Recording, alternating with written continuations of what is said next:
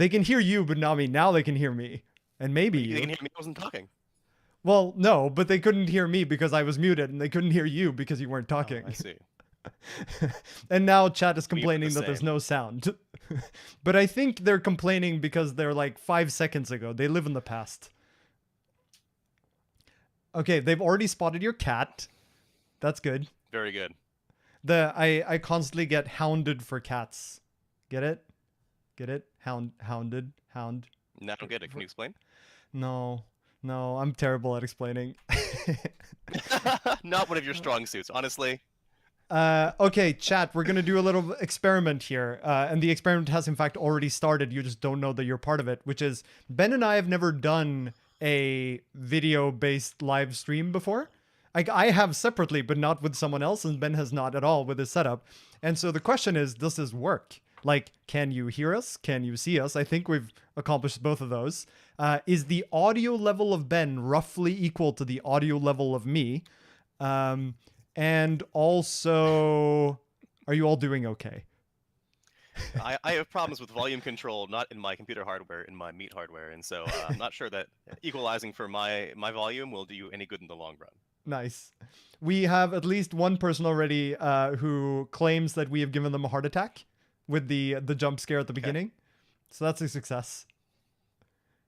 Roughly equal audio. Ben is a little quieter. Okay, let me make Ben a little louder. Ben is now a little louder. Ben a little louder. Ben's volume is noticeably lower. Okay. Ben is now louder. Great. What have you been drinking, Ben? They're asking you. What have I been drinking? This is, so I've been on a chai kick recently, and Trader Joe's has this chai powder in a jar. You can, like, scoop it into your thing and put water in. But the thing is, they also have a chai syrup. I think I prefer the chai syrup to the chai powder. A chai syrup? That sounds tasty. All right, let's see. It's like a concentrate. So now the next question is, oh, I got, YouTube is telling me error, try again, but I didn't try anything, so I don't know what it's saying. That's fine. Chat is still working. Main thing now, Ben, if you have chat open on your side, remember in the top corner, it says top chat. Change it to live chat, because otherwise a bunch of people's comments will go away. I want to see the rabble. Yeah, I know. I don't want whatever the algorithm rest thinks the aristocracy wants to see. That's exactly right. When All you're right. poor, you're tired. Let's now see if I can also make this share my screen. So if I now do this, I think chat should now see Ben and me on the left, and then the Rustacean Station podcast website in the center. Let's see if chat can confirm this. Chat will not be silenced. Video layout looks good. Okay, I think we're almost ready, Ben. So what I'm going to do is I'm going to record it on separate audio tracks so that in the future we could mix this. An editor might want to mix this. That is a good question. Let me see if I can make OBS do that. Audio. Stream output. Audio. I'm going to go with probably not. Okay. So I was thinking maybe we could overlay some music to that would have been nice if we were like no, digging through patch notes and not saying anything, but don't think OBS is going to be happy with that, especially because we're also streaming at the same time. So we're just going to make the audio editor's life hell. There is a way to do multi-track recording, but I don't know if it also lets you do multi-track streaming because YouTube doesn't like it. Multi-track drifting. Yeah, I encourage chat to find your nearest lo-fi hip-hop radio station and put That's that right. on the background. Put it on the background. We can also do this with Chatception, which is the most fun thing to do, where they now get to see OBS, which shows the screen of OBS, which shows the screen of OBS all the way down. All right. You can see my screen though, right, Ben? The Chatception screen, because if so, that's a vector for malware. That's right. Suddenly take over your computer. Okay, how about I start us recording, Ben, and then we'll just shoot for a marathon. All right, and sure. see if it ends. See if it ends up being a sprint. Yeah, we'll see. This is a marathon, not a sequence of sprints, and so we will. We should liberally take breaks as needed. The goal is just to get through all of them. If chat has any ideas for fun games to play in the intermission, we can do that. That's right. We can also just sing the intermission song. Of course, the intermission song. Uh-huh. I'm Let me just particularly pull up thinking of Chat the GPT to remind me what the intermission song lyrics are. so the one I'm thinking of is the intermission track from The Offspring that just goes dun dun dun dun dun dun dun dun dun dun dun dun. Dun, dun, dun, dun, dun, dun. And you can just hear that it's intermission. Anyway, that's neither here nor there. I'm gonna hit the record button and then I'll let the audio person cut the beginning when they want. Oh, OBS Ninja now says we are on air. How does OBS Ninja know this? Well, all right. Well, we're good to go anyway. We are now recording. Hello, Ben. Hello, John. This is going to be an interesting thing for us to navigate because people will be listening to this audio only, but they are also watching it with video. Why are they doing that, Ben? Well, we'll have to make sure that if we do any sign language, we'll just need to say what we're doing at the same time, or transcribe it in a way so that text-to-speech can, at some point, do that for us. That's right. I think we're gonna have to keep chat, make chat keep us honest here, and whenever we refer to things on screen, force us to say it out loud. But Ben, why is there even chat? Why is there anyone watching us? What's going on? Well, I think what happened is that sometimes life gets in the way. I think it's important to emphasize that in the Rust project, people have a history of possibly working themselves too hard and then kind of burning out a little bit. And so it's important to emphasize to everyone that if you need a break, just take a break. And so I think just you don't need to feel pressure. It's all a volunteer stuff, and we do this because we enjoy doing it. And in our case, or at least in my case, at least last year. The library that I always go to record, they changed their website, and I couldn't find the link to reserve the room to record in. And so I blame the Boston Public Library, which are lovely. Did eventually find the link, but like months later, I had to actually go to the library and ask them, where is the link? I can't find it anywhere in your website. And so, but by that point, we were already like 6 releases behind. So John proposed this. And so now we are here live, unless you're listening to this in the past, in which case, if you're a time traveler, come back to youtube.com/ruststation/john.ben.org and you'll come and see our website, which is this stream. And that is obviously the correct link. Mm-hmm. So I guess what we're gonna try to do today is a sort of I called it a marathon. I don't know if marathon is the appropriate term, but we're gonna go through Rust releases from 172 up to and including 178. And if you're listening to this, then this will cut it into episodes so that you at least know which episode we're talking about. But for those watching live, it's just going to be one continuous stream of Rust version after Rust version after Rust version. Yeah, I wouldn't call it a marathon. It's more like the Tour de France, really. Like Sure. They do one stretch and then they take a day off and they do the next stretch. That's so. right. See, now I feel like we should be on those exercise bikes next or under our desk. Mm-hmm. And then just not pedal, of course, but we should sit on a bike. Well, even just balancing on a bike, that's exercise with that's core strength. That's true. That's true. All right. I think in that case, we should just kick off with the very first Rust release. So let's rewind our brains back to, I guess, August of 2023, Ben. Well, I mean, actually, you said it, but in fact, it was today. It is May 18th, which means it is 3 days past the 9th anniversary of Rust 1.0. So we could just start at 1.0 and work our way up.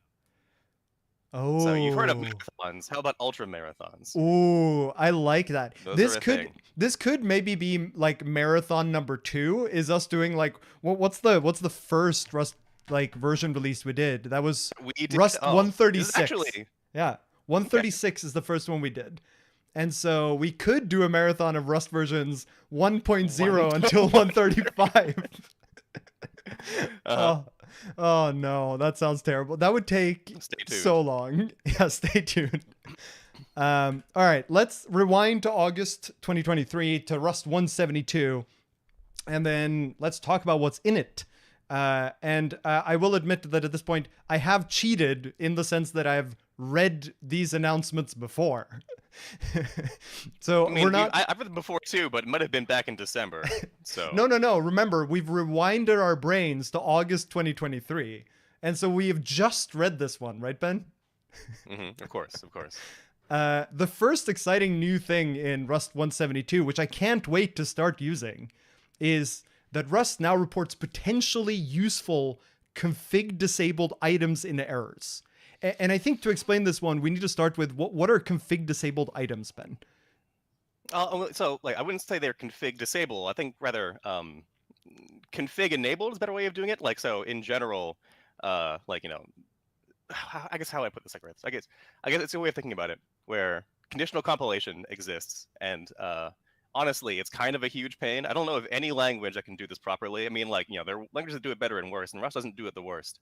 But in general the idea is that you have like based on something that happens at build time, you have different code gets turned on, and that may sound like, oh, that's like generics, right? Like metaprogramming, and it is metaprogramming, but in kind of a way that's really hard to test for, because the way that you the conditions in the conditional compilation might be like oh, I'm on this platform, right? And like it's hard to like mock out being on this platform without just being on the platform, and so it's hard to test if I'm if it's config I'm on Mac OS. Well, now I kind of need a Mac machine or emulate a Mac somehow, which is often kind of a difficult proposition. And then if you have multiple config blocks, then making sure that they're all coherent at the same time is actually like a nightmare. It's a huge pain. And so this, in this case, kind of just makes it easier to figure out when you might have something enabled or disabled. Yeah, and I think this is specifically sort of a nod to Rust in general trying to be really helpful with error messages, right? So it's super annoying when you have, you take some dependency, you try to use something from it, a method, a type, whatever, you name it in your use string, and then you get told, oh, there's no such method or there's no such type. And the reason there's no such type is just because of conditional compilation. Like that thing had a, config when this feature is enabled, being an example of a conditional compilation you could have. But the other thing being like, this is only available on Mac OS, for instance. But in the past, like before 172, the only thing Rust would tell you is this thing doesn't exist. And now the error actually tells you this thing doesn't exist because of conditional compilation, because of, these are the conditions of the underlying reason that this particular item is masked. And I think this sort of gets at the general Rust tries to be helpful in error messages kind of situation. Although I think also, I guess, looking at the example here, I forgot, right? The really great thing about this is that it will tell you if you need to enable a feature to get something that you currently have. And so it's, fairly common, right? If you're pulling lots of libraries, like, disable features, say, like, no default features, I want to figure out what I want here. And then, oh, you try and use the thing, oh, I forgot this feature that I need, it doesn't exist. Or this, this method I want to call doesn't exist. So what do I need to actually figure out? You got to, go in the docs and dig through and figure it out. And maybe, some features require other features. It's kind of a pain. And making Cargo more feature aware is always a great thing. And so in this case, it's still not quite the ideal, I'd say. The ideal would be kind of like having, be able to query a crate and say, hey, like, what are the features and like what item does every feature turn on and that kind of thing. But this gets you a large part of the way there, I'd say. And so great thing. I want to commend all the Cargo people. They've done lots of great stuff in the past, like, 6 or so releases. And by that you mean Rust 166 to 72, right? Yeah. Uh-huh. Of course, yeah, because we rewound our. I mean, even then, that's also true. But I'm it's sure true. in the future, No, in the totally true. Releases, totally true. There is a sort of related, I think it's still a nightly feature, even in sort of 2024, which is the doc config thing, which allows you to, in Rust doc, highlight that a particular item is only available under certain features, for instance. So this, at least if you go to like docs.rs/Tokyo or something, you can see that, I don't know, the like TCP module is only available with the feature net enabled. And so that'll show you in the docs, but this will tell you in the error messages as well, which is super nice. Well, it's not a nightly feature though, right? In the docs, I think it works right now. No, I think it only works right now because docs.rs compiles on nightly. Oh, okay. And so a bunch of crates are now making use of like, if I am on docs.rs, then use the doc config attribute to set, this is the thing. At least I don't think it's been stabilized yet. The next thing that's in 172 is that const evaluation time is now unlimited, Ben. It is unlimited. Do you know any of the context for this? Well, it sounds similar. Okay, so I don't know the exact context, but there are things in the compiler that are limits, right? And so if you've done like extensive stuff, I think before with uh, I think not anymore, but in the past, I know using some serious async use cases would have a problem where you'd hit limits on the complexity of your types and that kind of thing. And so Rust has upper bounds on certain things to try and prevent infinite loops or again halting problem. And so there's always the chance that whatever limit you set is actually too low. And so there's been like you need to provide ways to configure it so users can override it in case like, oh no, actually I really need to have this really really complex type. And so in this case, it looks like it wasn't really. They say that evaluation time is unlimited, but in the explanation they say the maximum number of statements that could be run was unlimited. And obviously, statements take non-zero time, but just in terms of like it wasn't like a timer that was running. It was kind of like counting the number of actual statements that were being executed, and so I guess it's been removed. Yeah, I think maybe what they were getting at here is that, const evaluation happens perhaps obviously at compile time. And so if you have an infinite loop in a const expression, it just means your compiler never exits.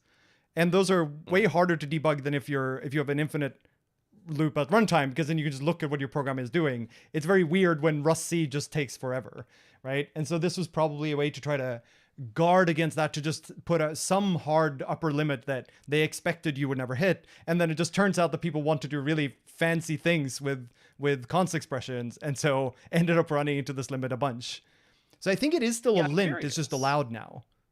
We could also we could do some audience participation stuff here where we could ask people if they've actually ever had this problem, because I know maybe there's someone out there who's actually using const in anger and was like, oh, I really need to run this super long loop at compile time, which it's a reasonable thing to want if you're doing like, I don't know, maybe perfect hashing or something.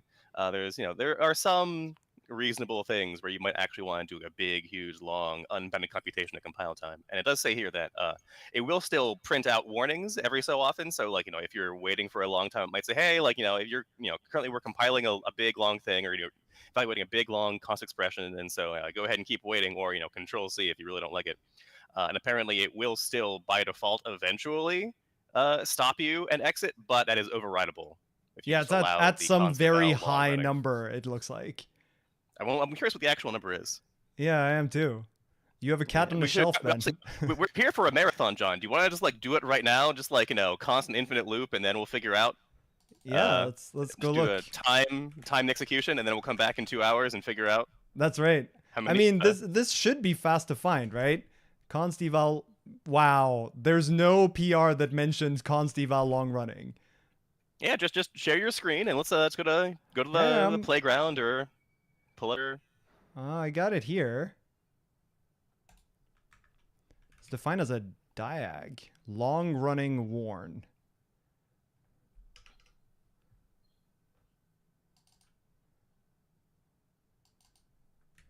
Let's see where long running warn comes from in the compiler. Const eval machine. All right. Lint terminator limit. It is 2 million steps. When hitting this many interpreted terminators, we emit a deny by default lint that notifies the user that their constant takes a long time to evaluate. Yeah, so 2 million terminators. Whatever a terminator is here. I guess it's probably like one constant expression being evaluated. Yeah, I mean, Miri is an interpreter, right? And so, as an interpreter, maybe number of instructions evaluated. Yeah. I'm not sure what Miri is. Yeah.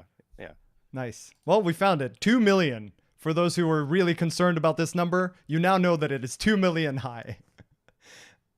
The next bit in the release notes is a bunch of uplifted lints from Clippy. And I don't think we necessarily need to talk about all of these specifically, but I'm curious on your take about sort of this general pattern of lints moving from Clippy and into Rust C. Do you know what the policy is there? So in the past, the idea was, it's a long history here, right? And so Clippy wasn't always shipped with Rust up. It was a separate component for a long time and required nightly for a long time. And now these days you can get it with Rust up and it's very nice. But the idea was, traditionally, right now, traditionally in C and C++ compilers, or in any of your compiler in the past, there's been this kind of wariness of adding too many warnings. People start ignoring the warnings. If there's like so many, it's kind of like, oh, it's whatever, I don't care. And then Rust has actually been very good about having a culture of, oh, we don't ignore the warnings. We actually like care about being warning clean. And in exchange, the Rust developers have kind of been like, well, we'll be, in order to keep this reasonable, we're only going to add so many maximum number of warnings per version, so that nobody ever upgrades, and has a giant warning spew, and kind of like, man, I just want to upgrade, and then you ignore it once, and suddenly they're messed up forever. So I do, like, generally, my opinion is I like having more warnings, but they do need to be applicable. They need to be warnings you can actually, like, actionable warnings, and correct, like, precise warnings. And so not things you have to, I don't want to have any ignores. Like, you can in any warning go on the item and say, hey, like, just for this file, or just for this function, just for this block, ignore the warning. That's ugly. I don't want that in my code. I want you to only uplift warnings that are like super, no false positives, right? Yeah. Yeah, I guess no So false positives is a big one, and presumably also the things that are deny by default for things like correctness seem like mhm. pretty obvious candidates, like especially as long as the false positive rate is low. Mm-hmm. Yeah, Um, deny by default is actually a much higher bar, where that's not just annoying users with warnings. That's a backwards compatibility thing. And so again, for a long time, the early Rust, right?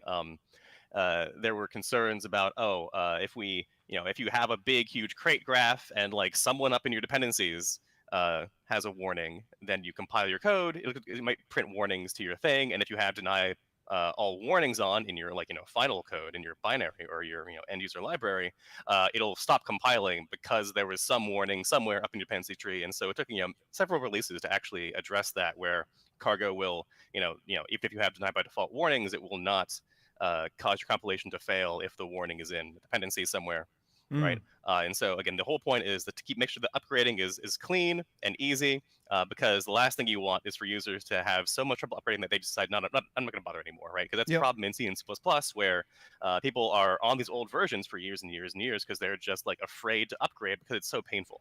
And Rust does not want to have that. One of the reasons one of the reasons why Rust is has the very fast release cycle to kind of condition users, hey, like it's going to be small, short releases that will be easy to upgrade, and you can you don't need to every 6 weeks, but if you want to, you can, and it's not a big deal too. And so again, I like the idea of adding more lints, and they shouldn't be too intrusive. You would hope, one, that they're not going to affect many people, kind of like they are for an obvious error. 3, there's no false positives, and 4, easy to correct. And so if they have any lints that meet this bar, sure, uplift them. That sounds great. Yeah, that sounds about right to me. I mean, if looking through some of these, like some of them, and especially the ones that have been promoted into deny, are things that just feel very obvious to lint against. Like one of them is if you use the like string from UTF-8 unchecked method, and you give a literal, and the literal is not valid UTF-8. Like that's just that's clearly like, it's just wrong. yes, that's nothing you'd ever want. That's a great idea. No false positives. Like, this is just wrong. Like Yep. you yourself have said this is wrong, that you don't want Yeah. this. Like we So, know it'll panic at runtime, so we're just gonna stop now at compile time instead. Looking through, so we have a bunch of stabilized APIs as well, as always. Some of these are kind of interesting. So one of them is an implementation of sync for MPSC senders when T is send. And this one, I actually went a bit digging when I saw it, because I was like, this seems weird. Why? First of all, why were MPSC senders not already sync? But also, why is it valuable to make them sync now? And it turns out that the reason for this is the standard library implementation of MPSC changed, a couple of releases ago. In August 2023, a couple of releases ago. So it used to be this like custom implementation that had a bunch of optimizations, and one of the optimizations was a was it an unsafe cell? It was or like a ref cell or something. It had an optimization where the sender kept like a thread local slot that it used to buffer the message you were about to send if the queue was full. And so therefore you couldn't send from another thread because it wouldn't have access to that thread local optimization slot. But when the MPSC implementation was completely swapped out for, I think the implementation was in Crossbeam, then that optimization went away. And so senders no longer have thread local state. And so now they can be sync. And then someone observed that because MPSC send, or send on MPSC sender only takes a shared reference to self, then you can, in theory, send from an MPSC sender that's in an arc. Oh, with the camera's panning to a cat. Nice. Love it. And so the idea here was simply, we can now enable more use cases for MPSC senders, so we should just do it. Why not? Yeah, and by the way, so the sender is if you you use channels in Rust and the sender library, you get a sender and a receiver channel, and this is the sender itself is now send, so you can send the sender across a channel. So the sender was always send, it just wasn't sync. Oh. This is what was weird. Oh yeah, right, sync. Okay. Yeah. So this is like the optimization. I know, because it wasn't actually thread local state, but it was something that I think it was a cell that meant that you couldn't have concurrent access from multiple threads, but you could send it across thread boundaries. The other thing that we got was string leak, which is similar to box leak, but is different in that it leaks. So a string behind the scenes is growable, right? It's really the same as a vector. And a box leak will just take, if you have a box stir, for example, it'll just take that heap allocation, never free it, and give you a static reference to it. And string leak will do the same to a string, but it will not reduce the vector to be just the size of the string currently. So it'll leak you a thing that might have a bunch of additional capacity. Why you want this, I'm not sure, but they did add it. Because you already have on strings, there's for them, so. Yeah, but it's weird, right? Because string already has this into boxed stir method on it. So if I can, maybe time to do some investigation then. Into boxed stir. So on string, there's an into boxed stir that consumes the string and returns a box stir. And it specifically in the documentation says it will drop any excess capacity. And we've had that since like Rust 140. 1.4. 140, 1.4, same thing. But for string leak, it gives you a mutable reference to a stir. And it's not clear why that's useful to me, because you can't push to it because it's a stir and not a string. And so what is it for? Like, why not just use into box stir plus a box leak? I mean, maybe it's just the issue for it. Yeah, let's see here. I think it's in the change. People are getting a look into the process of, normally we do this, before we record, but now it's all live. Let's go here. The string leak. Of what we do to make these podcasts. That's unhelpful. String leak. String leak. Maybe PRs?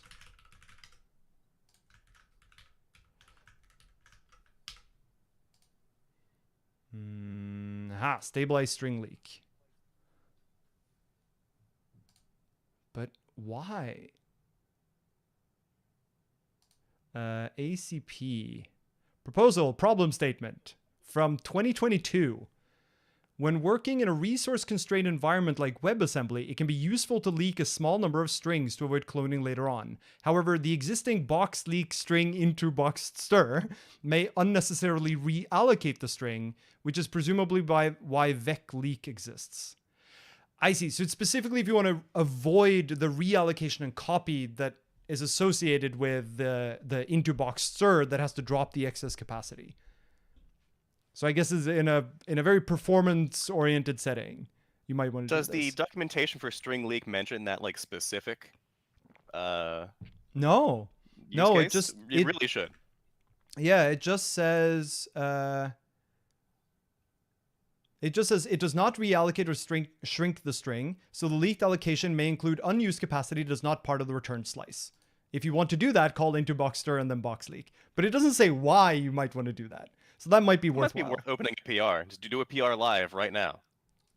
If you've Oh, ever no, done a PR to Rust C Oh, no, on stream, you can that's too teach people how stressful. easy it is. That's too stressful. It's easy. Oh, man. I would need to find where the code is now. But the other question here is, would we want the documentation to change for string leak or for string into box stir? Because arguably it's the documentation for into box stir that should say that the reallocation might come with a copy cost. By the way, if you ever want to know where any code lives in the Rust standard library, just click the source link like John just did, and you can read the URL, and it will tell you the exact path to the file.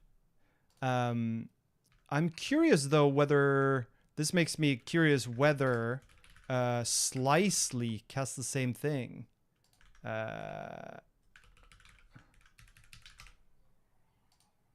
Really? I can't do this? That makes me sad. I thought I could do this. Try just the word slice. Well, that gives me slice, but I was hoping that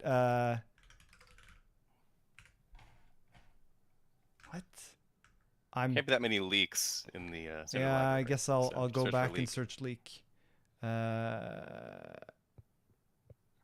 Oh, maybe it... Wait, now I'm confused. If you look at the source for into box stir, it calls... Oh, it calls vec into box slice. All right. Into box slice on vec. Source.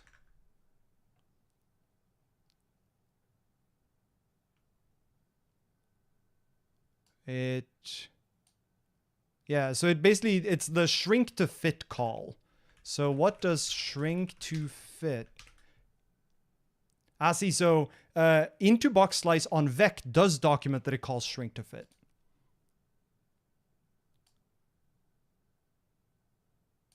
Interesting. Okay, so if we now the chat is clamoring for the live PR. All right. Live PR. I'm gonna file the PR from the GitHub editor. Just to be difficult. Source Alex string. Source. No. Library. See, this introduction of the library subdirectory broke the ability to just follow the path from here, because you need to know to look under library std source. Very sad. And then what was it? Alloc string. So it's not even in std, actually. It's in alloc. Alloc source string. And so here we have leak and we have into boxed stir. The worst thing is someone might beat me to this. I guess we could have a bounty. We could have chat race you. Have like 10 different people all submit PRs to fix this one documentation thing, and then they'll be very confused. And I think actually what I want to do is the same shrink to fit. Yeah. I want to use the same language that we used in vec for the into box size, which is this.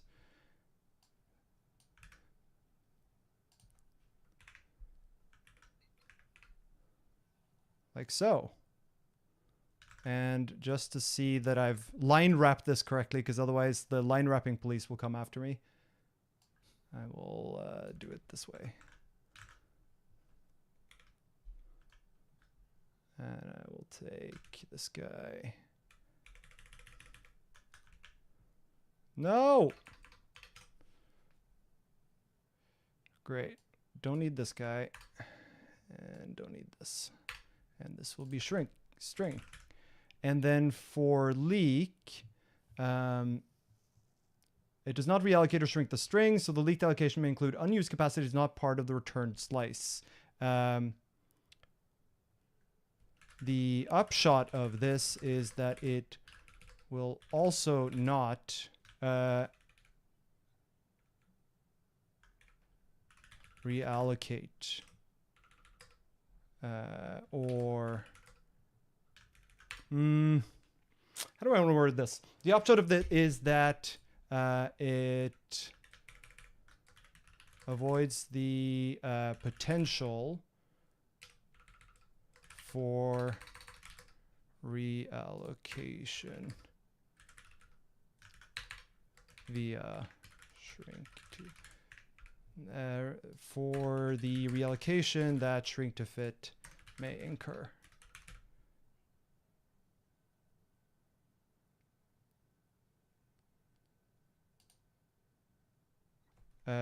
And then this then becomes a new paragraph. If you want to discard excess capacity, call into box string and then box leak instead. Great. I don't know what upshot means. Okay. The advantage of this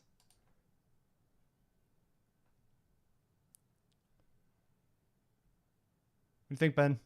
The advantage of this is that it avoids the potential for the reallocation that shrink to fit may incur. May cause. Result in. I mean, I like incur, but it is a more complicated word. But the potential reallocation shrink may perform. There we go. Commit change. Make it clearer what string leak is useful for. Propose change. Create pull request. Create pull request. Hey, we have a PR to Rust.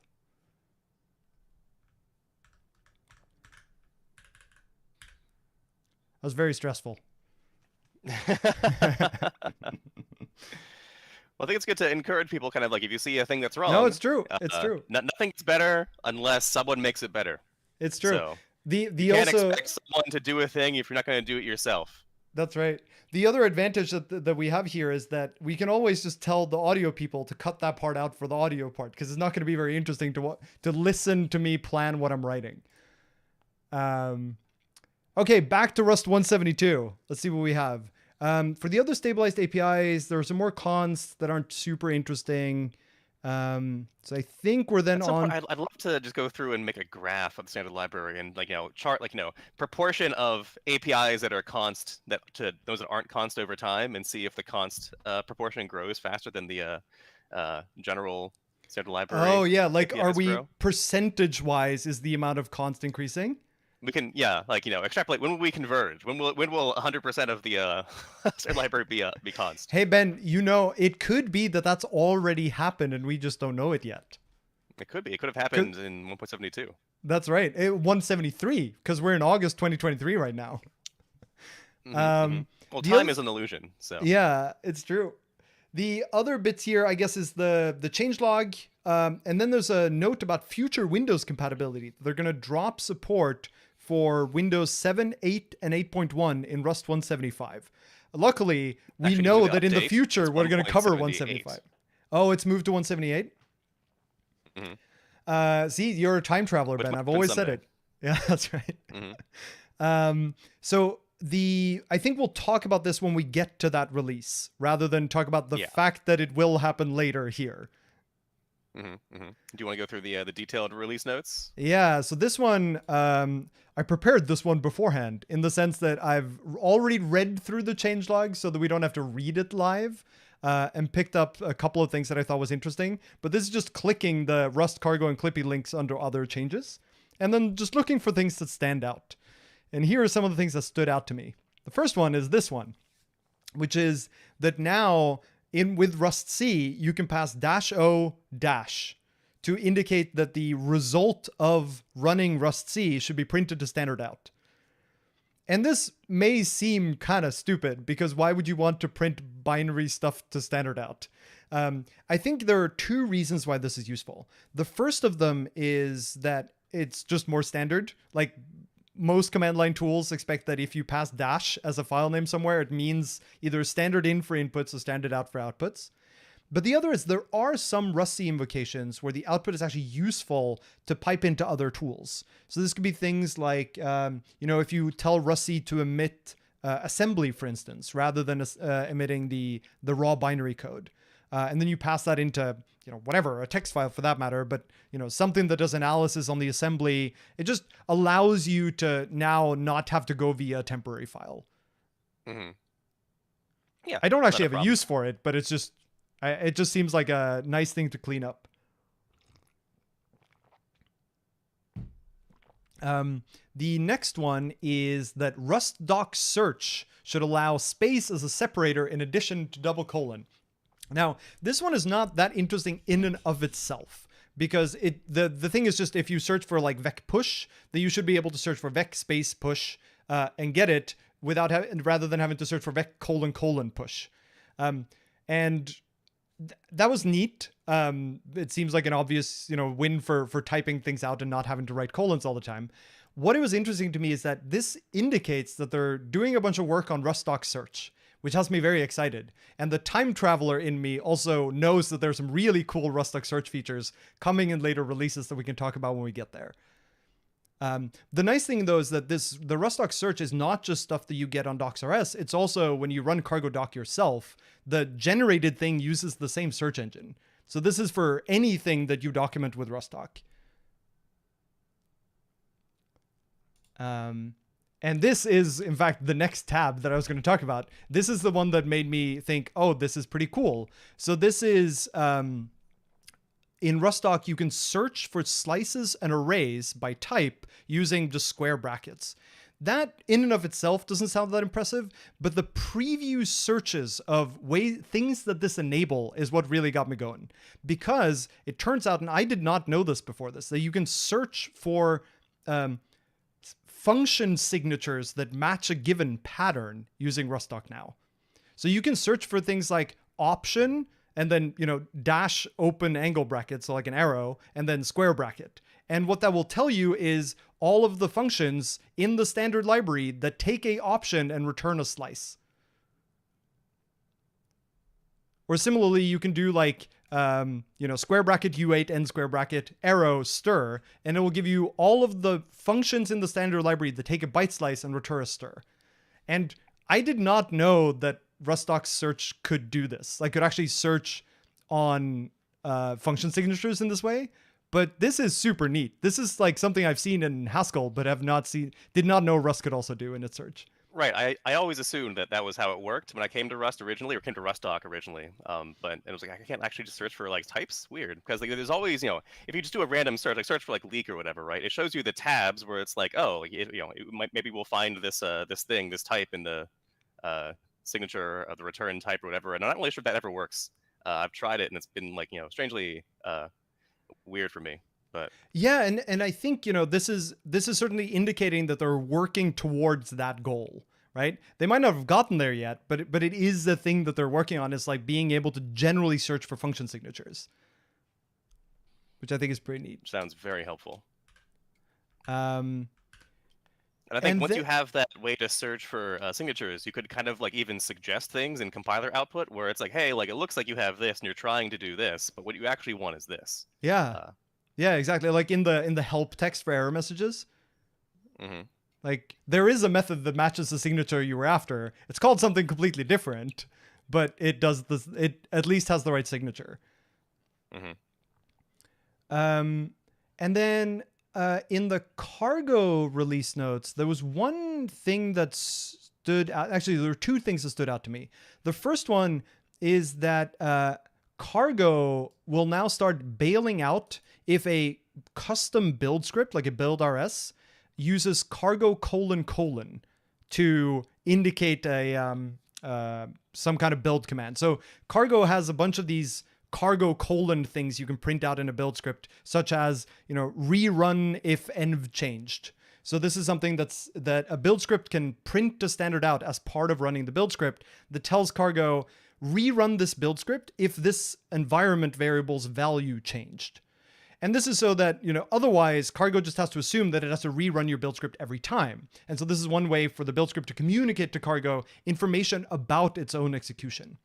And this one stuck out to me because here we're now saying that it's going to bail out if it sees cargo : And it turns out if you dig a little bit deeper, the reason for this is because in the list of cargo colon like special things you can emit from your build script, one of them is cargo colon key equals value. And this is a way for a build script to set an environment variable for the subsequent build. The problem is that because they have cargo colon key equals value, where the build script gets to decide what the key is, it is technically possible for a build script to say, I want to output an environment variable that has an arbitrary name. Like the build script gets to choose the environment name. This means the cargo team is not allowed to add any more like special cargo build script output commands, because any one that they add might conflict with an environment variable the build script might have chosen. And so the reason why they started erroring for cargo colon colon is because in an upcoming release, they're planning to say all of the cargo build commands that come out of a build script need to start with cargo colon colon. And in the sort of new namespace that they're starting there, they're not going to have a thing where there's an arbitrary build script defined key at the bottom of them, so that they can keep adding new things to there. So I think in the cargo colon colon namespace, the way to set an environment variable is something like cargo colon colon set envar colon key equals value. And so that way they have the ability to extend that set over time. And so this is just we've already seen in the next 6 releases in the future, right? Some new cargo build. I've heard rumors. Yeah, I've heard rumors from time travelers that this feature is coming. Work with colon. Yeah. Yeah. So I'm not sure if there's like no, it's not too hard to upgrade. I'm not. It'd be nice if there was an automatic cargo fix kind of thing, but like, it's just. Yeah, this was tricky. The most important thing is notifying people that they should upgrade. Yeah. And also the whole point is that they don't have to upgrade because we're not adding any more. So. Yeah, the nice thing, right, is that we can keep supporting the old cargo colon version for basically forever because, it works. It's just that we can't add anything new to it. So all new cargo build script commands need to be added to the cargo colon colon workspace instead. And then we can, they can start warning on anyone who uses just the single colon version. And I think the last thing I had for 172 is that they added a warning to any cargo workspace that does not explicitly set the cargo resolver version. And this one was weird to me because, like, there was a while ago, we changed from the default cargo resolver going from version 1 to version 2, where version 2 is smarter about how it resolves feature flag between like dev dependencies and normal dependencies and build time dependencies. But that default did not change for workspaces. And I'm not entirely sure why. I think there was a good reason. I just don't remember what the reason was. But what that meant is if you had a workspace, you were still using the old resolver, but you might not realize. And so with Rust 172, Cargo's now started explicitly warning you if you haven't specified the resolver key in your workspace cargo toml, and telling you should just always set it explicitly in your workspace cargo tomls.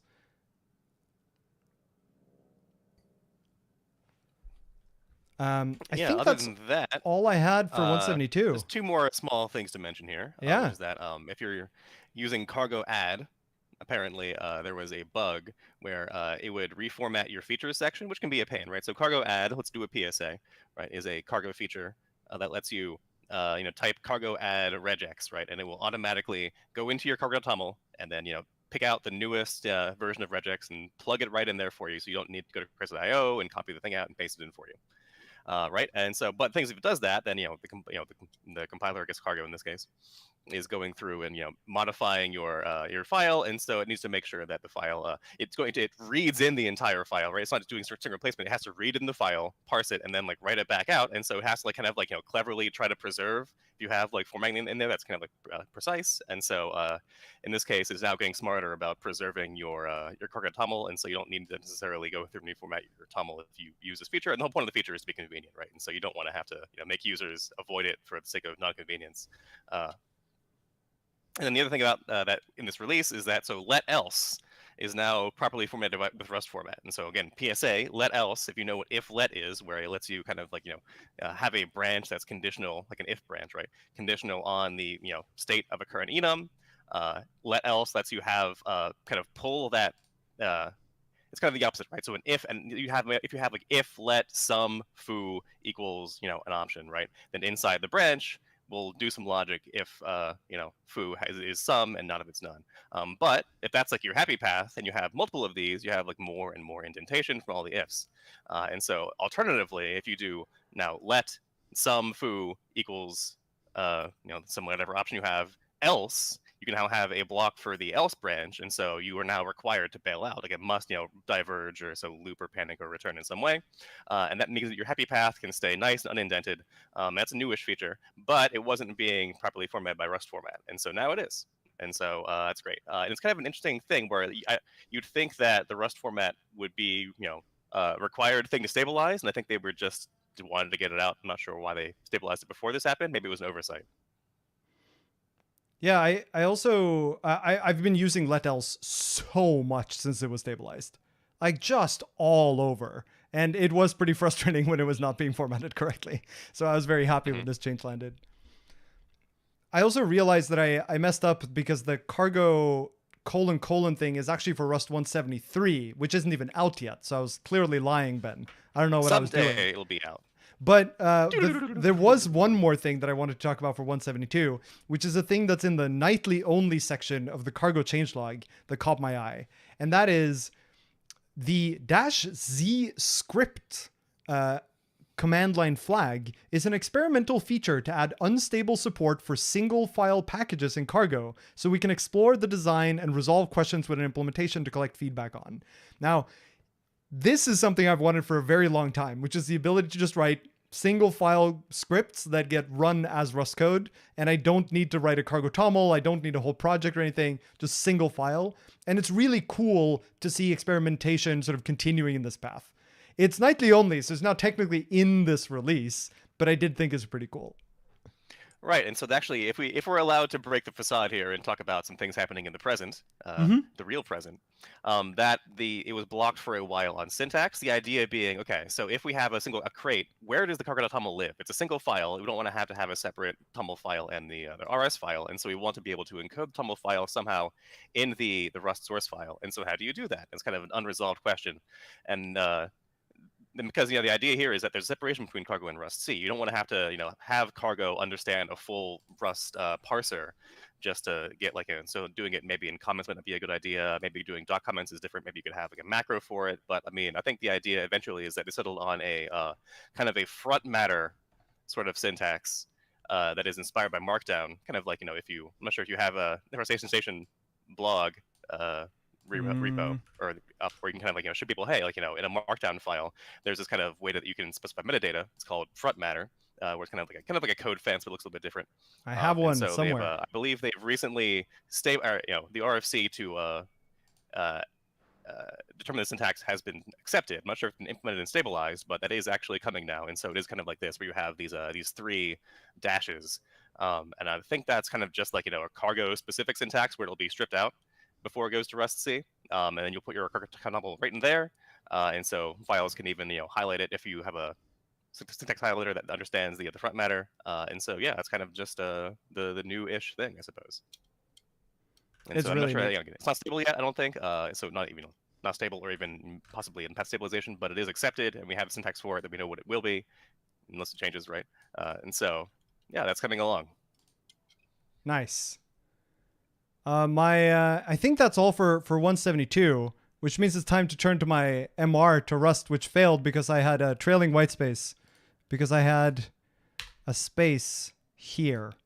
So I'm gonna do it this way, which I know is noisy. Oh, it would be so great if we could have this in the pipeline and accept it by the end of the marathon. We could have I know. Well, I'm trying. I'll check back in on it as we go. Who do we know that we can ping to fast track the review? Is anyone currently watching a reviewer? Yeah, that's true. Here, I'll put the PR link in chat. Amazing. Well, anyone can review a PR. That's just how GitHub works. It's kind of annoying where you just have I've made a PR. No, we need someone who can actually R+. Yeah, someone who is allowed to merge things to the Rust repo should go and review that. Okay, let's move on to the next Rust release, which is So we're now forwarding our brains to September 19th, 2023. Should we do the time travel noise? Yeah, of course. That's terrible. Don't do it again. Sorry. I'll never do it again, Ben. I apologize. I went overboard. So September 19th, we got a new Rust release, which was unexpected because it hasn't been 6 weeks yet. We got Rust 172.1. I don't think there's too much to talk about this one. It looks like it's mostly sort of a couple of regressions that were found in 172, which is usually what the point releases are for. It's either regressions or security incidents. Do you spot any of these you specifically want to talk about, Ben? I'm just going through them right now because often these are platform-specific things. But so this one is about SIMD miscompilation, which sounds reasonable. Because even in the PR, it's like that fixes this. It says it's unclear what makes this not work sometimes. Because it often does work. So for now, we'll just disable it just to be safe. And so who knows if this will ever be turned back on. I think it's one of those things where it's just like, oh no, people are hitting this. That's a problem. We don't have time to investigate. We're just going to turn it off for now and figure it out later. Well, which I think is usually a sound strategy for point releases anyway, right? Like for a point release, you don't really want to do a bigger change to fix. You just want to unbreak. And then you do the bigger real fix for the next, major version release.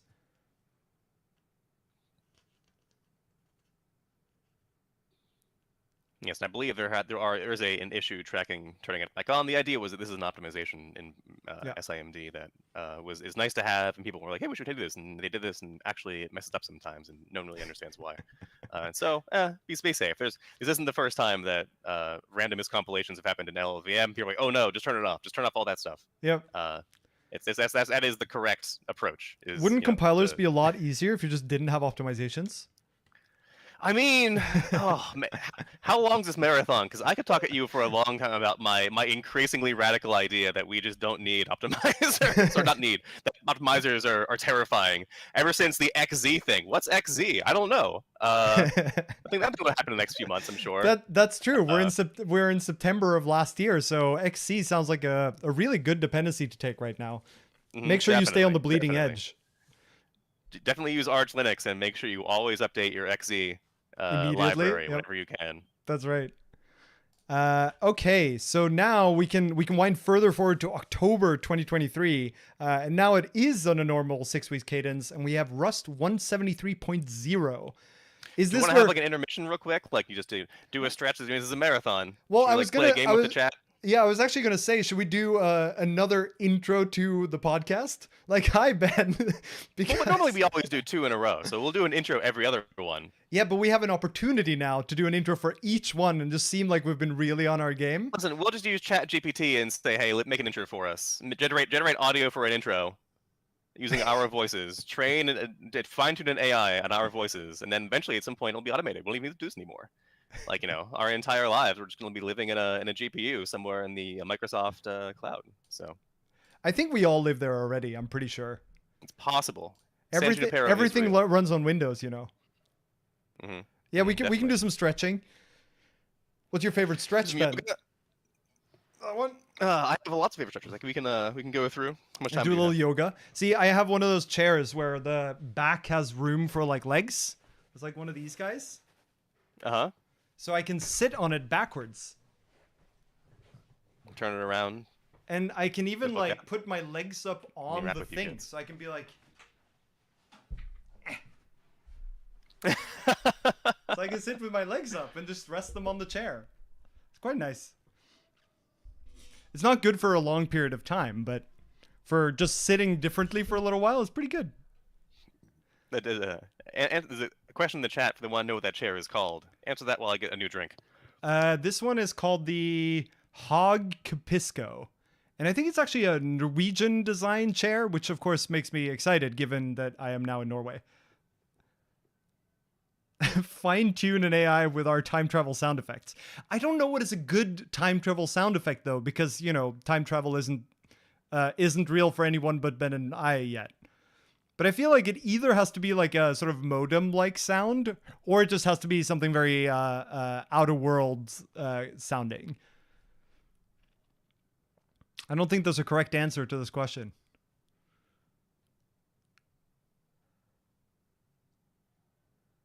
Just cue the Doctor Who intro. Oh, it's been a while since I watched that show. Oh, how does it go? It goes it like plays in my head, but I don't know how to translate it into sounds. The Jetson ship sound. Okay, let's see. We have chat trying to describe the Doctor Who theme. It goes boo wee oo. That doesn't sound right. I don't think that's the right writing of that sound. Don't use the sound the TARDIS makes, and you'll lose control over where and when you travel to. That's also true. And also, we'd probably be sued. I feel like there are probably rules. I wonder. Let's see if how's my PR doing.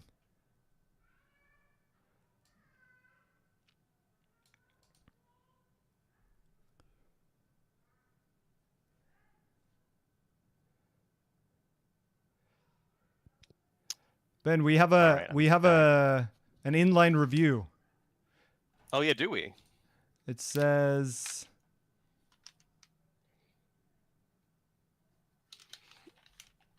when I read that there's no reallocations, that I wouldn't expect the sentence that it's somehow an advantage over some other seemingly unrelated method to leaking. So this should probably say, instead of talking about shrink to fit, it should talk about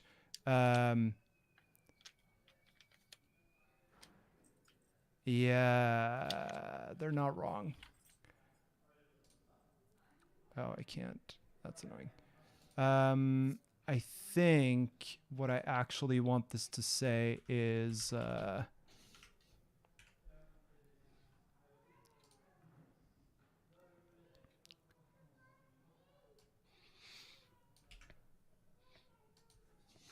guess something like it does not reallocate or shrink the string, so the leaked allocation may include unused capacity that is not part of the returned slice. If you want to discard excess capacity, call into box stir and then box leak instead.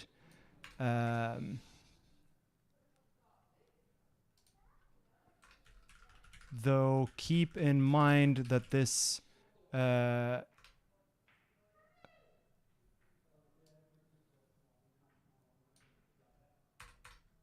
may though keep in mind that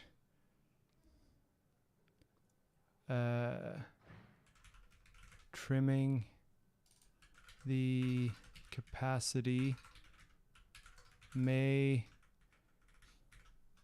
result in a reallocation and copy. How's that? It does not reallocate or shrink the string, so the leaked allocation may include unused capacity that is not part of the returned slice. If you want to discard excess capacity, call into box stir and then box leak instead. However, keep in mind that trimming the capacity may result in a reallocation and copy.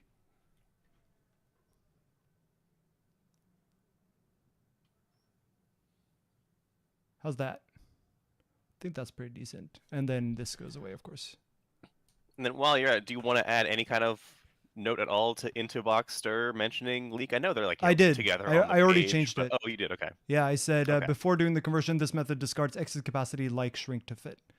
I guess I could say this may reallocate, which is the reason they want to. As with shrink to fit. Note that the shrink to fit call may reallocate and copy the bytes of the string.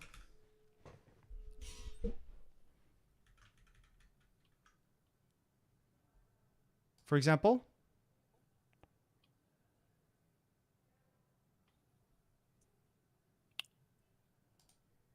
Is it a question? yeah, sure. You asked me to write an example, or me No, this, I'm for asking whether example, that you that meant? sentence looks okay to you. Yeah, I think mentioning the reason that leak exists is because someone realized, oh, like this might reallocate and we don't want that, and so mentioning that sounds reasonable in the docs to avoid someone having to in the future discover that on their own.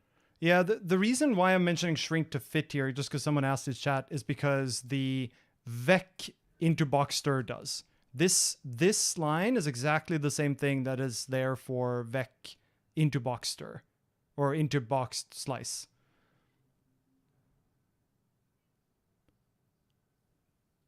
I think this is okay. Let's do that. Not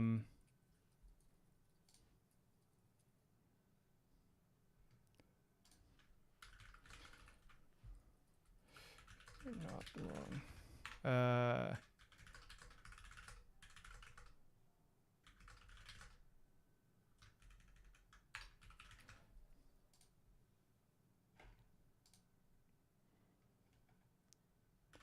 All right. Do you want to move on to 173? Sure. Let me just I'm just mentioning this this live stream to people in my in the local Boston user group Discord. Nice. It's actually the East Coast Discord. We have a channel there, so I didn't make the Discord for anyone who's grumpy about Discord. I use Matrix for many things. Don't worry. And Zulip. I love Zulip so much.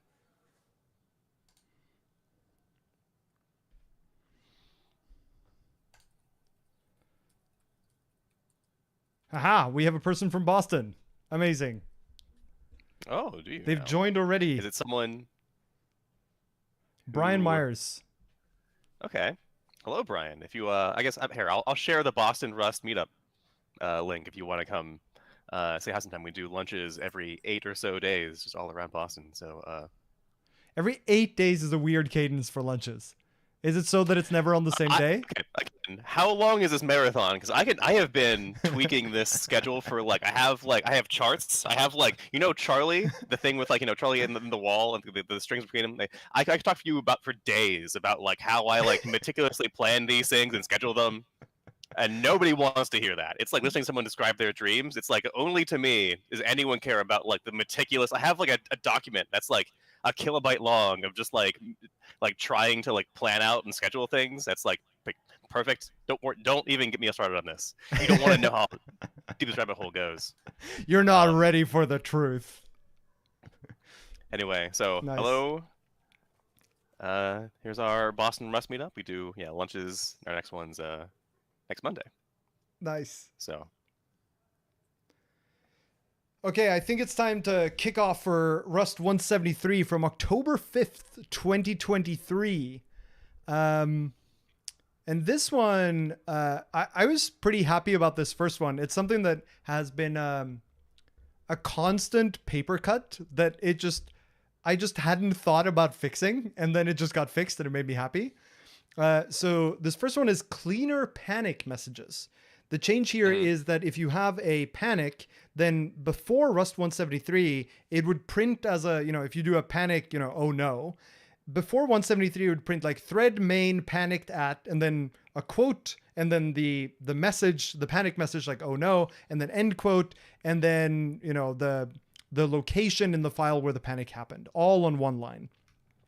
And in Rust 173, this is changed so that the output now reads thread main panicked at, and then the location in the file, and then a new line, and then the message that you wrote in the panic all on its own line. And the reason this makes such a difference is because now it is much easier to see the message that you put in there, rather than it being like somewhere further to the right and like awkwardly quoted somewhere. And so this one made me happy. They've also played, because, the panic message is one of those like really really like old things. It dates from like ancient Rust. That hasn't changed for like a long time. Like maybe the thread name might be like maybe it used to be like 0 or something like that, right? But like to me this is kind of like like changing like an ancient artifact and seeing it change. Actually, 'cause you're right. Honestly, it is better this way. You know what? Actually, we did it wrong Right? for years. Yeah. So, And I don't know how like no one just thought to change it before, because it just seems pretty clearly better. And I think we see this with they also changed the assert eq and assert ne, as in not equal, macros that have now moved it so that there's no longer a sort of long message to the right of the message you printed. And this is the thing that we're getting at with the panic too, that if you had a really long panic message, or in the case of assert eq or assert not equal, if you had very long debug outputs for a given type, then because it was all concatenated together, the location where the panic happened was sort of pushed really far right because it ended up to the right of the output that you controlled. But now it's on its own line, and so therefore you never have to sort of scroll right to try to find it. And the two things that were asserted to be equal or not equal are now, directly above or below each other with no other noise to the side.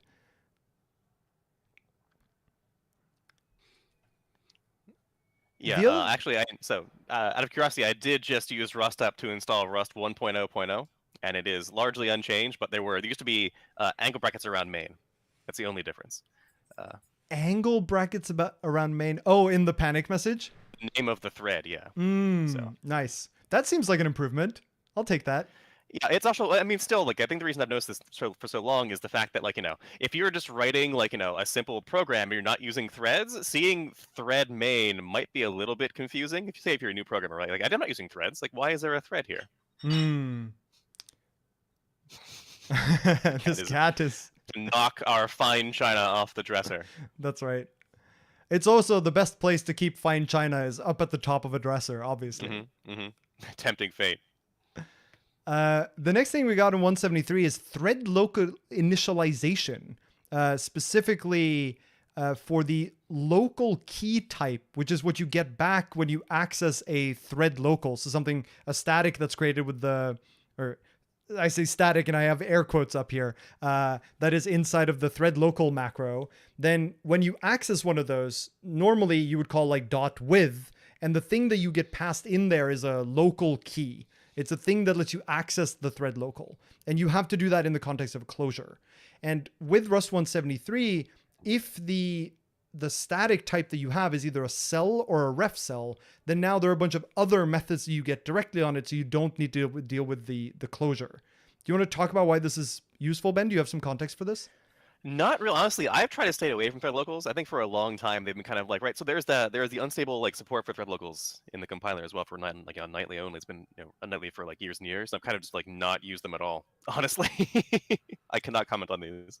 So I have a little bit of context here, which is the reason why thread locals have this weird setup where the only way to access them is like if you have a thread local called things, then you have to do things.with. And you get a reference to the thing in the thread local as an argument to that closure. The reason why it's set up that way is because there is no lifetime you could give to that reference, right? You couldn't really give back something that would need to have like a reference with a lifetime of thread, right? Or like the caller's scope or something. But with closures, you can do this because you can say this borrow, this reference that we give to the closure is valid only for the lifetime of the closure. When the closure returns, then this reference is no longer valid. And so you can guarantee basically that it doesn't go outside of that closure. And while that closure executes, you're still in the same thread. So the thread local is still alive. Yeah, I'm gonna be honest here. So as a user of Rust, I kind of I abhor mutable global state, right? And so kind of one of the big epiphanies is, oh, okay, if you get rid of all your globals, it makes things so much easier to reason about, right? And I see thread locals as kind of like honestly, they give me the same ick as a global state. Kind of like, yeah, sure, it's not global, it's thread local, but it's still kind of like who knows where it's being updated or mutated, and kind of like what, I avoid it. I don't like it. When I make my Rust 2.0 language someday, we're gonna just get rid of them entirely. You don't need that. Well, it's interesting because I've ended up using them a couple of times, but mostly in the context of very low-level libraries. So in tracing, it's being used to keep track of like the global logger. And in Tokyo, it's used to keep track of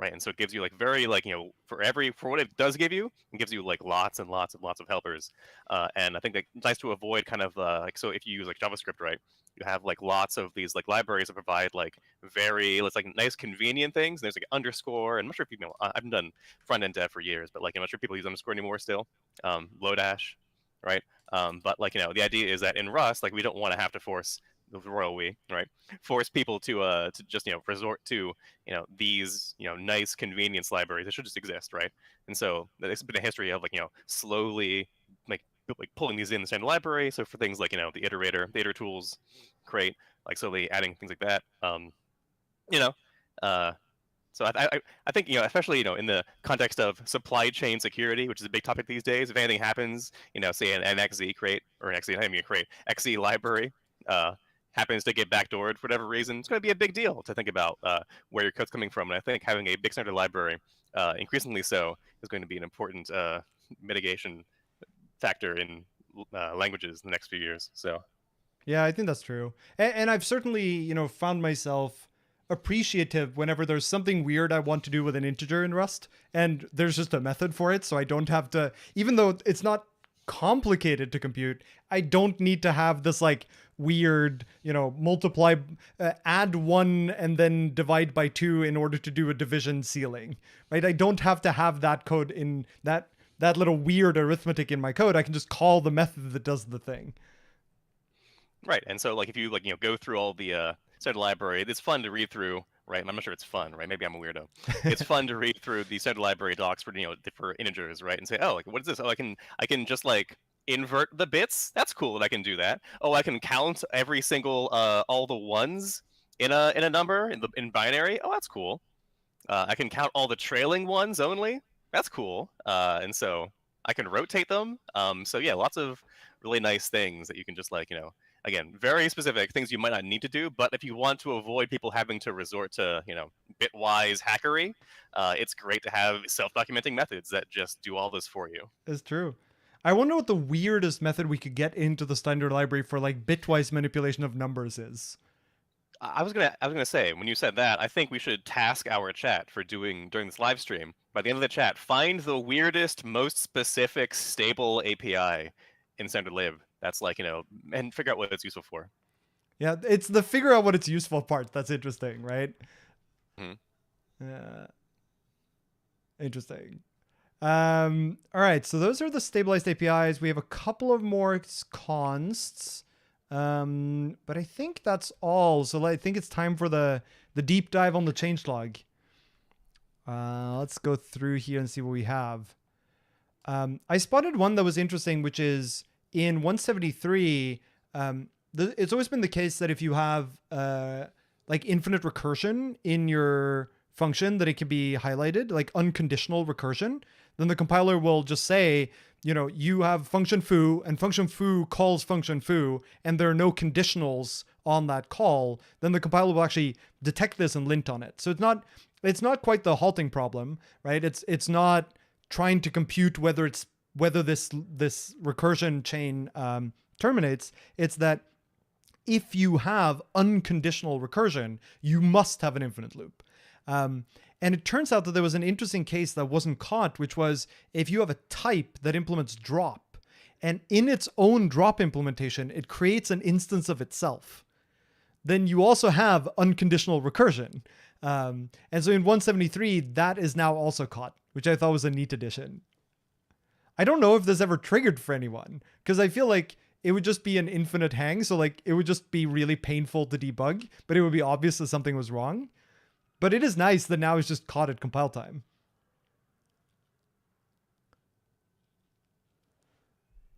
The next one I saw that was interesting is kind of niche. And when I say kind of niche, I mean it talks about the different loading sections. Oh, we lost Ben.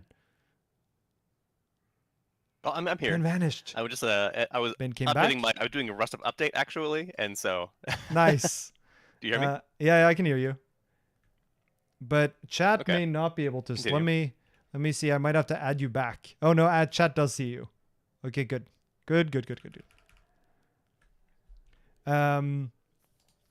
So I was going to say one of the things that's a little bit niche, and I say a little bit, but it's talking about like the specific sections of ELF binaries, and the weird part here is specifically that Rust C will now write its own version into the comment section of ELF binaries.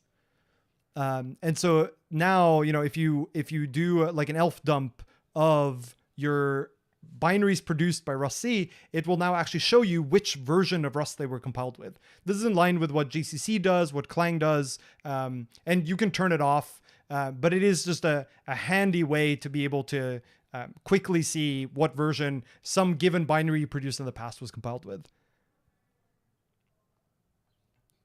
Is there any standardized way to actually get this information besides like going into the ELF yourself and parsing it? I don't think so. It does seem like the sort of comment section here in the ELF binaries is what's used by a bunch of different tools. So in that sense, it's standard, but it's not actually standard. And I don't know of a tool that knows how to read this information, apart from like, read elf-p. Okay. Because again, on the topic of supply chain security, it's a big idea of, okay, if I built this binary, what are all the dependencies of this binary? And the compiler obviously is an important dependency of any binary. And so I think there are a few projects right now, people are trying to figure out standardized ways of, let's have a cargo plugin that lets you, list every dependency and version that you've used to build this thing and have a nice, JSON output that you can use to feed it into other things, other tools, like CI stuff that can automatically check and make sure. And that kind of stuff. And so I think it's again important for the future. It seems like a great way of working towards that. Yeah, I mean, there's been some really interesting work on taking your entire sort of supply manifest of information about all of your transitive dependencies and sort of computing them in cargo is one thing, but also putting them in your binary, like in the ELF section, for example, so the downstream tools get a binary with the associated manifest of all of the dependencies that was used when built it. There are a bunch of nuances to get right here. There are also some interesting questions about how you can compose this. Like if you get a .so, like a dynamic library file from something else and you link against it, can you incorporate information from that into the binary that you produce? So there are some really interesting questions, but it is a field that's very actively being explored, including in the sort of cargo Rust world, which I think is pretty neat. Another one I saw that was added, and I was surprised this didn't show up in the list of stabilized APIs, which is that the read, write, and seek traits are now implemented for arc of file. And the idea here is that a file in Rust represents a file handle. And on basically all of the platforms, they're just like a number that indicates the file. And you're allowed to read or write to that handle from multiple threads concurrently.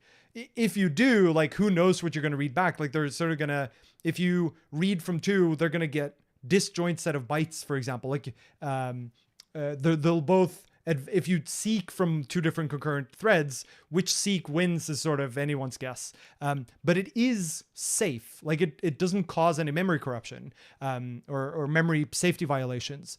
And so if you can do that on a reference to a file, then there's no reason you can't do it to an arc of a file too, because that's really just a reference. And so I thought this was sort of neat addition, and it sort of foreshadows some other implementations of the same kind that are added elsewhere down the line.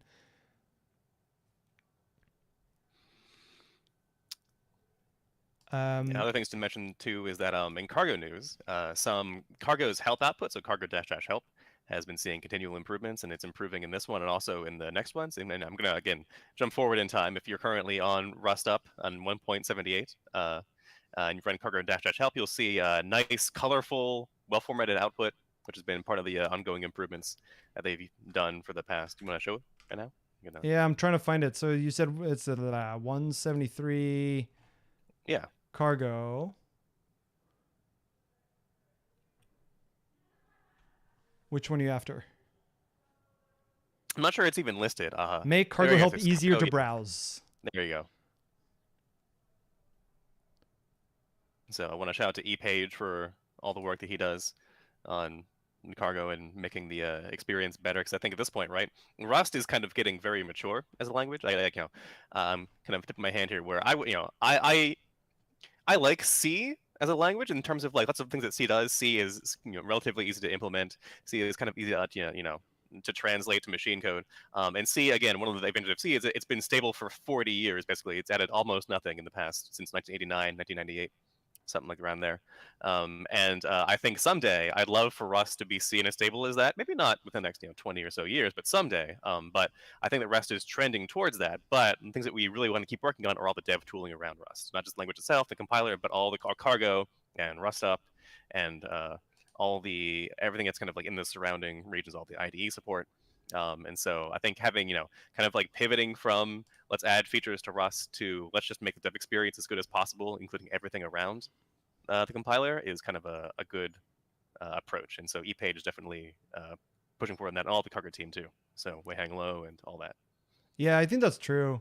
I was just looking at the PR that added this, and it looks like specifically what it does, it splits the sort of help information that comes out of cargo into sections so that you have sort of, if you the flags that have to do with which package you're operating on, for example, get printed under the package selection section of the help output.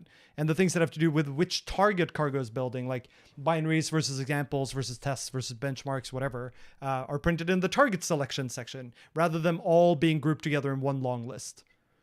Mm-hmm. And I want to kind of also, the idea of Rust is, Rust is cool. It's fast as C++ and it's memory safe. What a great idea! People love this language. A lot of the reason people like Rust is not because it's like has a sound type system and has like pattern matching. People like it because it's so easy to use cargo, right? It's like compared to like if you ever like sort of like a file written in C++ or like a project, right? It's kind of like, I gotta install these dependencies and figure out their make file. It's like, how do I configure this? And with cargo, it's just so much easier. The biggest selling point of Rust is that it's just like it's cargo. Like I use Rust, I evangelize Rust because of the whole memory stuff. I want to use software that's all memory safe. But the reason people in general use Rust is probably because of the tooling support is so good. Let's be honest here. So it's a nice happy accident that the fact is this new language is really cool, people want to use, is also memory safe and very efficient and has lots of other good things going on. So. Yeah, I think it's definitely like a major selling point, or you might even argue it's like a major staying point, right? Like I think the thing that gets people to Rust is often other things that they want out of the language, but the reason they stay is because of cargo, or at least in part because of cargo. Yeah, there are several projects where I'm like, I would like to contribute to these, but like, it's so painful to go back to C and C++. I'm like, like if I was going to contribute, I'd just be rewriting in Rust, and I'm kind of like, let's not be that person. Let's just move on. Yeah, no, it's true. I had, I think, two more. One of them is also about sort of the IO traits and stuff, which is that there are two special types, or I don't know if they're really that special, but there are two types in the standard library, IO sync and IO empty. And they are basically dev null, but in the type system. So IO sync is a type that implements write, and anything that gets written into it just gets discarded. So it's like a trash can for writes. And then you have IO empty, which is the same, but for read. It's a thing that if you try to read from it, you immediately get end of file. And in Unix philosophy, this is a little weird because we have dev null, which is both a sync and empty. So you can write to it and it just absorb all the things you write to it. And if you read from it, you immediately just get an end of file. And in Rust, these are different types where one implements write, sync, and one implements read, empty. And what happened in 173 is now IO empty started also implementing write. So now we have a single type that implements both read and write by discarding all the written bytes and reading 0 bytes ever. And so it's just a handy way to have a single type that does both, but it also allows you to now, if you have an API that takes something that implements both read and write, you can now pass in IO empty. Whereas previously there was no type you could use there. You would have to sort of set up your own version of these. Now, though, does that can you imagine someone actually wanting this behavior of not implementing read or write for one of these types and say, hey, I want to have like this different kind of thing? Because sometimes it's useful to have that. Or is it generally not a big deal? I think usually these get used in testing, right? It's pretty rare you use it for anything but testing. And in testing, it's just handy to have one type you can just throw in anywhere and it sort of satisfied both read and write bounds, because you know that nothing will be written, or you know that nothing will be read, but you do need a connection type in there of some kind. And that's where these are useful. And I think there's not really a great reason to have them be different types. Like them being different types doesn't really give you anything. Whereas having one type that does both means that it is more versatile.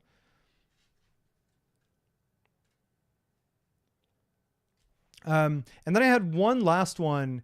And this one I thought was kind of interesting. This is an implementation of slice index of stir for a tuple of a U-size bound and a U-size bound. And this requires a little bit of parsing. So the slice index trait is a way that is the thing that allows you to put square brackets on things and slice into them. So this is not getting a single element out of something. It's getting a sort of range output out of something. So for example, there's an implementation of slice index of slice of t for U-size, right? So you can take a slice and you can give it a range of, you can give it a range and you get back a slice that corresponds to that sub-range of the original slice. But interestingly, there wasn't an implementation of slice index of stir, which is like being able to slice things out of strings for bound of U-size to bound of U-size. So this is something like, for example, if you say 0 ... that turns into an included bound of 0 on the one end of the tuple, and a unbounded bound on the other side of the tuple. And where this gets interesting is there already was an implementation of slice index stir for range, which this is an example of, right? If you write 0 ... it's actually there's a range type, or there are multiple, one for, well, there are a bunch of them, one for, they're inclusive on both ends, one for exclusive on the end, one for unbounded on one end, one for unbounded on the other end. But if you think about it, a range is really just a tuple, mostly with a couple of additional semantics, of two numbers, where the two numbers, one or the other one can be left out in order to indicate that the range should be open or closed. And so now you can index into a string by giving a tuple where the two elements of the tuple are these bound types that let you say inclusive, exclusive, or unbounded. And so it just was a weird missing impl that does exist for slices but didn't exist for strings. Always good to make things more consistent. And I dug up the PR for this, and the only description for the PR is this impl is conspicuously missing. No further explanation. And with that, I think we're the mindset of someone who's like, who finds this out. Like, it seems like someone's like, I really wish this existed, or they think it exists and kind of go through the docs and realize it doesn't, and they went through and they made it. It's like you went through with your PR and made your PR. So it's true. It's true. Okay, I think we're then done with 173. And so yeah, I wanted to kind of just like say too, I always go through the Reddit threads and see what people are talking about, and the maintainer of the Reddit's crate commented, oh, actually, one of the new APIs in this release is the div sealing on integers, and actually linked to a place in regex that he had to implement himself, his own version of this. So very useful to have these things around so people can, not have to do it themselves, because they're prone to off by one errors if you don't do it right, or overflow errors too. So nice. Yeah, no, it's true. The Reddit thread, I think, is really useful for discovering those tiny things that you might have missed, but that actually really matters for someone. So I was going back to check the PR, and we got an answer from a Rust reviewer who says, I don't think this change really matches the PR description. It doesn't really make it much clearer what it's useful for. Still, this is a good docs improvement that I'm happy to approve after you squash the commits and CI passes. Interesting. Okay. Do I actually have to squash manually? I was trying to hope that I didn't have to check this out locally. Right. That's what you get for using the... Yeah, I was trying to take a shortcut. Is there a button somewhere that says, like, I guess they don't... There's probably in GitHub a squash and merge thing, but we don't use that. We use Rustbot. So it's fine. It's fine. We'll git clone. The problem is that I now have to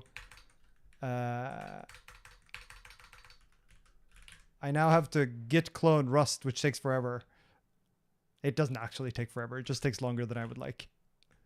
Yeah, I thought doesn't the Linux repo at some point just like prune their entire history and say, you know what, it's fine to have like 5 years of history and not have the entire thing. Maybe at some point Rust should do that too, where like have a backup somewhere for historical basis and just like chop off the end. Maybe as long as you have the backup so that people can like go back and bisect, but it does make bisection a lot harder, like doing like a git blame, for example, to jump back over the discontinuity point.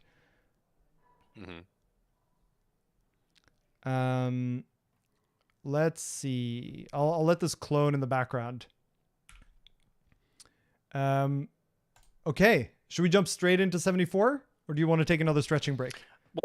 Let's just get in the habit of doing a break. Let everyone get some water, some tea. I'm gonna put on some tea, and then it'll be nicely lukewarm by the end of the next. I know, right? Release notes thing. I've started making my tea in a thermos, and it's a great idea because it means that I can. Yeah, well, no, it means that I can pour out one small cup of tea, and so it cools relatively quickly, and I can drink it while it's still hot. And then I can just pour another one. I don't have to go make a tea each time. Although my thermos is now empty. So it doesn't work anymore. All right. It's a great time to go make some more tea then. Yeah, let's do that. All right, chat, we're going to do a quick break and then we'll be back.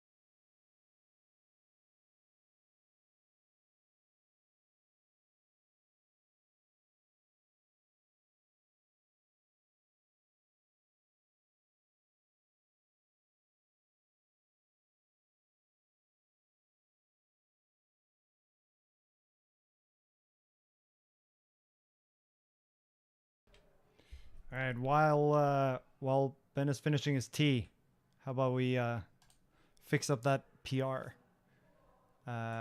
Git remote add upstream Fetch upstream. Reset hard. Master.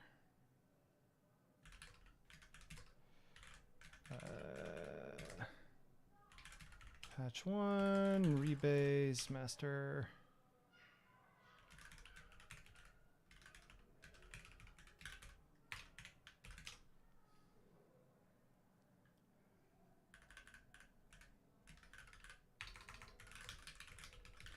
Make it clear how string leak differs from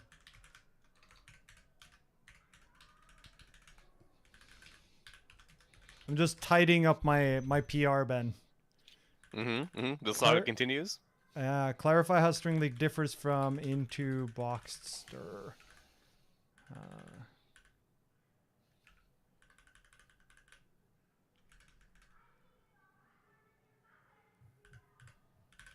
And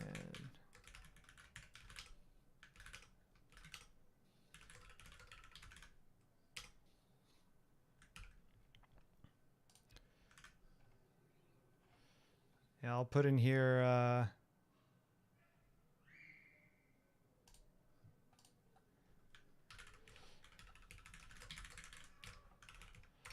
I was I'm not gonna say bullied, but I was encouraged. I was encouraged. That's a good word. I was gently encouraged by chat to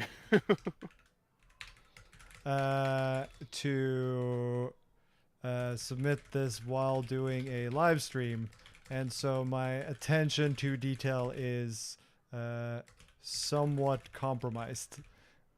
Have squashed now, and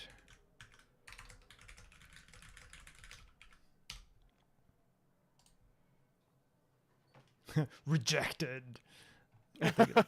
No, I think it'll be okay. Look at this streamer trying to bully us into taking his PRs. Right? And then let's go ahead and change the title of this to match the commit.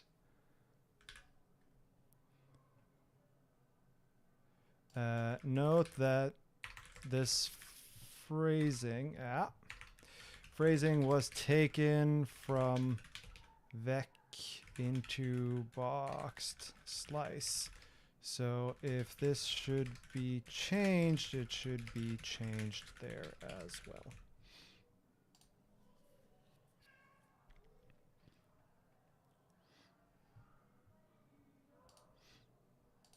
Nice.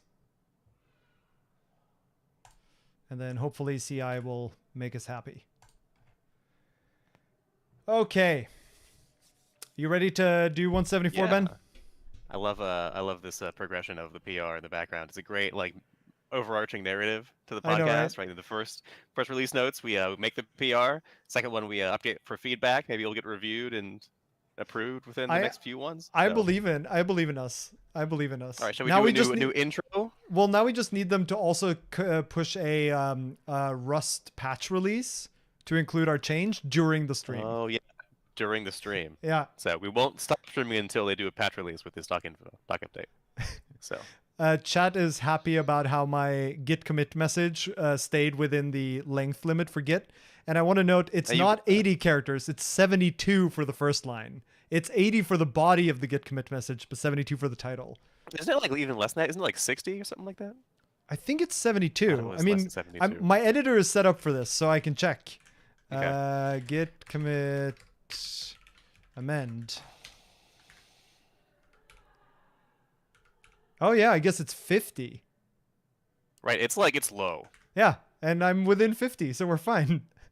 Because one more letter is red. Yeah, honestly, I have the same thing going on, and like it's kind of a pain. Where like 50 is definitely kind of hard to fit any meaningful thing into much of the time. Like if it was like 80 or like 90, I don't even remember where I have the 50 from, because it's built into your no, bin. I think I got it from the kernel. Let's see, 50. Yeah, I have no idea where I have that config from. Maybe it's just what Vim shipped with for git commits in the first place. Oh, actually, maybe this is in... Oh, I don't know. All right. Well, back to serious stuff. Yeah, we can do a new intro. But how do we Right. want to do this alternative intro? This intro that is not an intro. We should have everyone listening live. They should all leave. Everyone just go. Just That's right. quit. Alt F4. And then we'll do the intro. Then they come back. And we'll wait until everyone comes back. We won't continue until literally everybody has That's rejoined right. the chat. Yeah, we're watching you. We're watching all of you. I I think think it should be the intro. We should just like started like 30 seconds ago. Let's just go. Let's continue on. Everyone should know this was streamed live yeah. on johnjinset.goo.who.u Slash YouTube buh, with dot live. .live. Very So- important. Hashtag. So I think, Yes. Ben, the best way to start is without context. And so therefore, let us now start with Rust 174.0. Let's do it. In 174.0, we got lint configuration through cargo. And now I have to ask you, is this something that you have seen and are excited by? Yes, actually. So I think it's pretty cool. So it's pretty common when you open a crate root file and you see, like, I don't know about common, but like in some cases, some crates are like very judicious about, like, like meticulous about like having every single lint that they allow or deny in their crate root. It's kind of just noise. It feels like, right? It's not. You would, I don't know. Theoretically, you'd like for. Let's just back up, right? One of the cool things about Rust is that if you say compiling in like GCC, like a C code, right? You need to remember to pass dash warn, dash w all, dash w whatever for your warnings. And in Rust, because command line invocations are kind of like nebulous and hard to codify, putting that somewhere in your source code is nice. That's an improvement. Right, where I can say, hey, like when I, the author of this code, built this, I think it should be clean with these warnings, and so I don't need to worry about my users compiling like this, or a contributor forgetting to like, oh, do this thing that I'm warning about. It's there in the source code, and so it's less ephemeral than a command line invocation, a CLI. With the compiler, but it is kind of like a little bit noisy, where you just have it like here because you'd like, in theory, for your source code to only contain things that like affect like actually how it gets built and not just like a warning output. And so I can totally see where people don't want to have this in their source file, in their crate root. And so having it in the cargo file is a good alternative. Like, it's not going away the ability to do it in the source file. If you want to do it there, you can. But I do like the idea of putting it here, and also because with workspaces, it means that you can share these links across the entire workspace really easily. And so that's cool, I think. Yeah, I agree. I think there's some debate about whether this isn't really about how I build my crate. It's about the style of the crate. And that I think there was some debate about, should this really be a part of cargo as opposed to Rust C, right? So, the cargo toml thing is entirely a cargo construct, but lints are a Rust C construct. And so by putting in the cargo, this now means that if the project was built by something that's not cargo, it might no longer build, because the source code triggers a, let's say a deny by default lint that the cargo toml allows. So I think that was some of the reason why it's taken us as long to actually get it.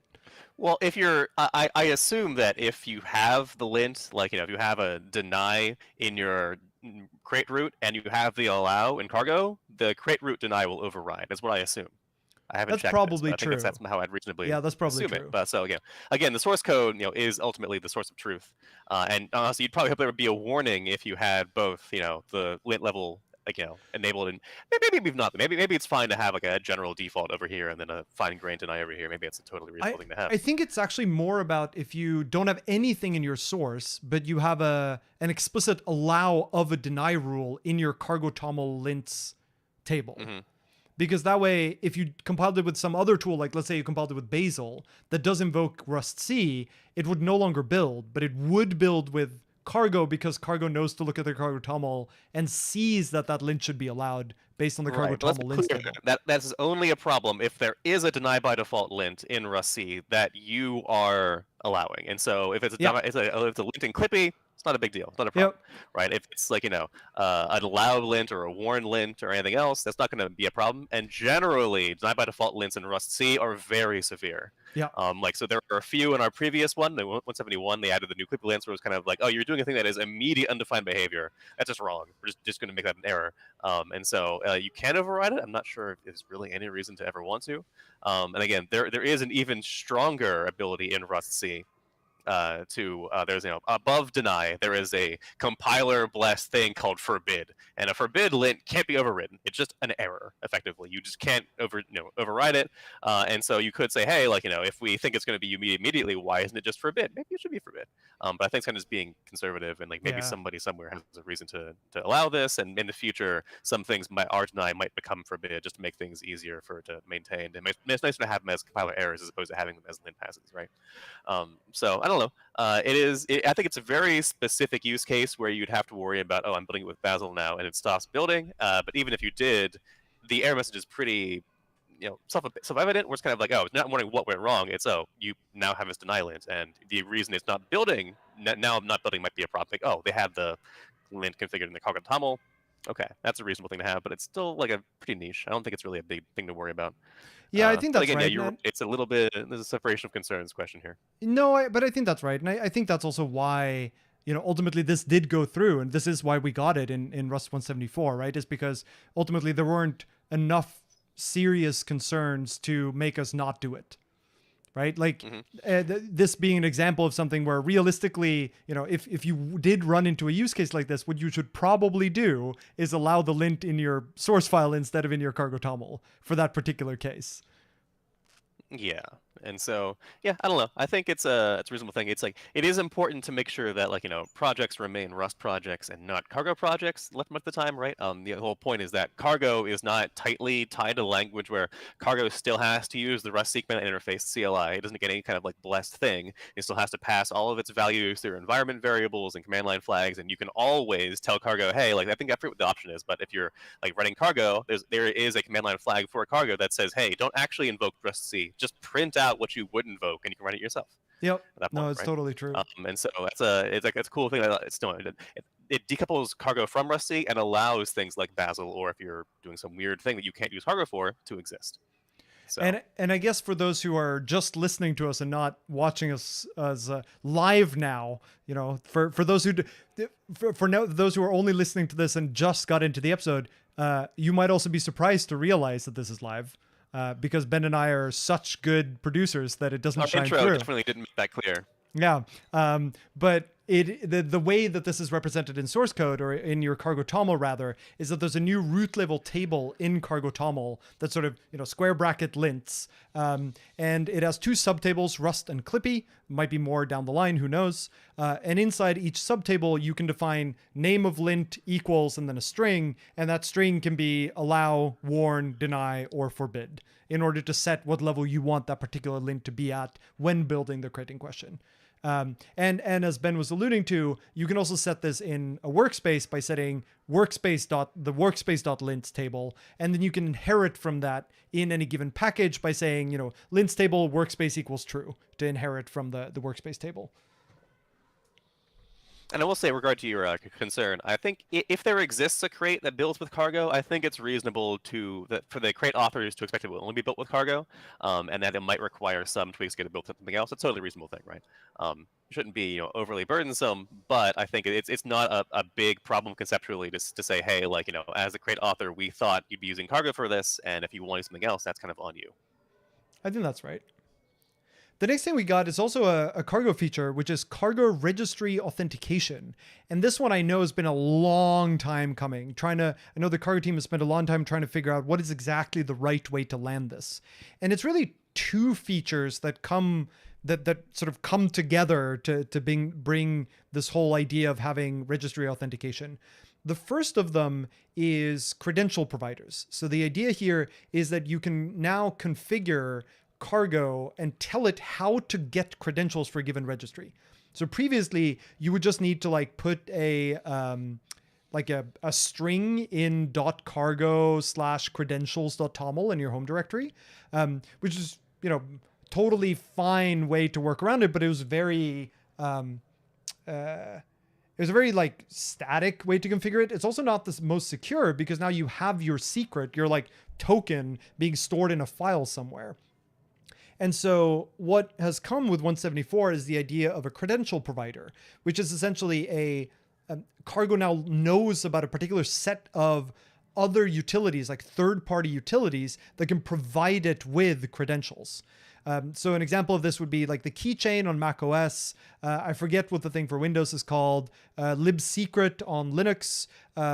And also this idea of a credential process, which is just some external program that Cargo will execute for you with a predefined set of arguments, and it's expected that it will output the credential the Cargo should use to standard out.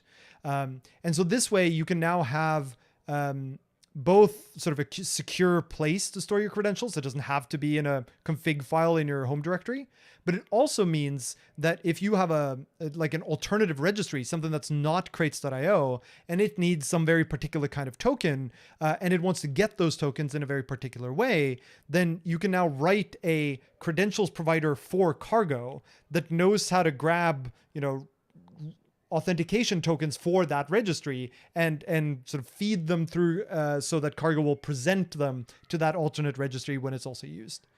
And so that's then the second part of this is support for alternative registries, like private registries, for example, to specifically be able to ask for credentials for all Cargo operations and to say that they should come in through one of these additional credential providers.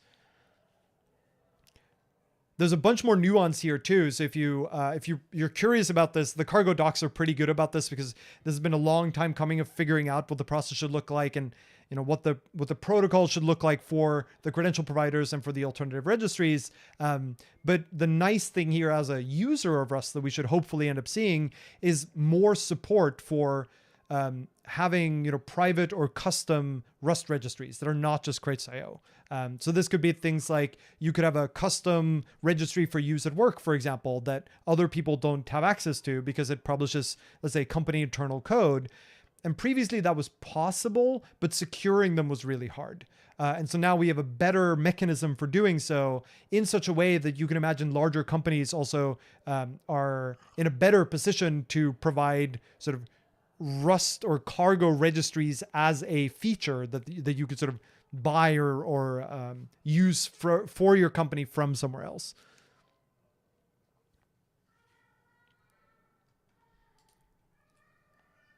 The next thing in 174 is projections in opaque return types.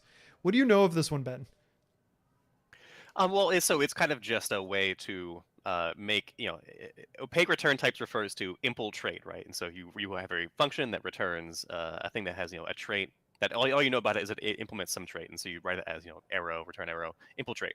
And so in the past, there were some limitations there, and this is just lifting some limitations, kind of like, things that you expect should work now just work. Although with regard to understanding why they didn't previously work or what projections really means, that's beyond me. I think hopefully the idea here is that we should just, rather than trying to, explain to the user why it doesn't work, just make it work, and don't worry about what a projection is. Do you happen to know in compiler jargon what projection refers to? I have to dig back into my compiler stuff, but I think projections here are like, the idea is that if you have some type from the sort of input space that are represented in the output space but not visible in the source code.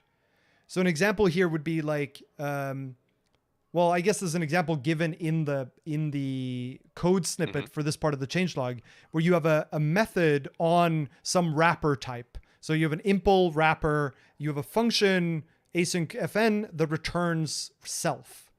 Then the source code just says self, but it actually includes the wrapper type. The wrapper type there being a little bit obvious, but the wrapper type also has an associated lifetime and generic type. And that associated lifetime and that generic type have to be projected into the return type of that asynchronous function, because they are there, they're just not named anywhere. And so I think that's what projection in general means, but I'm on risky ground here.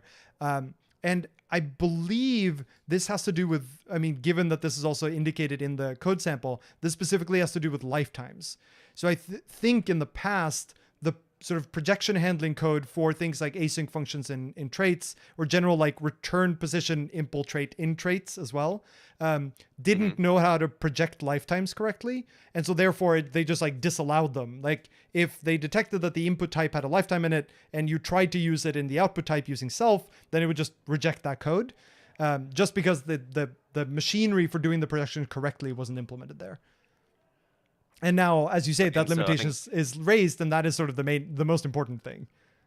I think specifically here, right? You can now, without having to worry about lifetimes or whatever, you can now say, hey, like, if you're, so in an impl trait, right? You can say, like, hey, like, the associated type of this trait that I'm impling for, I can give it, I can say what it is. And in this case, you say, the item is equal to self. So impl iterator has associated type called item, which is the thing that returned from the iterator.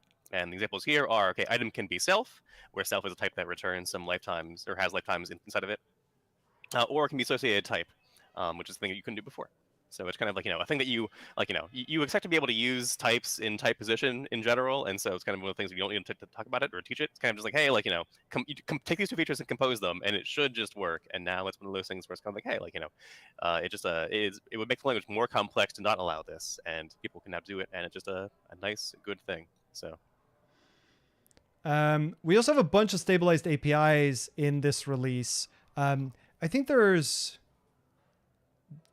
like one in particular that stands out to me, which is the error type in the standard IO modules. This is specifically IO errors, has gained a method called other. And this is really just a shorthand for std IO error new, where you pass in the error kind other and then some message. Or that message can be anything that implements the error trait. And now there's sort of a convenience method for constructing IO errors of the other type, just by specifically calling the other constructor on IO error. So you can now do, std IO error : other, and then pass in something that implements error, or rather technically something that implements into boxed-in error. And that includes things like just normal strings. And it also includes, most things that implement the error trait, I think, can be turned into boxed-in errors. And so it's just a convenient type for turning errors or strings into IO errors, which are often the error type used in sort of these relatively low-level libraries where the thing you bubble up is always an IO error because that's usually what you get from below. I think one of the things I like here in the stabilized APIs is this core num saturating. And I'm not sure, is this like, it's one of those things where you'd think it would exist before, right? And so in Rust, right, again, soapboxing, I'm trying to avoid it right here. But if you want to add a thing, it's like, well, if it overflows, do I want to panic? Do I want to wrap? Do I want to saturate? Is a thing you can always do, right? And in this case, saturating means, hey, like if this value would overflow, if I have 255 and I add 1 to it, is it going to panic, or is it going to wrap back to 0, or is it going to stay at 255? And that's the latter behavior. Saturating it just says, hey, once you overflow the bound, just cap it right here and don't go any higher. And so in Rust and standard library, there's different ways of doing this. You can either have just a normal integer, a normal int type, i32 say, and then call .wrapping add, .saturating add, or I'm not sure what that's maybe it's called saturating add or add saturating. But the idea here is that you can, say, hey, like I just have this normal type, just do a single operation this way. Or for wrapping types at least, right, there is an actual type where you can put your int inside the type, and now all operations become wrapping. And so in this case, it looks like there's now a saturating type where you put your int into the type, and now operations become saturating. And so one of those things that you would think should exist and would have had for a long time, but I guess it just didn't. Yeah, I was surprised to see that this was added here, like separately from wrapping, because wrapping was added ages ago, I think. As I'm not sure why. Like Rust 1.0, I'm pretty sure. I can look it up. So it's like surprising that saturating was only added now, but I guess maybe no one had a use for it. I think one of my favorite of these like wrapping types is reverse or reversed. So this is a wrapper type that the only thing it does is it when it implements partial ORed and ORed for the underlying type, it inverts the ordering. So if you have a vector of usize and you call sort, they get sorted in ascending order. But if you have a vector of reversed usize, then call vec sort, then you get them in descending order. Apart from that, it just directly gives you access to the underlying type, does not implement any other semantics. The only thing it does is it reverses sort order. And the main use for this, I think, is for binary heaps, because it allows you to turn the max heap that we have in the standard library into a min heap by just wrapping std comp reverse, because the binary heap implementation just makes use of partial ord.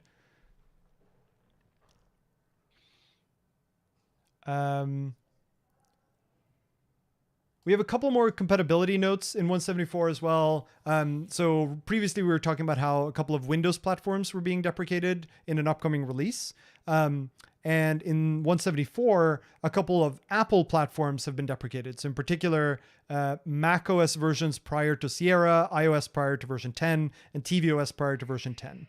And I think here we're actually going to hold off on talking about this because there's an upcoming release where I have seen into the future. And I know that there's a change that lets me talk about why it's important to deprecate old platforms. And so I'm going to not talk about this here, I think, if that's okay with you, Ben. Sure. With regard to some of these standard library stabilizations here, I think I kind of want to talk about a little bit. So core mem transmute copy is now stable in const contexts, right? And so I'm trying to think. So it implies transmute copy is just transmute but more, right? So transmute copy is like the worst. It's like the worst of crime you can commit in Rust, right? You can do with transmute copy. One of the worst. I think mem initialized is still the worst crime. Transmute copy is like, imagine one of those things where it's like it's not illegal, but you shouldn't do it, whereas mem initialized is illegal. Just don't, no, right to jail, right? And so I'm just curious why. Like I'm gonna go look at transmute and see when that was const stable, and I'm wondering why transmute copy presumably took longer. So transmute was const stable in 1.56. So it took 20 more releases for transmute copy. I'm not sure if it's nobody actually wanted it. Maybe it was kind of like, ew, gross, I don't want to use that, or if it was actually some better reason. So I'm not quite sure. I don't know. It's a good question. I mean, I wonder if it has to do with the generics involved. No, they have the same generics. They have the same signature. So source reference transmute. No, transmute copy takes a reference instead of taking the owned version. So maybe it has to do with never use it enough to.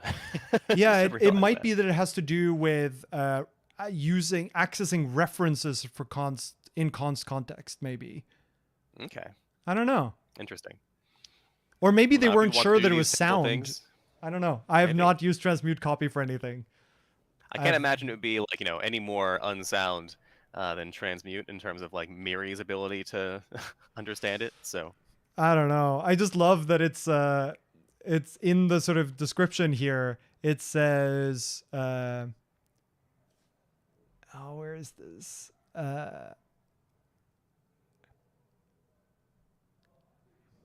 I think there used to be a line in here, I thought, that said like, this is worse than transmute, but it seems like it is not. Maybe it's just a fever dream I've had. I think it's time for the changelog review of 174. One of the things that Cargo gained in 174 is the keep going flag, which I love the name of this one. So this is a flag that you can pass to Cargo build and Cargo test. And it specifically tells Cargo check, and it tells Cargo to continue building or running checks or whatever, even if it has hit a hard error. So imagine that you're doing a build of your crate and it has like a bunch of different targets. Like imagine it has a library and a binary being a good example. And the library and the binary maybe have different sets of dependencies or something, or you could have a workspace where you have crates that have different dependencies. And Cargo starts building, and then it hits an error in a dependency that is only used for one of the targets that it's building. Like it's only used for the test things that you're building, for example. But it might still be able to build the library.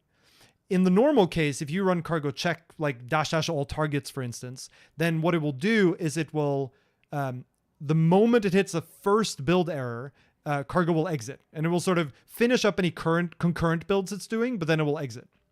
The keep going flag tells cargo to build as much as it can. So even if it's hit an error, so it knows the compilation will ultimately fail, it tells it to keep trying to build all the other dependencies that you can still build all the other targets you might still be able to build.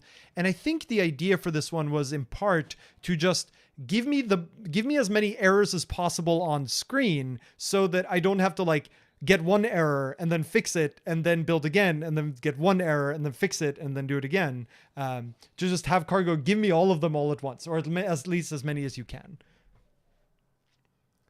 It's also just motivational in its naming. Keep going, cargo. You could do it.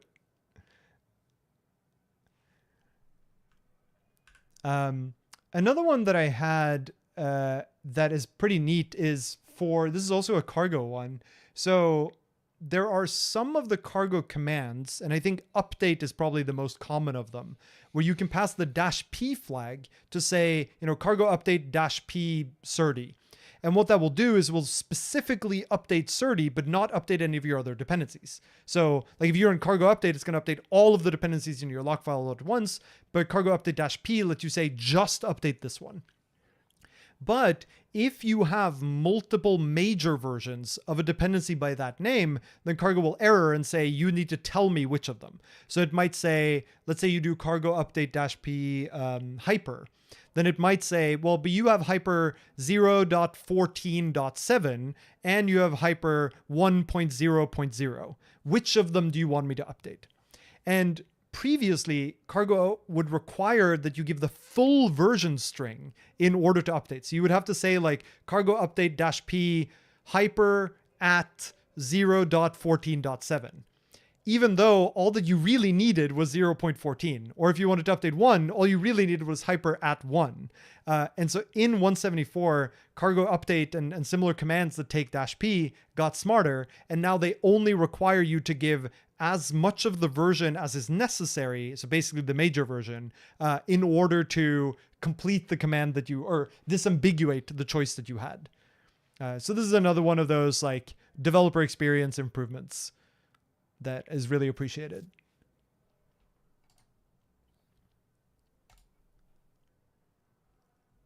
And then I have some Ruststock things that I thought were neat. One of them is Ruststock now supports warning blocks. So in the doc string for a function, a type, whatever, you can already put markdown, you can put bold and paragraphs and images and whatever you want. But now you can also, specifically by using inline HTML, make Ruststock print like a warning box that shows up as a warning box in the output of the function, like in the docs that get rendered. And you do it by writing, it's open angle bracket div class equals, and then double quotes warning, and then end angle bracket. And it needs the start and the end div need to be on their own line because Markdown and inline HTML are weird. But anything you put in between those div lines will render as like a little warning thing with an orange bar on the left to indicate to people, this is serious, make sure you look at this carefully. I'm curious why this needed to be a support. I thought Markdown just supported inline HTML. So it does. The difference here is that now they're styled. So otherwise, aimed at style standardized. Okay.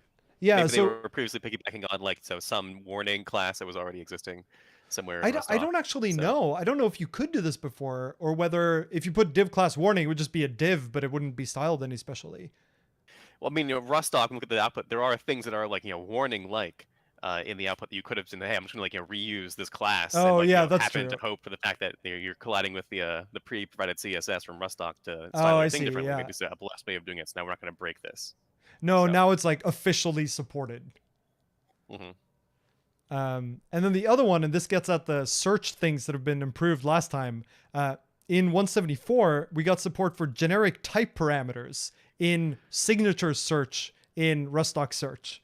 So now you can do things like in the Ruststock search field, write option of T, arrow, option of T. And it will give you all functions whose signature takes an option of T and returns an option of the same type T.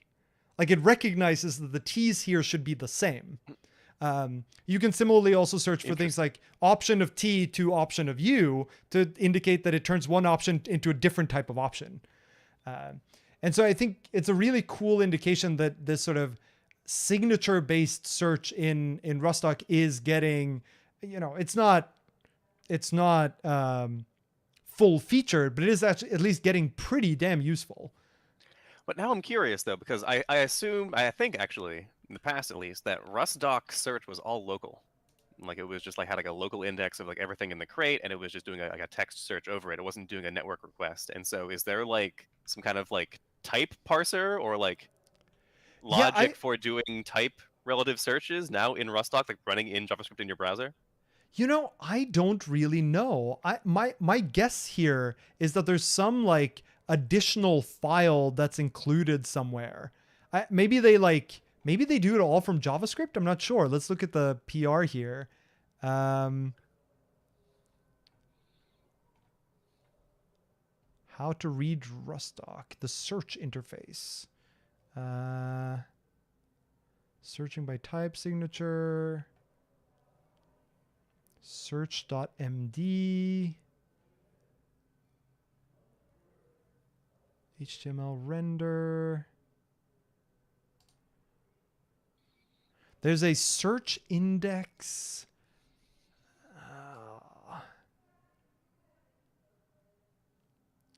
Search corrections. I'm not sure how they do this. But it could actually be that this is all like implemented in pure JavaScript. Because I'm looking at a JavaScript file here now called function check generics, and it calls a function unify function types. Which I was wondering if they had unification in JavaScript. Which makes me think that they might actually have implemented this whole thing in JavaScript, which is nuts.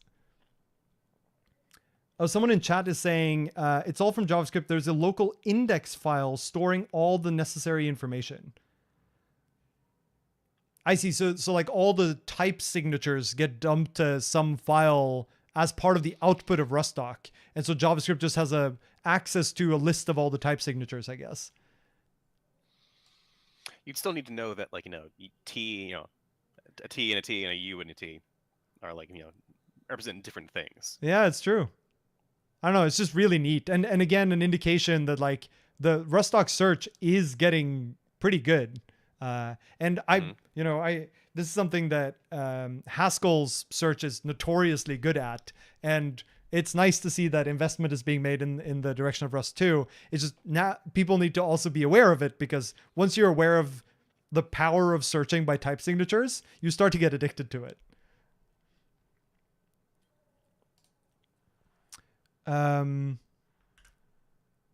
There were a couple of other things that were buried in the changelog that I thought were interesting. One of them was an implementation of the step trait for IP addresses. And this was wild to me. So the step trait is the thing that lets you say, lets you construct a range. So the range type is like, if you do a range from 1 to 4, like 1.4, it works because usize implements step. And so there's a way to step from 1 to 2 to 3 to 4. And an implementation of step for IP addresses means that you can now say, you can create an IP address for 10.0.0.1 and an IP address for 10.0.0.255. And you can write for IP in IP1.IP2. And it works. Does step is step the thing that lets ranges work, or is it just the thing that lets you go by a specific step for every individual range? Like, did it already exist range iterators over IP addresses, or is this I don't think it does. I don't think there's already a range of IP addresses. I think it's specifically step that lets you do it. Okay. Which I think is just super neat. I don't really have a use case for this, but it's neat that you can do this. And I think the reason you're able to, right, is because IPv4 addresses are just 32-bit integers. And IPv6 addresses are just 64-bit integers. So course. clearly they implement step because it's just increment the underlying U32 or Look at the U64. ACP. So Let's see. see if there's ACP. like also like there are the question is right like there are like some invalid depending on where your context right like the local like 127.0s are all like for local use only, that kind of thing, and so like it's not something, it's not like a flat namespace. There are like reserved addresses, like there's the loopback Yeah. address It is its doesn't own look like thing. it deals with any of those. It just increments the number. The Okay. ACP is all about extended logic for IP networks, and it talks about implementing not, bit and, bit or, leading zeros, leading ones, trailing zeros, trailing ones. It says the primary use case for most workflows would be filtering, such as allow listing or deny listing ranges of IPs for connections, although more dedicated networking code that routes traffic among several hosts could also benefit from this. Okay, so somebody was running a firewall in Rust and wanted to be able to say, hey, block this IP range. Yeah, I guess so. It's neat. Yeah. The other thing that there are two more things that changed in 174. One of them was a lint called private in public that got very much changed in 174. And I think you were part of these discussions, Ben. Is that right? Possibly in some degree, but I was not the driver for this. Because I I'm think not really. Yeah. yeah. Well, I was gonna say I think your Not the your expert name here. was mentioned in the discussion for this. Let me see if I can dig it up.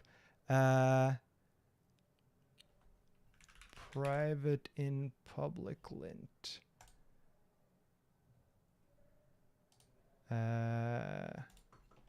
So the private and public lint, the intent of it is to warn you if you have a public type that is in a private module. So it's not actually accessible anywhere, but the visibility modifier on the thing suggests that it should be.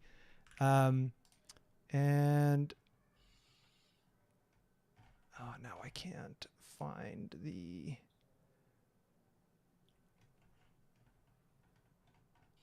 Yeah, this is a very old discussion, so I wouldn't be surprised if I'm in here somewhere, but I might not have the context from a discussion from 10 years ago paged in. No, But that's yeah, fair. I mean, I think if I can think about what my opinion would be, I think I'm like extremely in favor of making sure that, so, okay, in Rust, right, unsafe code is a thing. Unsafe blocks are a thing. And one of the things about unsafe blocks is that kind of like if you're in a module, a Rust module, that contains an unsafe block, well, what is the danger, right? Because an unsafe block represents some invariant that must be upheld, and is currently being manually upheld.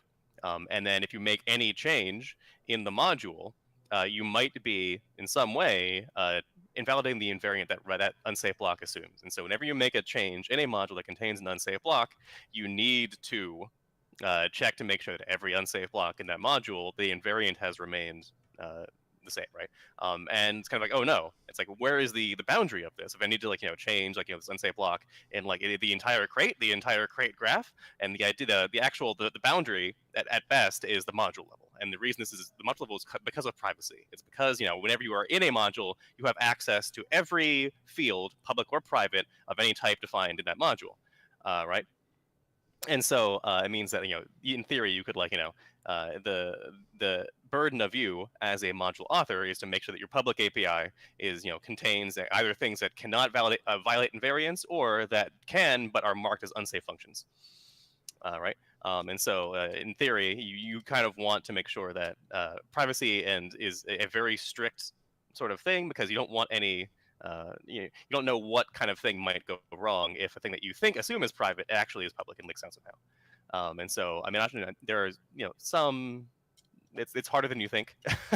Yeah, to actually nail it down, but I think what's interesting here is that the compiler is very strict about enforcing that things that aren't supposed to be public don't make it public. Like you can't accidentally leak something; it has to be marked as pub for exactly the reasons you outline. The private and public lints, I think, are trying to get at the opposite problem, which is if you meant to make something public, that's why you wrote like pubfn, but because of your module structure or something, there's like a parent module that's not pub, and therefore the type you thought was public wasn't. And so that is going to be confusing to your Well, users. yeah, that's the question though. Is like, did you actually mean it? And the reason that Right. Rust doesn't go through and like say, oh, you did mean this, is because like you can have a type that is public in this module, but not public, exposed from the entire crate, Right. say, or like to this module over here. And so And I think what was really interesting when I was skimming through this for 174 was that one of the things that's happened is that the private and public lint has basically been removed, and it's been replaced with 2 or 3 more specific lints. One that talks about types, one that talks about traits, and one that talks about Voldemort types. And I don't exactly know what Voldemort types are, but they're described in the RFC. the opaque. Yeah. So that's what D, the language, calls them Voldemort types because they cannot be named. Nice. That I like that. he who must not be named. And so I kind of don't like clever names like that. I don't even like infiltrate. I prefer saying opaque types. Nice. So And what about existential types? no, never. Don't even dare. Well, what I did find interesting though was reading through this RFC that talks about both why the lint was split and what these new defined lints are like. So this is RFC 2145. So if anyone's curious about the sort of nuances of private and public visibility, I recommend giving that a read. I at least thought it was pretty interesting. And then I think the last thing I have for 174 at least is there was a change to the cargo recommendation for what to do with cargo lock files. So previously, before 174, cargo generally recommended that libraries should not check in their cargo lock, but binaries should. And a change that happened in 174 is that the cargo new command will no longer ignore, like put cargo.lock in your git ignore, incentivizing you to check it in. And in fact, there was a longer blog post as well talking about this change in policy and why it is. And I recommend you go read it. I think the high level summary is that it is useful to have cargo lock checked in so you can more easily do things like git bisect the history of your crate in order to find where an issue was reproduced and actually build with the dependencies at the time.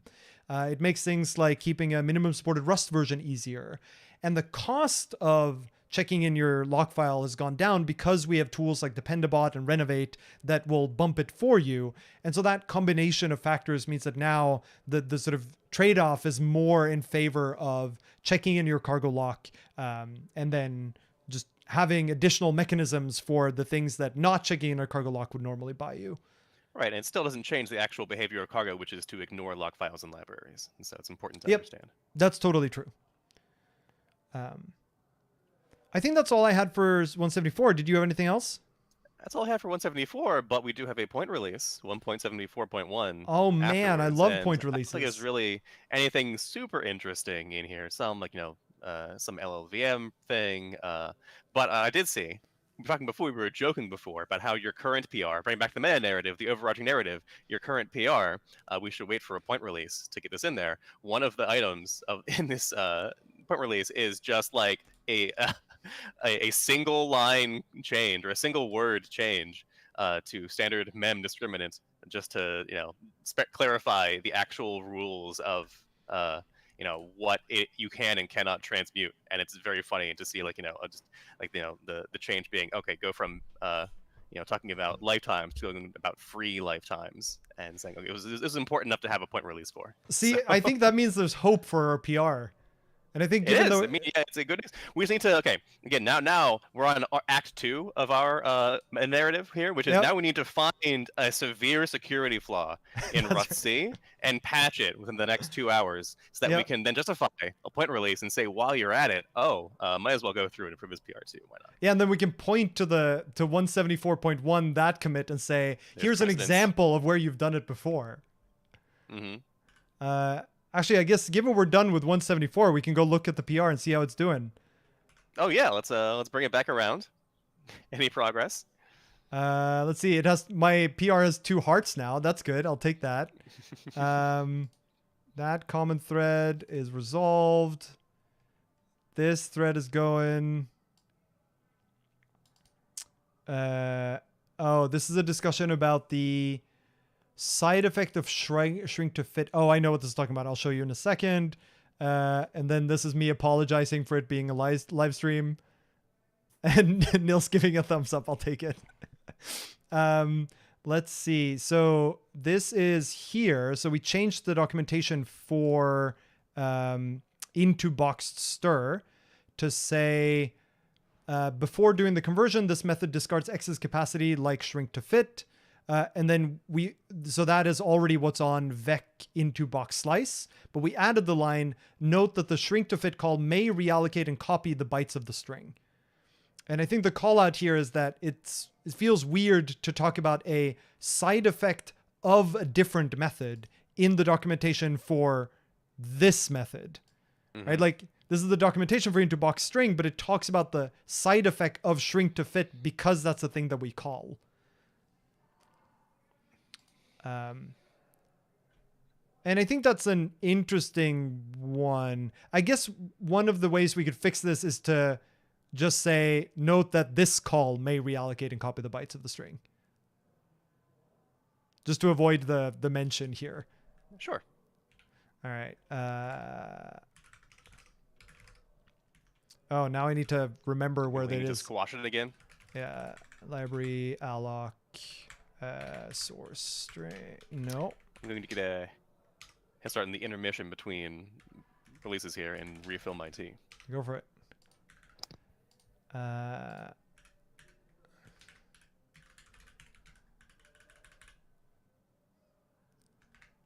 How about we do, note that this call may reallocate and copy the bytes of the string. If you don't want that behavior, prefer use leak instead.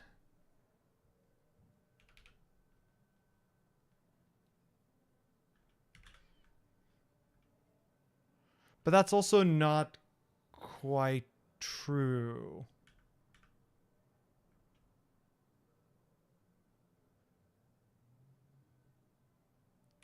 Because leak isn't the same because it doesn't give you a box back.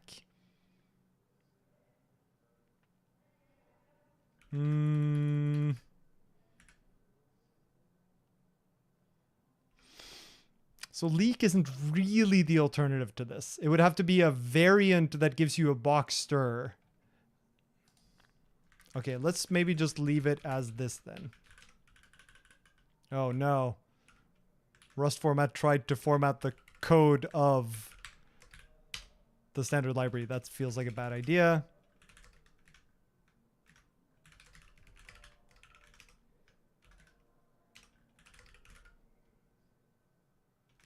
And I guess I could also do, yeah, no, that's fine.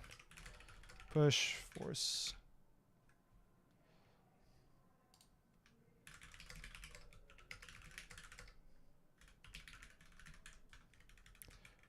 Change the side effect writing to not talk about shrink to fit.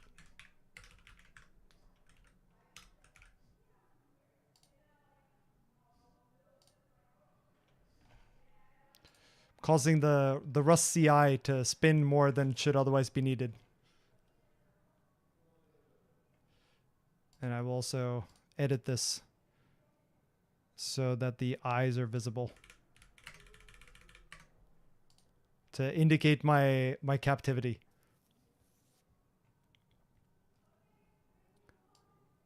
Excellent. I still think there's hope that this will land.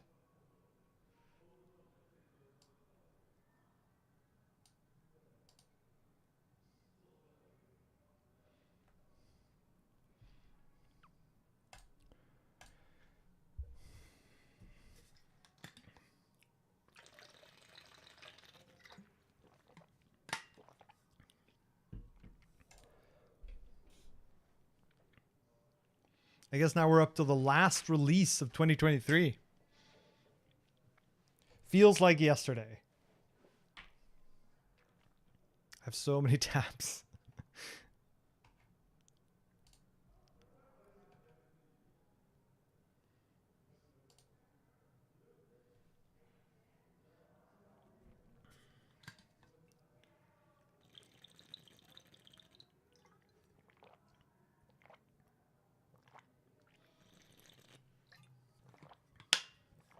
It's not 2024 yet. You're confused. It's 2023. It is, in fact, currently, because we haven't started the next release yet, it is currently December 7th. I guess maybe December 8th. Maybe we didn't see it the same day. It's exciting. This release came out on my birthday. Which means it's the day after my birthday now. That's pretty exciting.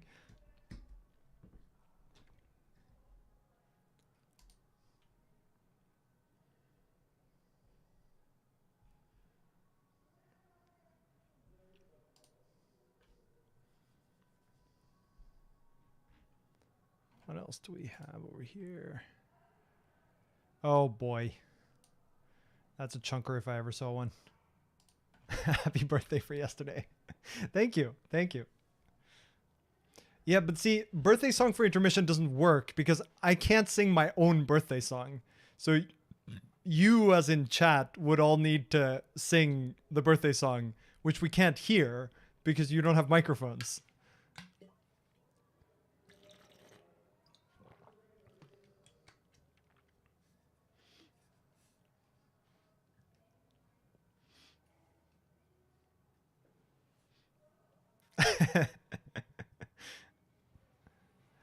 So Ben, we have discovered that it's actually my birthday because it's currently December 7th, 2023.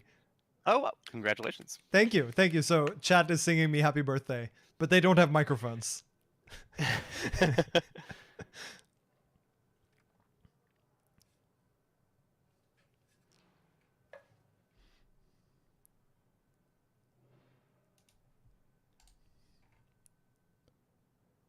Okay.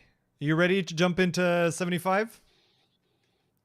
Give me 1 second, and we're still on the same podcast episode, in theory. What even does same mean anymore, Ben?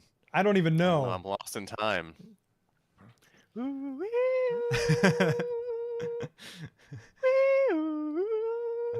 See, here we have the Doctor Who theme. Great. I was trying to hum it earlier and I failed miserably. I feel like either we need that or we need the... What's the X-Files theme song? That's the one. That's the one. And I feel like that's the thing we should use, given that I'm about to say, and soon thereafter, it was 3 weeks later. 3 weeks later? I guess, yeah, from point 1. Oh yeah, we've used transmute copy in order to get to December 28th. Mm-hmm. Transmute copy lets you do everything, including moving through time. Because it ignores lifetimes. Mm-hmm. I'm pretty sure that undefined behavior can cause time travel. There's like a great, I think John Reger has a post about that. Almost certainly true. Okay, Ben, it is now suddenly December 28th, 2023, and a very serious, severe thing has happened, which is that Rust 175 has released. And it is one that I'm just setting the scene here. The crowd has gone silent waiting for this day because finally, in Rust 175, we got async FN and return position infiltrate in traits. And the crowd goes wild. Let's move on to pointer byte offset APIs. The crowd has gone wild, and we can't even hear ourselves over the sounds of the masses. Ben, why did this take so long, and why is it exciting? Oof. Okay, so async FN is kind of a big deal. The idea here is that it came in 2018, the ability to return a future from a trait. And this is not kind of like, the functionality that landed in 2018, well, lots of stuff landed in that kind of like a push for async in Rust in general, but the async FN stuff was not that interesting. It was kind of just, in a normal function, async FN is just sugar for a function that returns a future, right? And so kind of like there is like, the type that you type async FN returns foo, it'll return actually, it's a future of foo. Item equals foo. Is it item in the future? Yeah, right. Yeah. No, and so output. You might. It's output. output equals foo. Yeah. And then so trait methods, right? Methods are just functions that live inside of an input block. What's the big deal? And so, oh wow, just like so much to unpack here of why it's a big deal. I know that's the question you asked, and that's why you want me to talk about this. Oh, but the idea here is that the thing that you return actually is not. Do you have a better way of putting it? You're the async guy. You wrote a whole book about this. Okay, let me try. So I gave a talk about this too, a little bit before it stabilized, because I'm a time traveler. So yeah, I guess the question I am, why is the return type of an async function an associated type? Why can't it just be like a normal type, right? Okay, so there are a bunch of ways in which this is real weird, but the most straightforward way to explain it is when you implement a trait that has an asynchronous function, or indeed any function that returns an impl trait, because really asyncfn is a sugar for a function that returns an impl future, right? And then internally contains an async block. So asyncfns are not any harder really than a return position impl trait in traits. So why are those hard? Well, the reason why having return position impl trait in traits is hard is because when you implement the trait, you need to say how large, and like you need to say what the type is of the thing that you return. And the reason why you need to know what the type is because imagine that I have something that implements the trait. I don't know, what's an example of a trait? Iterator. Iterator is a bad example of this. Let's say that I have some trait, and that trait has a method that returns impl trait. Someone who calls that method needs to put the return value somewhere. That means that they need to allocate space on their stack to put that value. The problem is they don't know what that type is. They just don't know that it's something that implements trait. And so you could say, well, the implementer of the trait knows what the type is. Sure, but they don't have anywhere to put that type because there's no associated type that holds that type information that the caller can then look at. So one of the reasons why this was complicated was to figure out how do we get the type through all of the machinery so that the callers actually know at least how much space to allocate for the return type, and then know how to call the appropriate methods on it.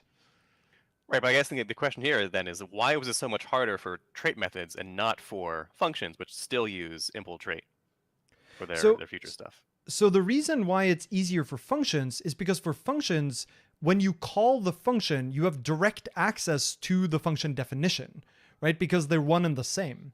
When you have a trait in between, all you know at the call site is that you have something that implements the trait. At that point, you don't know the specific type. And this gets into monomorphization versus dynamic dispatch. In the dynamic dispatch case, right, imagine you have an ampersand din trait.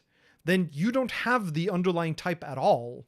You just have a pointer to the data and you have a pointer to the V table, right? So you have no information about the actual underlying type, which means that the only information you have is what is in the V table, the stuff that got preserved as part of turning it into a dynamic trait object.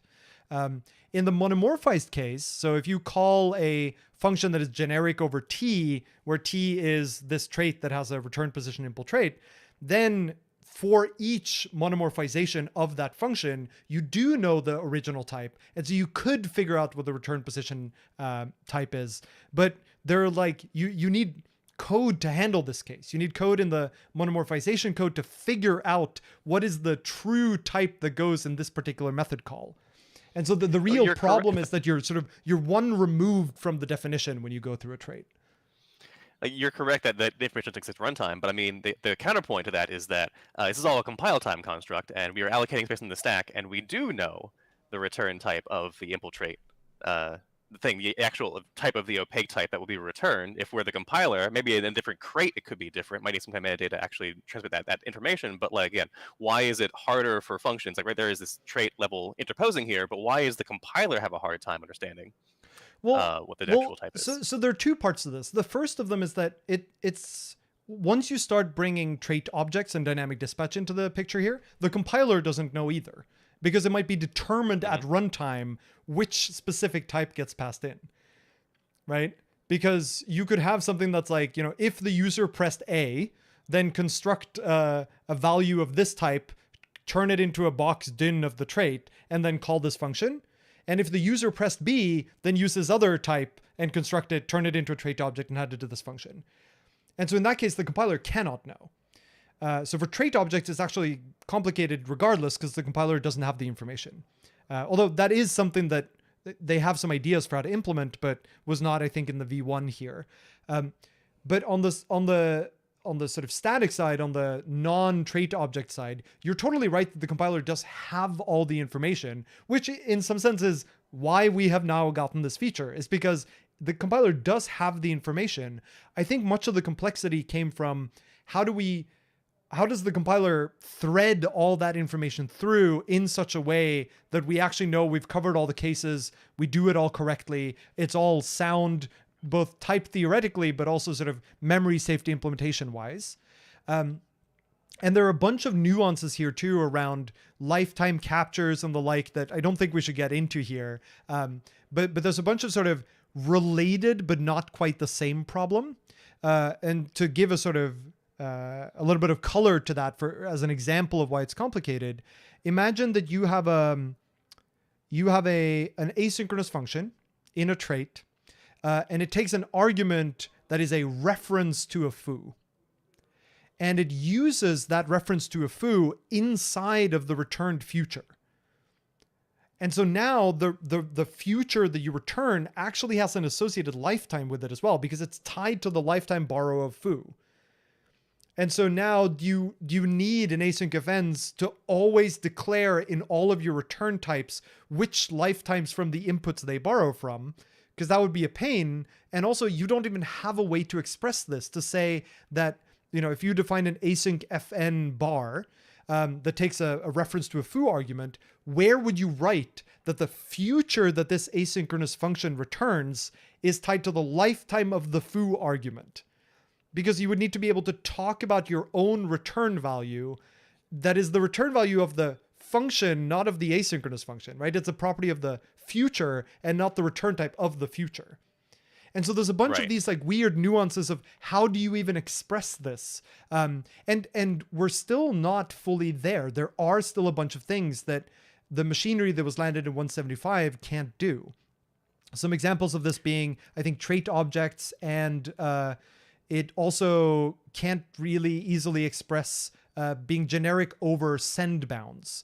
So you can't, for example, have a trait that has an async fn, and you want to say, where this type implements this trait and the futures are send, is not a thing that you can express in 175.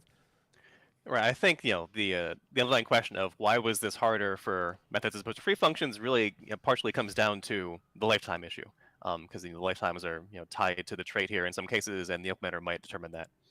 And so trying to figure out how to express this is a reason that we needed to express the returned future as an associated type. And then once you do that, there's another problem, which is that associated types in traits couldn't be generic until very recently, right? And so what was that, like 72?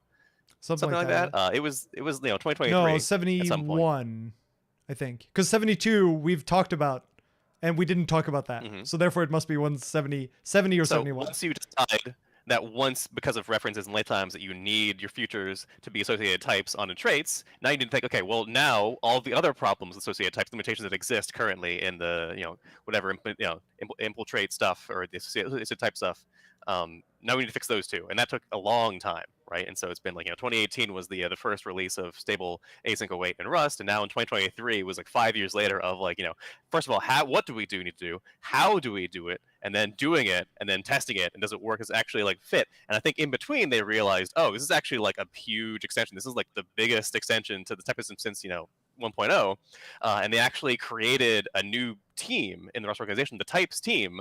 I think in response to this, we're kind of hey, we're worried that if we do this wrong, we will make our type system no longer sound. We'll totally break the language, and so we want to have a lot of assurance that what we're doing is actually correct. And so there is now a types team whose job is just to think hard about any type system extension and make sure that they haven't invalidated the entire point of the language, which is to have a sound type system to enforce memory safety. And so that's the goal here. I think why it took so long is because it was actually lots of this requires this requires this requires this, and you end up yak shaving for years in ankle deep in a type checker, which is one of those things that's kind of like very like you need a certain kind of knowledge that's like not super common. You need to have some like type theory background and like be very meticulous about what you're doing, and it just like took a long time. Things will happen unless someone does them, right? It's a volunteer project, and so somebody had to had the expertise needed to actually go through and think about all this stuff for years and years. And so I'm thankful they did. It's like people who are unsung heroes of the project who like spent all this time working on this stuff, and I applaud you.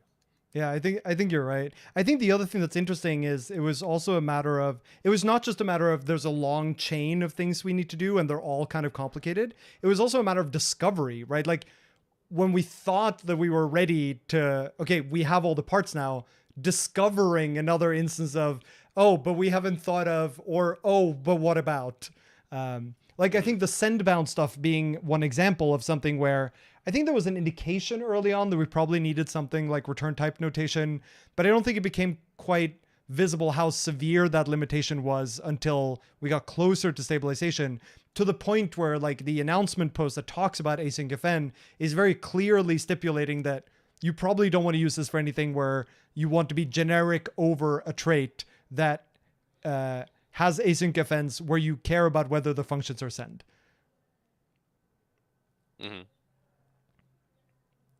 I do love the line in the 175 release notes, though, to say, it's expected that these limitations will be lifted in future releases. And I'm very curious to see how far ahead those future releases are. I mean, it's better to have it than to not have it. Once you are, as long as you're sure you're not like, like doing a thing you'll need to regret later and picking yourself into a corner, it's still like, it's better to get it out in people's hands, because, I mean, at that point, it creates pressure on you to actually do it. I think that's true. Kind of like, lots of things in the Rust are kind of like, they have been like in nightly for like years. Can be like, where's the progress on this? And it's kind of like, well, do we wait until it's perfect to get it out, or do we try and do an MVP? And the MVP approach ends up being the actual thing that actually ships. I think there's an even stronger argument here, actually, because I was following some of the debate about do we stabilize what we have so far or not.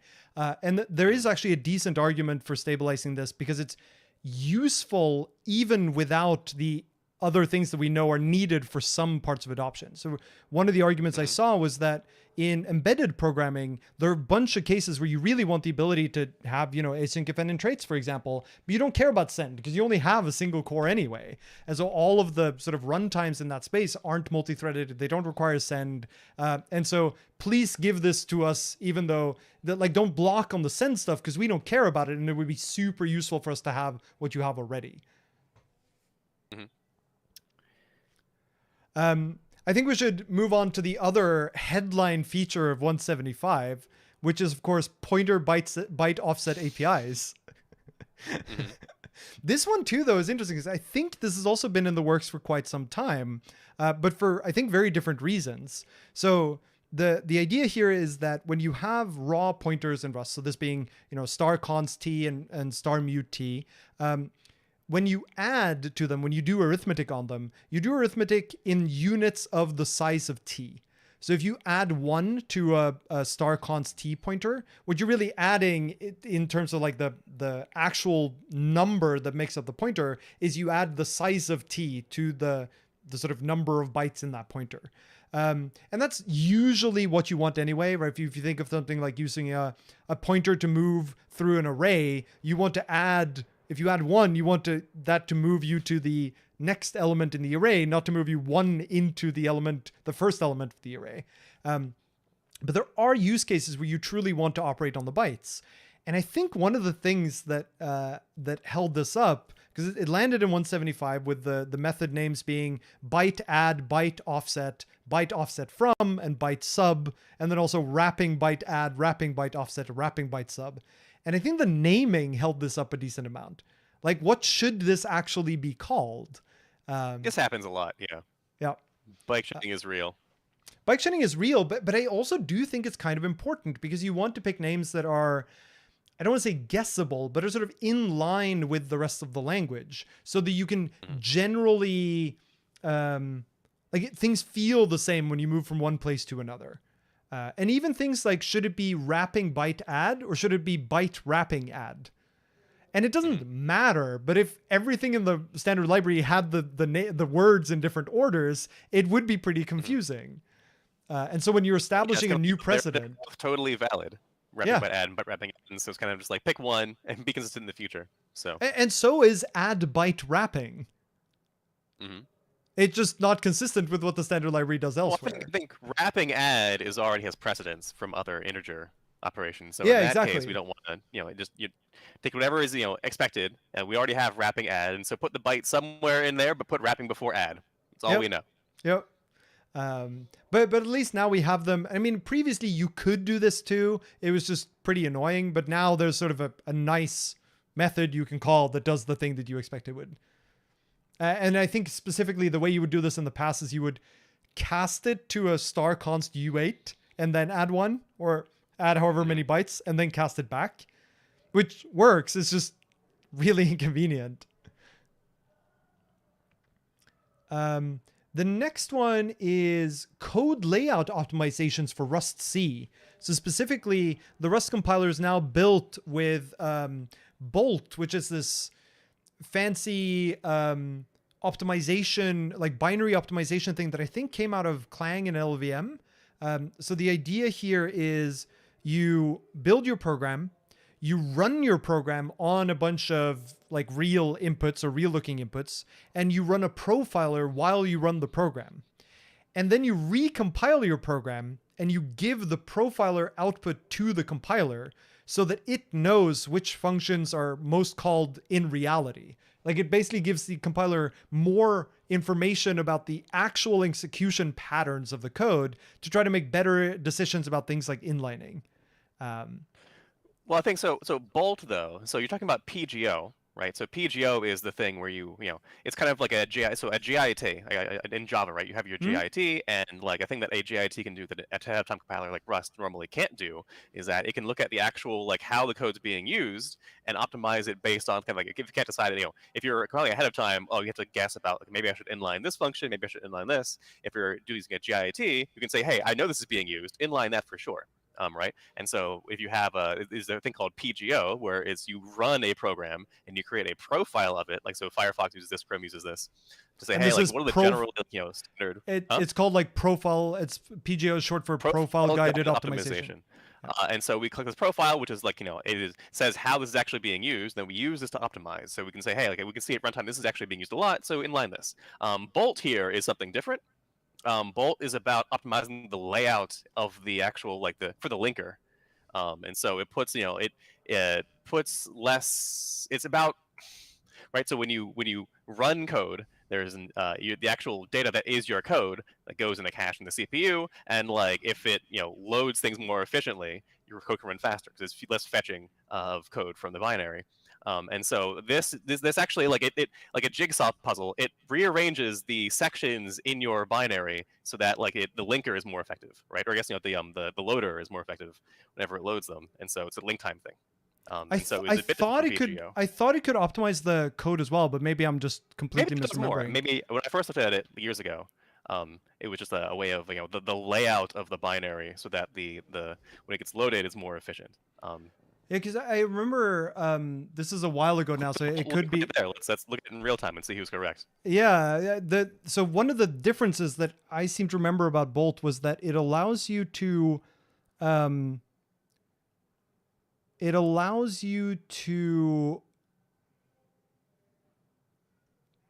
optimize based on a profile that's gathered with a binary that was built by someone else. So one of the problems you have with PGO is that you need to build the binary, and then you need to profile with the binary that you built, and then you need to compile with the output from the profiling with the exact same tool chain, so that all of the it needs more information about things like the internals of the compiler at the time of building that leak over through the profiling and back into the compiler. Whereas I think for Bolt, it only cares about the symbols that make it into dwarf anyway.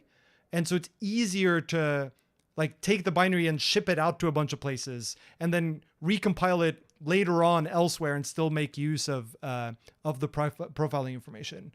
So I thought Yeah, I that agree. was I one of the think Bolt benefits. does have But a profile, but I don't think it's going to. So it's not like a code gen level thing, unlike PGO and LLVM.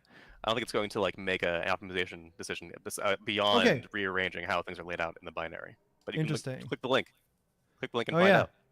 It says this is the documentation from the LVM project. Bolt is a post-link optimizer developed to speed up large applications. It achieves the improvements by optimizing applications code layout based on execution profile gathered by sampling profilers such as the perf tool. Well, there we go. It's only linker. I'm entirely Yeah, which is wrong. still an improvement. So, Yeah. and I Yeah. think I believe Rust C has been built with PGO for a while now. And it also talks about here how we're talking about now we're building Rust C with code units equals 1, and so like the maximum performance profile eke out that 1.5% improvement in the benchmarks, which is important. I mean, if you ship a compiler to 1 million people and they all save 1.5% of their compile time, which they compile frequently, that's like a lot of time saved. Which I mean, Yeah, it's these true. steps take a lot of time. Like, I don't know about Rust C, but I know that in Firefox and Chrome, a full release build takes over a day, 24 hours or more, because they do all this like super optimization with the profile and like the PGO and all that stuff. And so, but if obviously if you have users 100 million users using your browser, then saving a single millisecond adds up over Yeah. time, and so that's what's worth doing. So It is interesting though that it says here in the announcements too that the optimizations are limited to x86-64 Linux. Do you know anything about the extension of this to like other architectures and other platforms?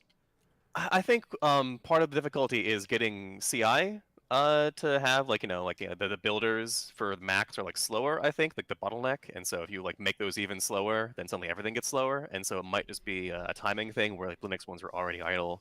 Although it doesn't need to be every single one. You'll need to build these on release ones, but I mean, still, it's a kind of a big deal. And I think again, it's like kind of like LLD, right? Another project where like it might just be more mature Linux GNU as opposed to Windows or Mac. Yeah, it could be. I don't know Well, I for was sure. even thinking So. like ARch64, like ARM processors, but for Linux. But Yeah, maybe AR64. I mean, no again, one I don't know. cares about Arch64 for I mean, Linux. you can go back to the Bolt page and see what they support. Again, it's all just ELF though, right? It's just like rearranging your ELF. I assume it's just like you have an ELF binary rearranged, and it shouldn't really matter if it's ARch or x86. And so, honestly, It does say that Bolt supports ARch64 ELF binaries. yeah. And so macOS, like if they might not know about Mach-O binaries, might not know about whatever Windows uses, and so that's probably why they don't support those. But yeah, I don't see why ARM wouldn't be supported. I think we can move on to the stabilized APIs. This time we talked about some of them, right? So the byte operations on pointers. One that stood out to me here is that the atomic types now have a from pointer constructor. So the setup here is that you have atomic use size. Yeah, I was going to say like atomic U size, atomic U64, atomic bool, etc. They now have a from pointer constructor, which takes a raw pointer, like a star mute U size for atomic U size, and they give you back an atomic U size. It's an unsafe constructor. Unsafe. Well, it's a reference to atomic U size. So. Oh yeah, it gives you a reference to an atomic U size. So it takes a star mute U size, it gives you back a reference to an atomic U size. And it's an unsafe function. The idea here is that if you have a raw pointer to something in memory, and you know that all of the other accessors of that memory, even, they could be across FFI boundaries, for example, but you know that all of the ones who access it are using atomics, then you should be able to access them using atomics from Rust as well. And this is one of the ways in which you could do that. You could take this raw pointer that you have, turn it into a reference to an atomic U size so that you can then do atomic operations of it from Rust with the normal sort of atomic U size machinery. It does have a bunch of requirements though in the sort of safety requirements for this unsafe block, including things like it needs to be valid as though it was an atomic U size. So that means it needs to be sort of at least the size of an atomic U size. It needs to be the alignment that an atomic U size requires. It needs to be valid as an atomic U size for the entirety of the lifetime that you ask for it for. So this includes things like, for atomic U size, all bit patterns are valid, ? But it cannot be accessed by non-atomic operations while you have an atomic U size reference to it, for instance. And so there's a bunch of requirements, but if you meet them, this is a good way for you to be able to do atomic operations on arbitrary memory, especially useful for things like FFI.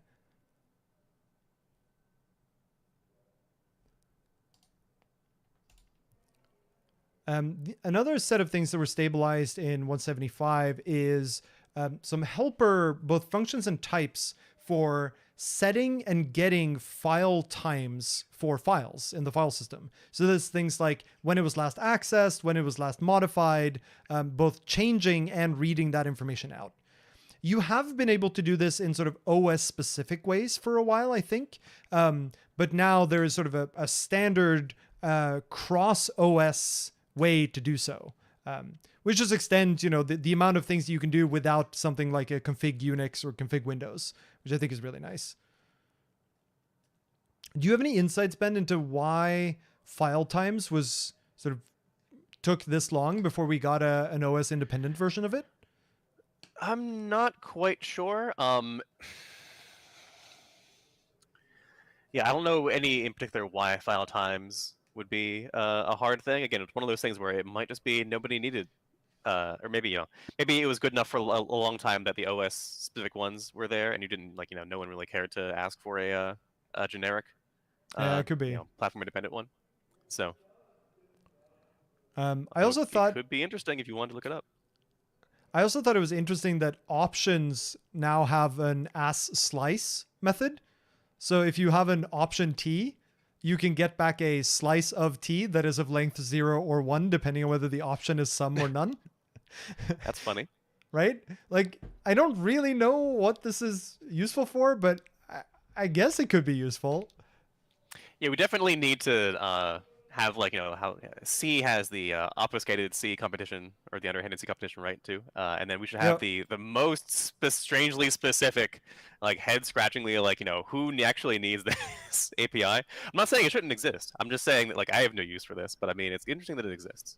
The best thing I can think of here is that you're trying to call something that requires a slice, like some API that requires a slice, and all you have is an option, and in order to do that, you want to avoid the copy, or the clone rather.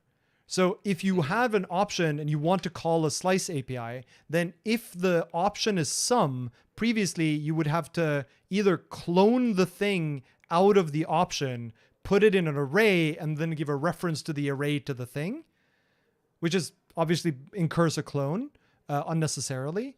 Or you would have to write some unsafe code to transmute the reference into a slice reference, which is probably what this does under the hood, right? Option as someone slice. must have asked for it. It is rare. Again, things look done unless somebody asked for it, and somebody wanted this, and so I'm really curious what their use case was. It's interesting too, because I'm looking at the implementation of the method now, and it's not as obvious as you would think. It uses slice from raw parts, but it has to be a little bit careful to specifically get the offset of the field inside of the option. I think it tries very hard to never create a reference to the field inside the option directly. But again, not sure why. It's just interesting. Yeah, well, it's also funnily it uses the byte add that also just got stabilized. Stabilized, yeah, I saw that. Not that it needs to be stable because it's in a library, but I mean it is funny that it's just right there. So clearly it's good for something. Yep. In the changelog, there are a couple of things I found. One of them is we now implement buff read for vecdec of U8. So buff read is the thing that gives you dot lines and dot read until. And it's the reason why often if you have something like a file or something, you wrap it in a buff reader, both often to improve performance, but also so that you get access to methods that work better if they have a buffer that they're reading into, so that you can read a bunch of stuff into the buffer and check whether certain properties hold in the buffer, and then return a subset of the buffer to the user. So lines being a good example, where if you do a read from a file, you might get multiple lines back, But the thing you want to yield from a call to sort of next line is just a subset of the stuff you got out of the kernel. And so that's where something like a buff reader comes in, and buff read is the trait for things that can behave in that way. So that includes things like line. And it used to be implemented for vec of U8, and now it's also implemented for vec-dec of U8. And I think this is just one of those completeness things. Vec-dec U8s are handy because you can access them from both sides. So it's a useful way where you can sort of push bytes to the end, or you can grab bytes from the beginning. But I don't know that they're super widely used for like representing reading and writing bytes from a network or a file or something, usually in a test kind of setting. Like I don't know that the ability to operate on the front of the thing matters that much there. But I guess finally someone actually came in and had a need for it, and so now it's in there. Oh, actually, so I was in the Reddit thread for this, and one of the top voted comments was actually someone happy about option as slice. It has a 200 upvotes, so clearly there's a great Illogic, who's one of the editors for This Week in Rust for a long time, has a long comment describing what they like about this. So do you want to? I'll put the link there in the chat, and then John, if you want to read it. Yeah, sure. I'll pull it up. Go ahead and see their reasoning.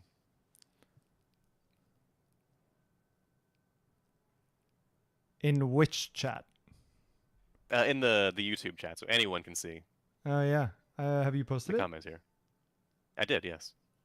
Are you in think live chat or only in top chat? I think I'm in live chat, but I don't see it. Okay, weird. I'll send to you via Discord then. Maybe I'm shadow banned from YouTube. Yeah, maybe. Here we go. Strange. Okay. It's because Reddit knows your shenanigans. No, YouTube knows your shenanigans. Oh yeah, here. I'm so happy about option as slice.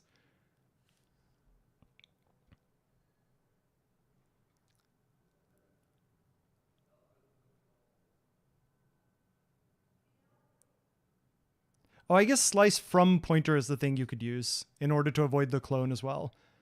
Although I think that is still unsafe. I see. So this is branch free as well.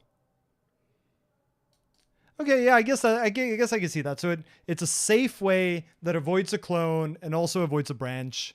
So it's just a sort of very low overhead implementation of this pattern.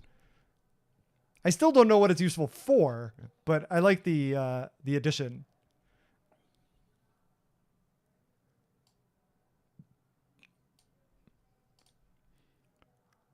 The other thing I had was, and this is sort of a minor little improvement, which is now if you run cargo new inside of a workspace, it will automatically add the new crate you created to the list of members in the workspace. That's nice. Will it also add the inherit workspace line to your cargo I don't tunnel? think so. No, but it will add the path to the members list. But Okay. I think that's all it adds. At least if I look at the diff here,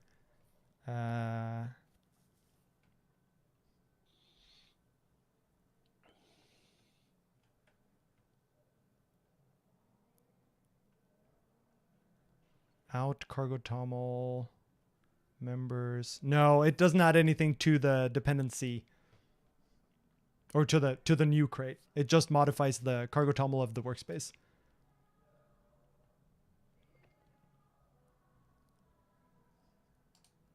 And then another one I saw, and this one is pretty cool. I think you might have opinions on this one, Ben, which is now when you match on a U size, or I think in general, it's like U size and I size, then now you no longer get an error if your ranges are exhaustive because you have a half open range in both directions, for example. Then Rust now knows that your matching is exhaustive. Very cool. So the example they give here is that if you have a match of a U size, and you have a single arm and it's 0 dot dot, then Rust will be happy with your code. But if you write, for example, match over usize, you write 0 dot dot usize max, it will complain that you didn't cover usize max. So it actually catches that version is not exhaustive. Very cool. I don't know how smart it is. Like if I did an arm that's like a 0, an arm that's until 4, and an arm that's 5 and onwards, would it then still catch that it's exhaustive?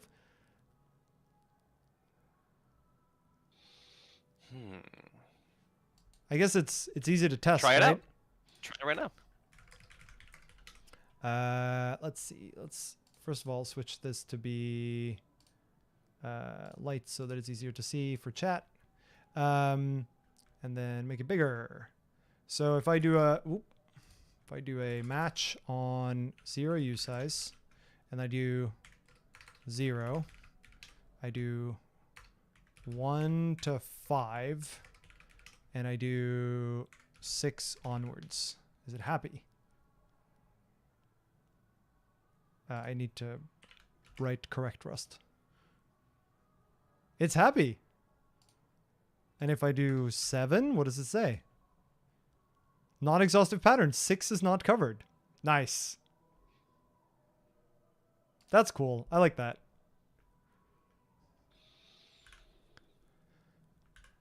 And then this last one I saw, which I'm surprised got buried, but it's really neat. So Rust will now automatically enable cross-crate inlining for small functions.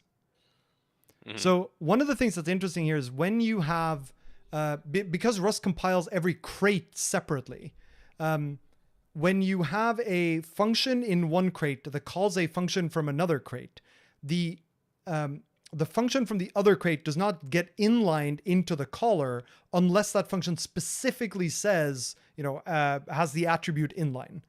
If it doesn't, then Rust will not inline it into the caller.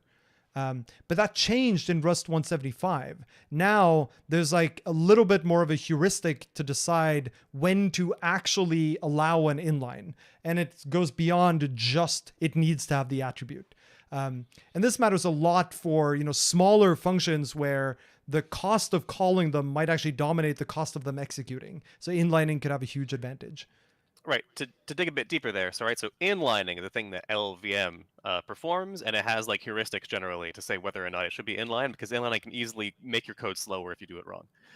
Right. And so Rust, whenever it tries to inline things, it doesn't necessarily have the code needed to inline thing, but sometimes it does though. And so in your case, to invalidate what you just said, right? If you have a generic function, it can inline those things. And sometimes just because in order to monomorphize a generic function, it already has to encode the code required for the body of the function, and then in an abstract way. And so that information already exists. And so normally the role of the inline attribute is to make that information exist like it was a generic function. And then also inline always if you want to force it to be inline, which is often a bad idea, and you shouldn't do that. And this case just says, hey, we don't need you to actually mark it as inline. We'll just automatically export the metadata if you have a small enough function. Which I'm curious to know what small means, but maybe it's kind of just is good enough. The PR is pretty vague about what small means. I think what it specifically says is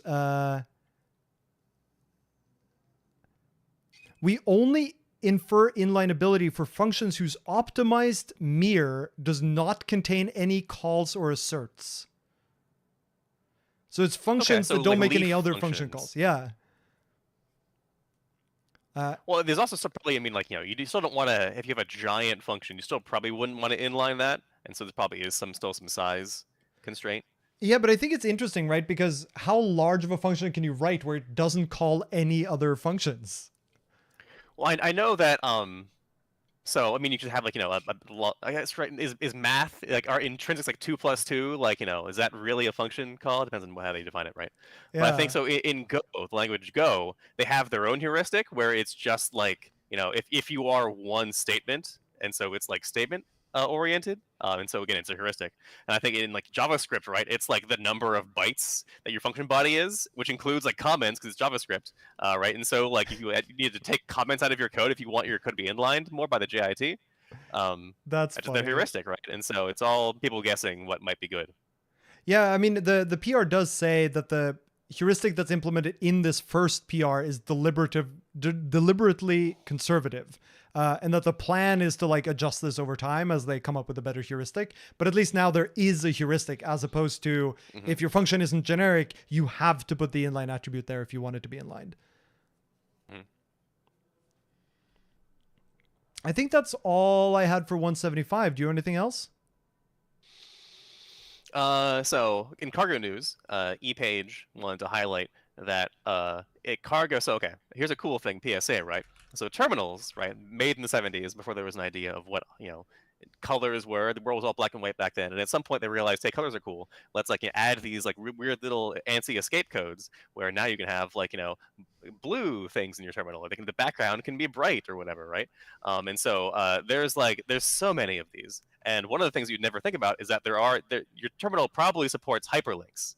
And so if you might need to like in your terminal, if you see a link, try like holding control and mousing over it and see if it highlights it and like click on it and see if it actually opens it in your browser. And so for terminals that support it, Cargo is now emitting the ANSI escape codes to hyperlink various things. And so example is if you run cargo build dash timings, it generates a graph of the timings to figure out where's my compile time being spent when I build this thing. And it makes it as an HTML file, which is locally loaded by your computer. And now in certain browsers or in certain terminals, right, you can open that like with hyperlink support and just click on it and open it immediately. And so it's kind of just a nice little quality of life thing. Yeah, that is really nice. I didn't even realize that you needed specific ANSI escape codes for this to work. I thought it was the terminal auto detection feature, like regex match on your output. Maybe some terminals do. I imagine you probably could in some terminals, but I think that yeah. Well, so in this case, right? Like, so the output of cargo build dash timings is not like a web address. There's no HTTPS. There's no protocol field. It looks like a path, right? And so it's just a path that ends in .html. Oh, so I see. Because it's a local path. Yeah. Yeah. Oh, that's really interesting. By the way, try out right now. Go to your favorite crate and do cargo build dash timings and check out the output. It's like a lovely little web app they've made here. Very, very simple and clean. Let's do dev minor. What do we have here? Let's do a tone. What am I doing? Cargo build dash timings. Build timings.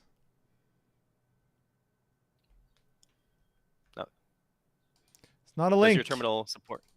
Not a link? My terminal does support links, but... What terminal you're using and what, you're using like Tmux or anything? This is Tmux in Alacrity. Yeah, they mentioned that Tmux does not currently support these, and so it's probably turned off. But apparently Zedge does, so... But I got my timing, though. Look at that. Look at that timing graph. This crate has no dependencies. Its codegen was 0.0 seconds. It might need to do a cargo clean first, because it might be saying, hey, like you have everything is totally cached. No, but literally this crate has no dependencies. Okay. But I can find you one that does. This one does.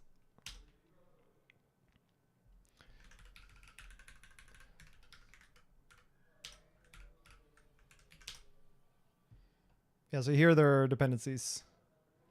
Scale more. More? It might change the graph down below. Oh yeah. But why is it so scrunched? Maybe you scaled it because of your scale. Try turning it back down. But if I scale it down, it's worse. It's more of a line. Oh, I see. I need to scale it more, but I can't scale it enough. Well, it's all HTML. Just hack the Control-Shift-C. That's right. And then hack the code. Nice. All right. In that case, how about we move on to 176? There were no point releases for 175. No point releases this time. So we should move on to a quick break. And we should also definitely check in on our PR. Right. Let's see the PR. The saga continues. Saga continues. Refresh just in case. Still only 3 hearts. Wow. This thread, I resolved it. Is people are happy to resolve it? Yes, seems so. That's good. So now it's just waiting on CI. Okay, is it all squashed and ready to merge when someone approves it? Yeah, I mean, there's only one commit. All right. I think there's hope. I Do you think want there's hope. to bring up the Ooh, it's got a ta-da now. Nice. Yeah, let me bring up Boars. Show off. I think people haven't looked at the build bot. Oh, what is it? Homu dot. No, it's boars.rustlang.org. Yeah.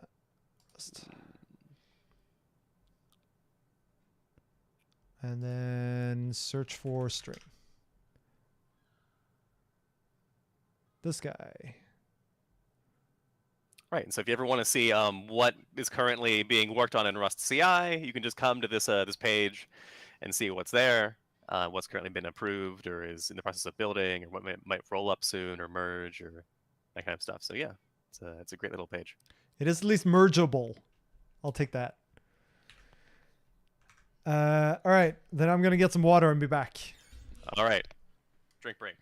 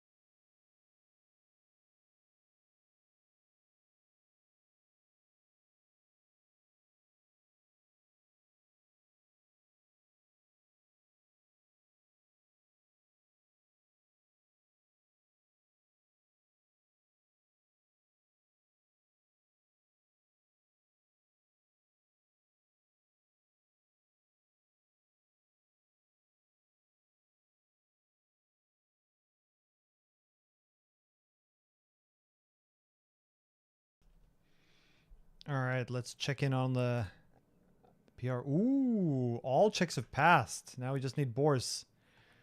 Now we just need Boars.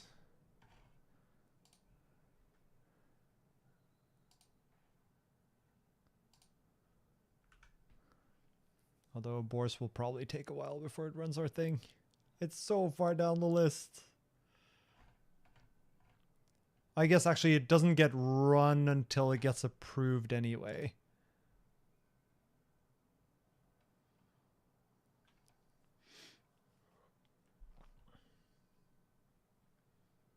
Starting to panic. Yeah, I know. It's not. I love that pause message. So good. Let's see here. Oh, we only have 3 more releases left.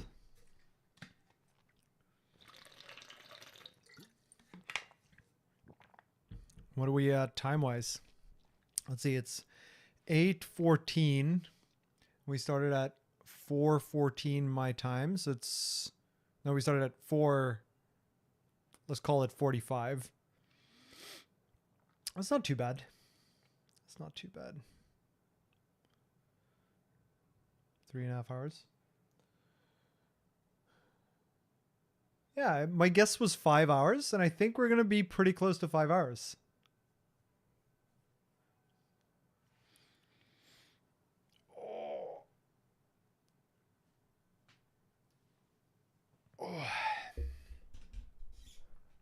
Still think maybe there's hope. Maybe it won't land because the Bourse queue is pretty long, but maybe it'll be R plus by the time the stream is done.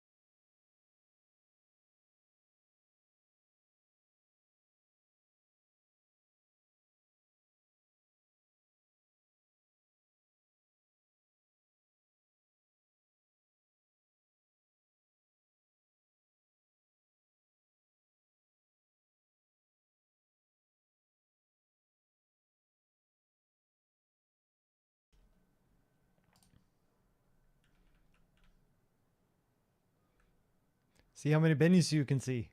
There's so many bends.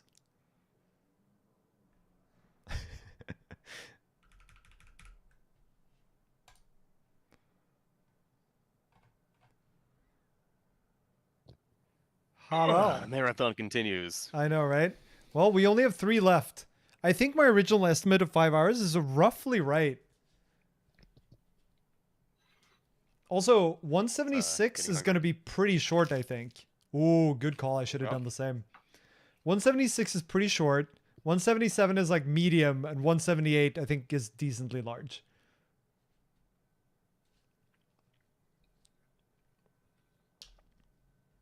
And also the CI on our MR has passed. It's all green. So now we just Oh, need it's all green. now we just need Great. I it mean, to be we approved also so it gets asked to the bloke run. make it a roll-up PR. So Yeah, so it might normally, land sooner. It's true. people who don't know the Rust terminology, Rust runs CI on every PR, but some PRs are like obviously not going to cause problems, and so you can say, hey, roll this up. In which case, a roll-up PR is let's take like 10 PRs, merge them all together, and then test them just once. And then, because we're pretty sure these aren't going to fail, just like just a matter of policy, we always test every PR that lands, but like these ones aren't going to cause a problem. And so just like together, test them once, and that is one of the most efficient ways of actually getting PRs through. Because on every testing every PR against every configuration of Rust on every platform actually takes a while. And so PRs are how things get done. And do you have the ability to tell Boris to do a roll up? No. Well, I was wondering whether I can tell Boris that this should be a roll up, because I can't R+ it. Probably not, but you can request the person who approved it to come through, just like ping them and say, hey, want to do a Yeah, roll but up? I don't Or really can want you- to I don't ping know. them. That makes me feel bad.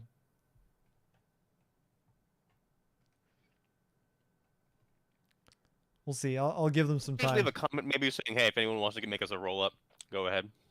Yeah.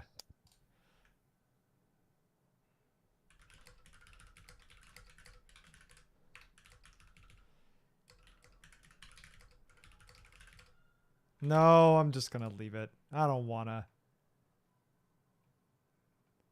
What's the current queue position? Our queue. Well, we're not approved, so we're not queued to run. So it'll be last. There's 6 things in the queue. But there is a roll up coming, right? So, well, we're not gonna be part of that roll up. But there's always a roll up coming.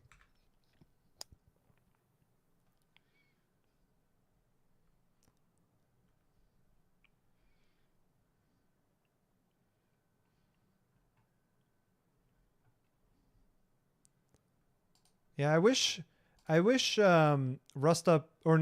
Boris had a way for the author to indicate that they think it should be a roll up in the future. But I don't think it does. Oh. Maybe it does. Maybe you could do it separately from R+. Let me try.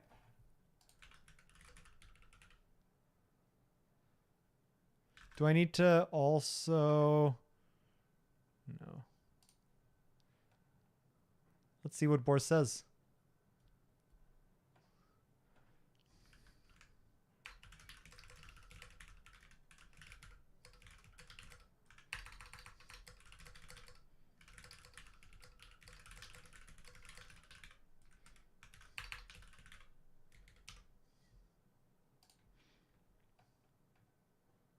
Wow.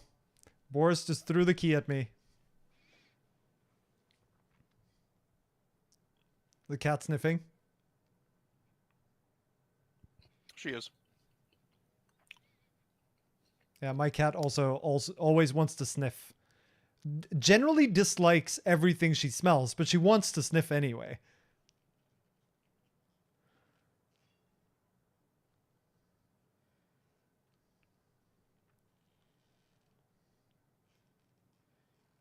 Sophie.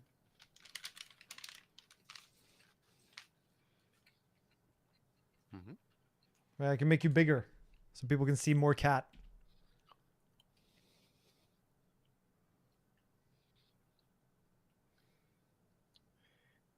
Retreat.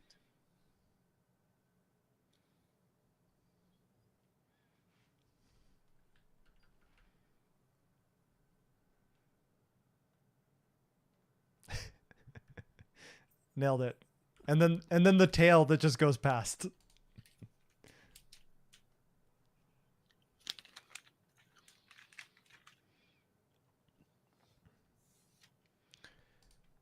All right, let's see. 176. I guess we got to do another intro. So what are we gonna do about the fact that we have three? We're gonna try and fit all three No, I into think this we should do this last one two. I think we should do two, and then we should do 178 on its own. Because by itself. Is obviously, it a this big was one? all planned for us to get to a cadence of one episode per episode, one release per episode. Okay. Oh yeah. Okay. Sure. This was all planned, Ben. Remember? Oh my, your plans, your machinations are. uh, all right. Let's see.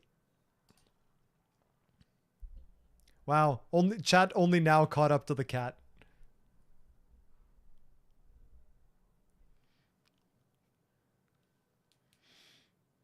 Okay. Here we go. All right, Ben, welcome to 2024. John, I don't know about you, but for me, time is slipping. It's an illusion. I know. It feels like we were just in 2023 for a number of reasons. And yet 2024 feels oddly familiar. It's almost like we were on a thread that was slept for a few weeks. That's right. That's right. 176 is actually a pretty small release, and the release notes acknowledge this. So they say this release is relatively minor, but as always, even incremental improvements lead to a greater whole. I like that a Didn't lot. this come out like the previous one came out like December 28th, and so this one was like during the holidays. Yep, pretty Developed, much. and so Yeah, it's like, you know what, like, you know, this is like, you know, this like began being developed at like, you know, Christmas, and yep. then like had like, you know, 2 weeks of just being holidays, and so it's like, you know what, maybe it's totally fine people to take their holidays and have a smaller release once in a while.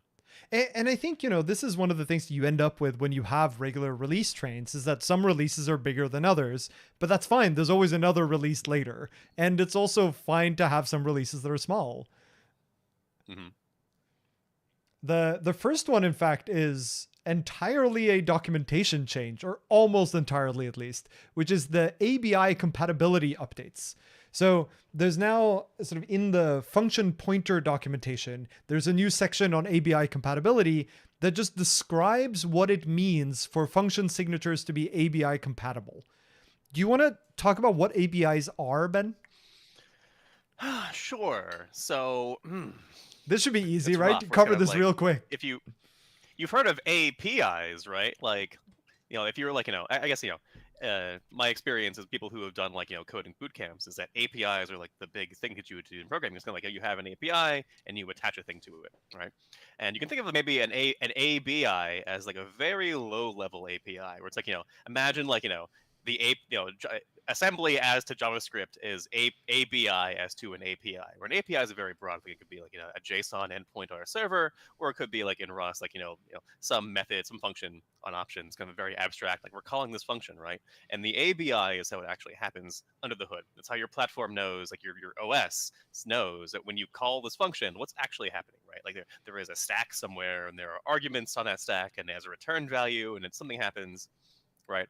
And so I need to actually read what's compatible in here, what they are now specifying. But the idea here is that generally the ABI is how your system knows how to call a function. And there are some other things in there too. There's like, you know, it might know how, like, you know, data is laid out in memory in some cases, but mostly for the purposes of calling a function, right? And so these differs from platform to platform, and like even for C and C++, they aren't like there's no actual de jure standards, only de facto standards that like some compilers have implemented. And if you are a compiler, you do need to know how to actually do this, or, you know, invent your own way of doing it. And I believe, you know, Clang and GCC agree on what to do for C and C++. But other than that, there's no like stable ABI. So if you're like compiling, you know, C on like your own random compiler for like a totally random platform, it's not like a stable thing.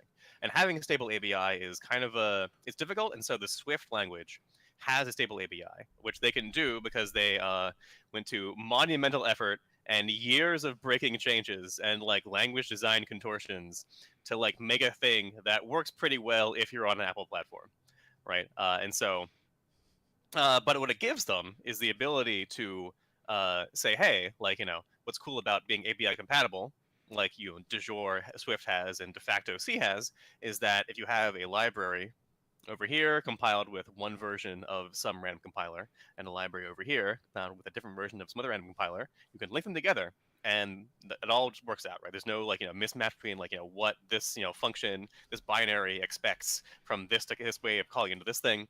And so Rust does not have that, notably. The default API, the ABI for a Rust function that you export from a library, it can change between compiler versions. And like if there was like more than one Rust compiler in use, it could change between compilers too, right? And so the idea here is that normally in Rust, if you want to do this thing where you have like one version of Rust C has compiled this, one version of Rust C has compiled this, and link them together, you need to use the C API, the C ABI that is, and say, hey, like we're going to export, we're going to pretend that we're C, and because C is de facto stable and everyone agrees on this one platform, this one compiler, what a C thing should look like at the binary level, then we can just doesn't matter that you have two versions of Rust C, they're both they're using the stable C ABI.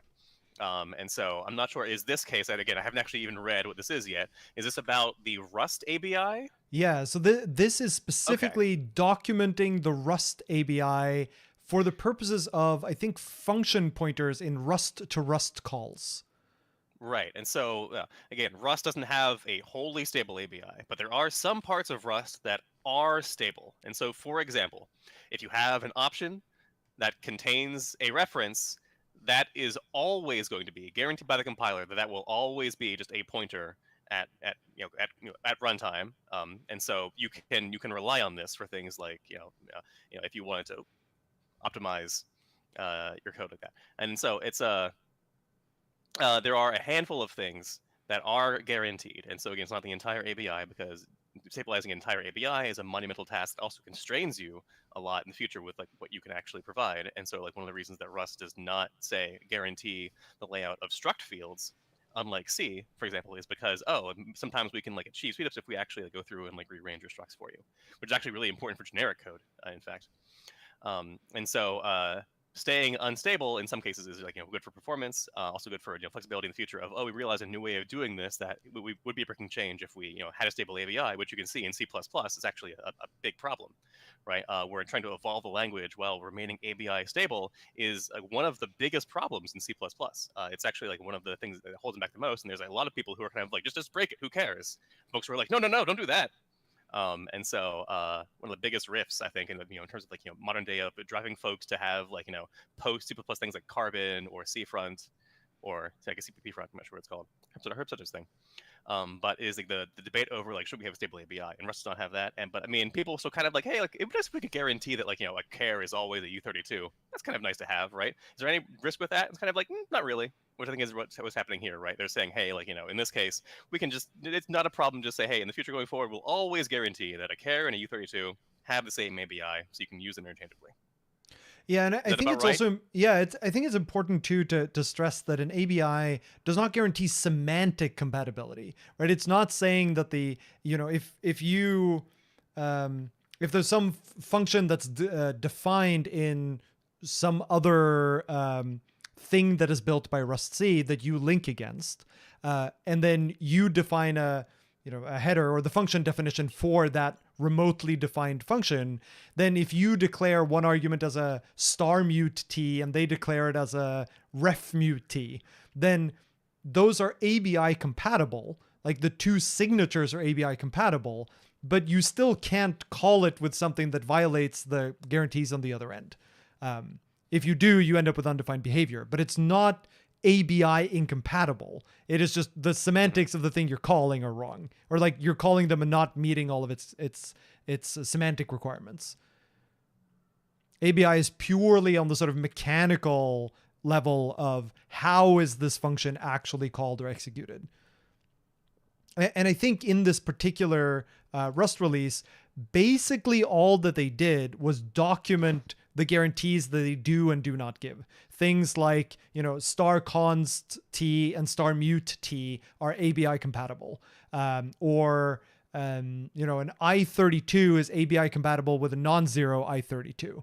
And similarly, things that are not guaranteed, like I32 and F32 are not compatible with each other. Even though there's the same number of bytes, they're not ABI compatible. I think the only thing that they changed is what Ben was alluding to as well, is that char and U32 are now guaranteed to be ABI compatible. You say char? Char, I say care. Care. Oh, it's too hard. Mm-hmm. Character. Is that not how you pronounce it? Character? Character. A character, yeah. I think that's how it's definitely pronounced.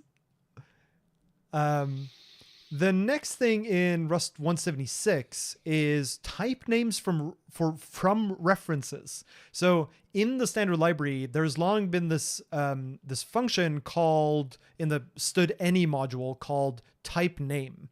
It's a generic function that takes no arguments. You call the function with a generic type parameter, and it will return to you a string representation of that type. So the idea is that this is handy for like debug purposes. If you just want to print out what a given type is, you can't really guarantee on this being like unique for different types necessarily. It is just a debugging tool. I think since Rust 138. But the problem with type name that's generic over T and takes no arguments is that you can't always name the type that you want to print. Sometimes, like if you're in like a macro or in some kind of generic code, you don't have a handle to that type. You can't put it in there in the generic type parameters. And so in Rust 176, they added a function called type name of val, which takes a reference to any T and then it prints out the type name of that T. So if you have an instance of a type, you can now also print the name of that type. So this is sort of an extension to the debugging tool for the cases where you can't name that generic type in the first place. Think of things like a closure, for instance, that you couldn't name and pass to the type name function that just takes a generic type parameter. Iterators being another example that commonly come up, like especially iterators that either use impl trait, like impl iterator, or that have like closures inside of them, so you can't really name them. And when I said that this was a short release, I wasn't kidding. Like those are the two mainline things in 176 that sort of made it into the release notes. And then we have a couple of stabilized APIs that we can talk about, but that's sort of the end of the major things they wanted to get across. Do any of the stabilized APIs stick out to you particularly here, Ben? Let me go through real quick. I think one that struck me actually. Oh, go ahead. Mm-hmm. I was going to say, like, if you don't know what the inspect function is, it's a cool little kind of like, debugging sort of thing where like normally you wouldn't like use this for like, normal code, but, and so it's what's stabilized in this release is result inspect and option inspect. And so normally the inspect is the thing that you would do if you had like an iterator and you had like a chain of things, you're like mapping, folding, doing a bunch of things, and you just want to know like, hey, somewhere in this chain, what's actually the value of every given thing? And so you can do an inspect, right? And then it'll just give you a thing. It'll be like, pass a closure to inspect, and then it'll give you the value of whatever it is currently at that point in the pipeline, and then you can have it, do like a print line or a debug, a DBG, right? And just like have it, see what it is. And that's kind of like all you want to do with it, right? And just a way of debugging your pipelines or your iterator chains, saying, hey, like, right now, what is the value of this? And so it's a little thing you should know about. And they, result and option are iterators technically, and so you can inspect those too. And I think the other thing that's neat about this, right, is that the alternative is really painful. So if you have you're doing a bunch of map and folds and stuff, or even if it's not iterators, you're doing a bunch of map and thens and map errors. If you actually wanted to print out what it is partway through something, then the way you would have to do it before is like break up your chain of function calls and like do like if let sum equals and then print the thing, or just print the whole thing and then continue your chain. Whereas with inspect, you can just sort of inject the dot inspect along the sort of chained function calls, and the inspect just gets a reference to the current value, does not return anything, and does not change the thing that's inside the result or the option. It's just like as Ben says, sort of inject the debug point into your code. That's really handy. Right, and it'll also it only runs the closure that you pass it for inspect if in the result case if it's an okay, and in the option case if it's a sum, right? And so it's already unwrapped for you. You're not going to get like debug of a sum 42 or a none. It's going to be like 42 or no error in there too. So yeah, in there a is way, an inspect error if you wanted that. Yeah, so someone pointed out in chat too that one of the things you could do, right, and before we got inspect, is you could dot map dbg of the input value. So dbg takes a value and debug prints it and then returns it. So it is semantically the same. The nice thing with inspect is that you don't have to also deal with returning it. So if you wanted to do something else, you wanted to like print line it, but in hex or something, that you could do that pretty easily. Whereas with the map case, you have to have something that actually returns the value to continue the chain. Right, and so the closure that you pass to inspect, it has no return value, and it gives you a thing by immutable reference, and so it's kind of hard to mutate. And so you're not going to be using this for any kind of actual work. It's just for side effects. Another thing that got stabilized is the unwrap or clone function for arc and RC. And this one is, also just mostly a convenience thing. Like there's nothing you couldn't do here with stable code before. But the idea is that if you have an arc and you want to get an owned version of the things that's inside the arc. So let's say you had an arc of a bool is a bad example because it's copy, but you have an arc of a file. Then imagine you wanted a clone of the underlying file. File is bad too because you can't clone a file. A string. All right, yeah, you're right. Arc is string. Fine. Okay, you have an arc of a string, and you want to get an owned version of the underlying string. So you could just call .clone, and then you would get a reference to the string behind the arc. You would be cloning it, so you allocate a new string, you copy over all the bytes, and now you have an own string.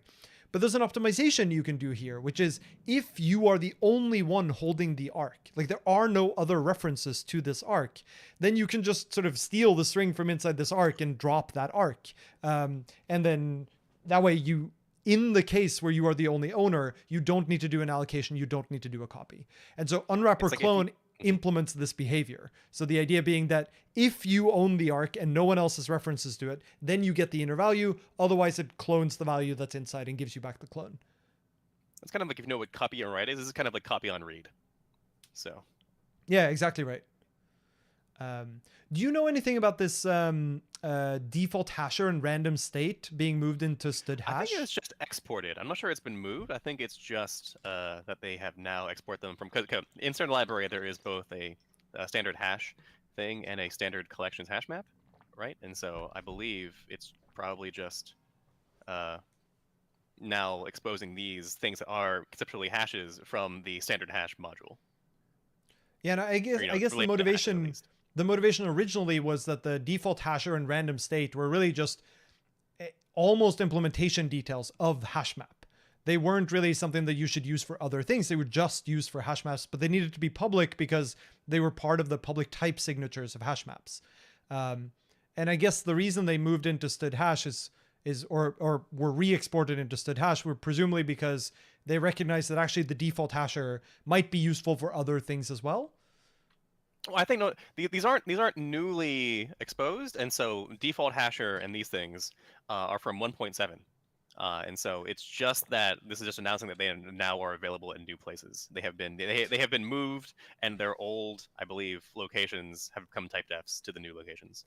I guess what I'm getting at is I'm wondering why they were moved. Like presumably that's an acknowledgement that these types are useful beyond just hash map collections. Okay.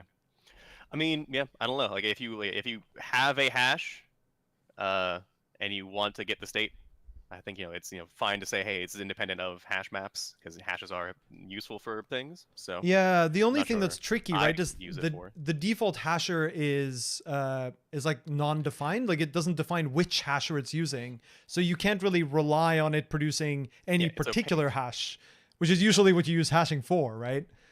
Mm-hmm. But it's the hasher used by random state, which is again, that's true. A thing that is, specific to a thing. And I mean, there is that hilarious hack where if you're like, oh, I don't want to pull in a dependency for RNG, I just want to have a random value. Well, random state for hashes is random and per thread. So.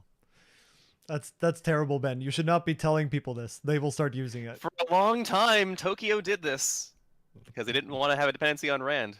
So I don't know if they still do it, but they did for a long time. That's funny.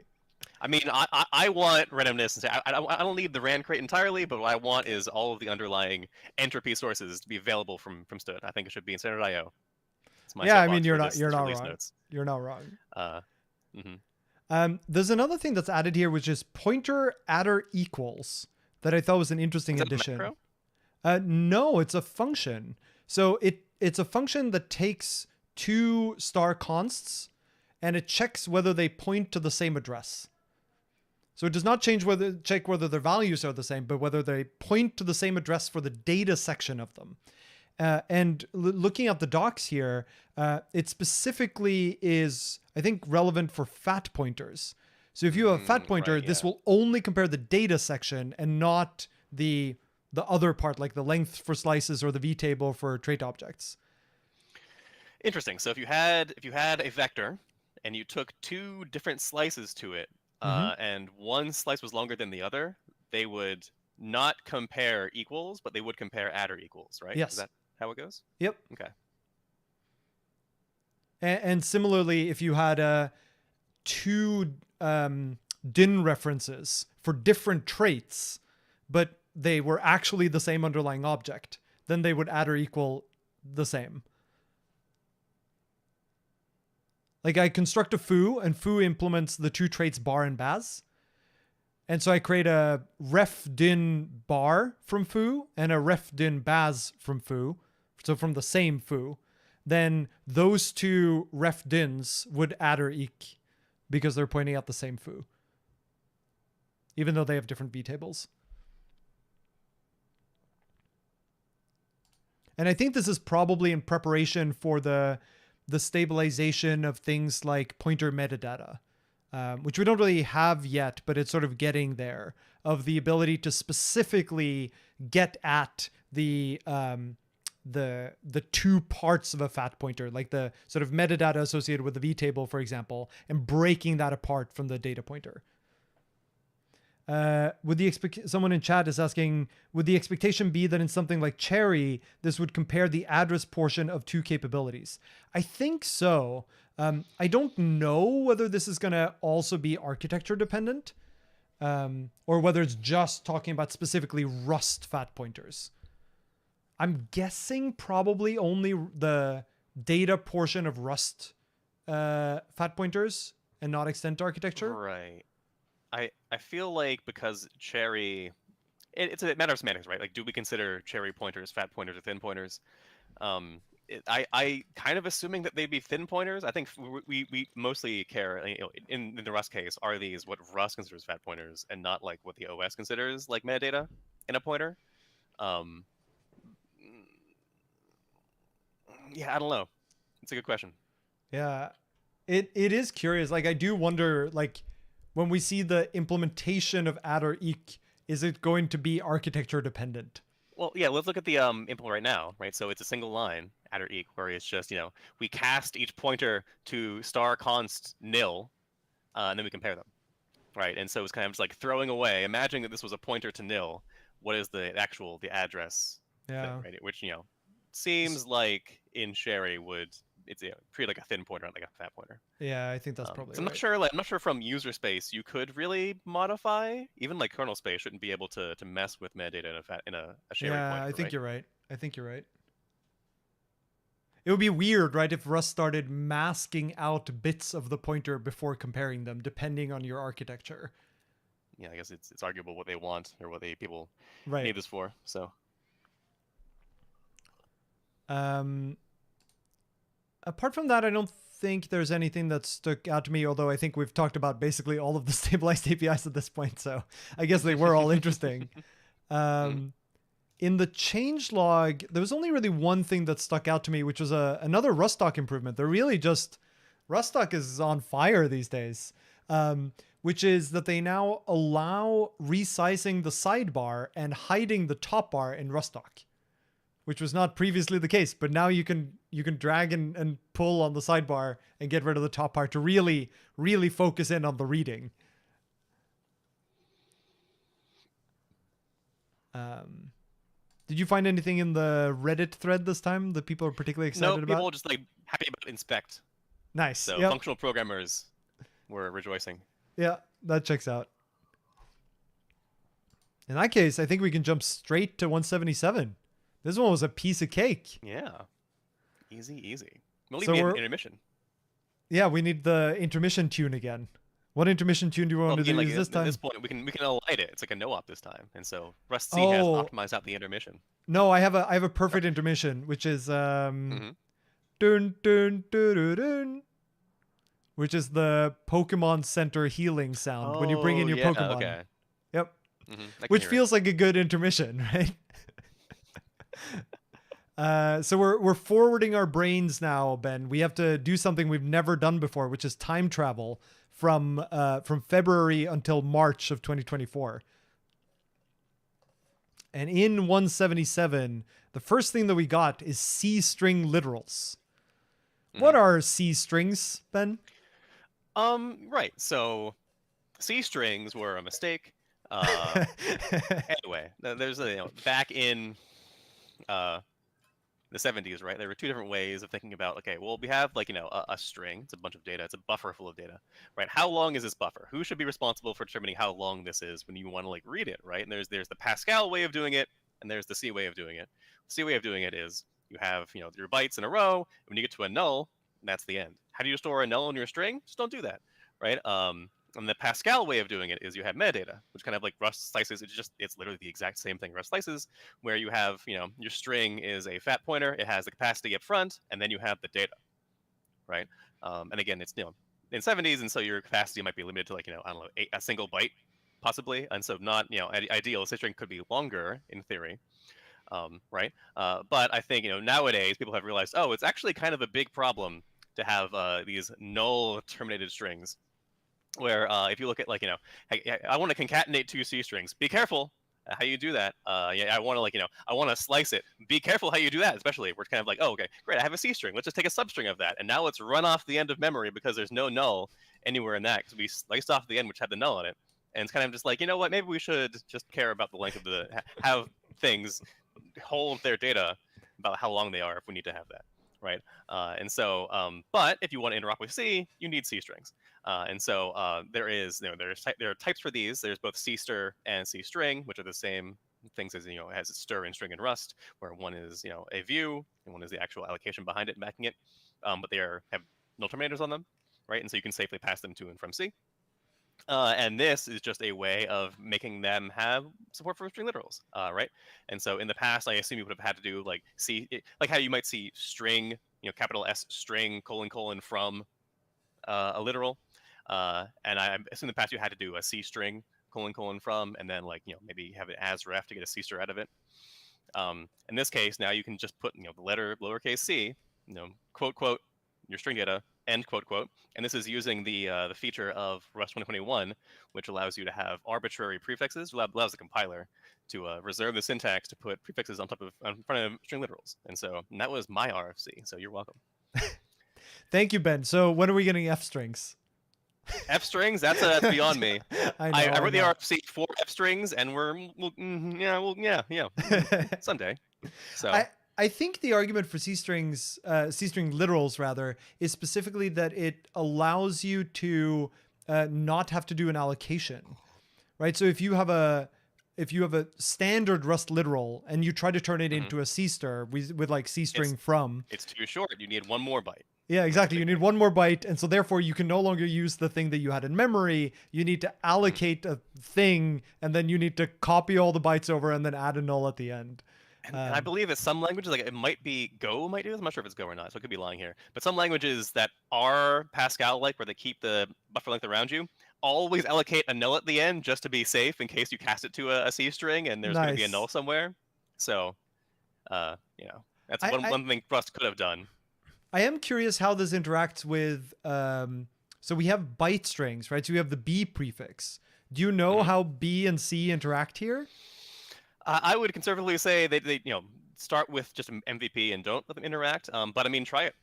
Pull up your playground. I'm guessing that they don't, right? Because a C string it already returns a C stir, and a B string just makes it return a U8. Returns, yeah, the U8 slice. So if I do But here, maybe it returns a null terminated U8 slice, which I mean is a thing that you might want from C. So let's see. What if I wouldn't do... even say, I would do like, let :nil equals BC and see Well, what it spits out at you.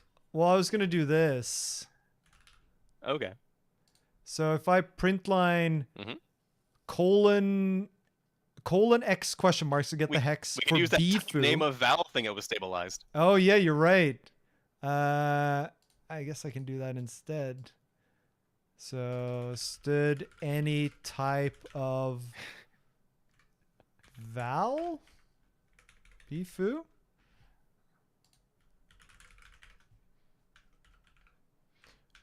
This is too many characters to type. Run. Oh. Type of... What? Of val. It's type name of val. Type name of val. That's a U83. Okay, so a B foo gives you a U83. That's fine. A C foo gives you a core FFI C string C stir. A BC foo does not compile. Prefix BC is unknown. Can we do raw? Can we do RC foo? Oh, RC foo. RC is also unknown. What about CR? CR works. Oh, there we go. So it's C. Is it CR? Okay, so there you go. R meaning that you don't get any escaping in there, and double quotes don't have to be escaped. I assume BR is the same way, where you can't do RB, you must do BR. Yeah, probably. BR works. RB does not. That makes sense, right? Because I think the R needs to be next to the delimiter that you want to use. The hash maps, the octothorpes. Sorry. Yeah. Interesting. Okay. The next thing that we got in 177 is support for recursion in asynchronous functions. And here, I think this is one of those things that has been an open issue for a while. So this didn't really have anything to do with the sort of async FN in traits or anything. This is purely about asynchronous functions recursing. Do you know why this didn't work or why this was difficult? So async functions is compiled to state machines, right? So I see no reason why a state machine couldn't loop over itself. It says they could not call themselves. It's possible that it was a name resolution. Well, they certainly need to be sized, right? So if you have an async FN foo that calls itself, then how much space do you allocate in the state machine for the future that foo returns when you call it recursively? So the state machine is calling. Yeah, so you do need some kind of indirection here, which this also points to. Like, you need to, like, box pin your call to self. See. It requires indirection. So it requires indirection. I guess what I'm wondering is why it was hard before. Like, if you did do the indirection, why was that not sufficient? And it might be because it, like, didn't recognize that the box pin, for example, was sufficient to make it sized. I'm not sure. Oh, we have Nils in chat. This is helpful. So Nils says the problem was that the coroutine. I'll prefix this with the same prefix he used, which is if I recall correctly. The problem was that the coroutine witness type used for auto traits, etc., contained the stuff in itself, causing it to be recursive, causing an infinite type that doesn't work. Oh, I see. So it's not about what you put in the state machine. It is the type that expresses the type of the state machine. That type ended up having a recursive type in its name. And so it got confused. So even though the state machine would actually be sized, the type signature, if you will, or the type of the state machine would infinitely recurse. And I guess that has now been fixed. And presumably the fix is to add a similar kind of indirection to the state machine type as well, or the witness type as it's called. Nice. Yeah, I mean, this seems like an obvious win, right? And you could not have recursive async functions, and now you can have asynchronous functions that recurse. That seems pretty great. Great. And then Neil Streeb, while you're here, if you want to roll up our PR so we can get it merged before the stream ends. Aha! It has been R plus rollup. Oh, great. The saga continues. This is great. Meow once or twice for them. Meow. Meow. Sophie, we even have a real cat. See, the problem is if I meow, then Sophie might come and attack Ben's you're headphones. not convincing, don't worry. Oh, damn it. Excellent. Okay, our PR is on its way to be rolled up and merged. This is pretty exciting. Let's check the Homu queue. All right, let's go look. All right, Homu, what do we got? Yeah, it's here. It's down here. We have a bunch. There are a bunch of roll up always.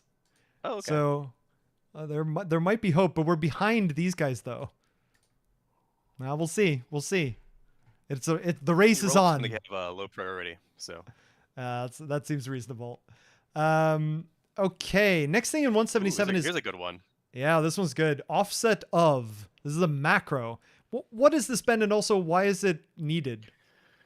Right, and so it's one of those things that, like, if you're a C programmer, you think about all the time. In Rust, generally not so much. Okay, let's imagine you have a struct. Okay, right? I'm imagining it. You're imagining in your mind palace you've got a struct. I have a struct. Okay, and it has two fields. You have, like, a U8, and they're both U8s. Say, right, X and Y, they're both U8s for point struct. Classic, right? Okay, and so you take, the address of that struct. Because of the way that things are lit up memory, the address of the struct is also the address of the first element in that struct. Okay? And like, what's the address of the second element in the struct? Well, I mean, you could just, like, get the field and take the address, but if you want to, like, know for, like, more arcane reasons, like you're doing something, some, other lower level stuff, right? The offset of macro is a way of getting the offset of any field in a struct if you already know the pointer to the struct. Or I guess it probably even requires it. Is it the type name or is it a value? The type name. It's type? Okay, yeah, so it's, And the idea is, talked about this before, is that in Rust, the ABI discussion, Rust ABI isn't stable. It's allowed to change over time. And in fact, like, if you have a generic type, then every instantiation of that type might have a different field order. That's allowed. I'm not sure if it actually does that, but it is allowed.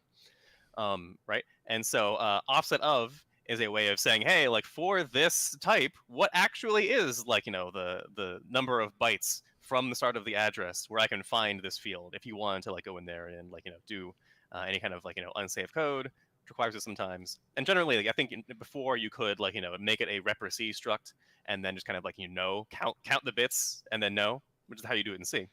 All right. I guess in C they have actually there is offset of in C. I don't write that much C. I don't do that kind of offset of level stuff, but it exists certainly. I'm not sure if it's in C or C++ that it exists. So I think it's in C. Okay. So then the obvious follow-up question, Ben, is why is this not take a reference to the field, take a reference to the start of the struct, and just subtract the two? I mean, for the same reason that it exists in C, right? Yeah, and I think So the leading part of the question here is because of packed fields or packed structs. So references in Rust have to be aligned. They are not allowed to be unaligned accesses. Oh, there you go. If you have a struct that has the little repr packed on it, then Rust is forced to put all the fields next to each other with no padding in between. This could mean that if you have a U64 field, then it's supposed to be aligned as a U64. So it's supposed to be aligned on an 8-byte boundary. So an 8-byte aligned address. But in a packed struct, it might be at a 4-byte alignment or something. Rust does not allow references to such fields. And in fact, it used to be that Rust would allow you taking those references. That's now disallowed because it's just wrong. It violates a validity invariant of Rust references. This gets complicated because people don't generally know that this is the case. So if you were to implement offset of yourself and you tried to take a reference of the field and then subtract, turn it into a pointer and subtract that reference or subtract the pointer to the start of the struct, then you've actually gone into undefined behavior because you took a reference to a packed field.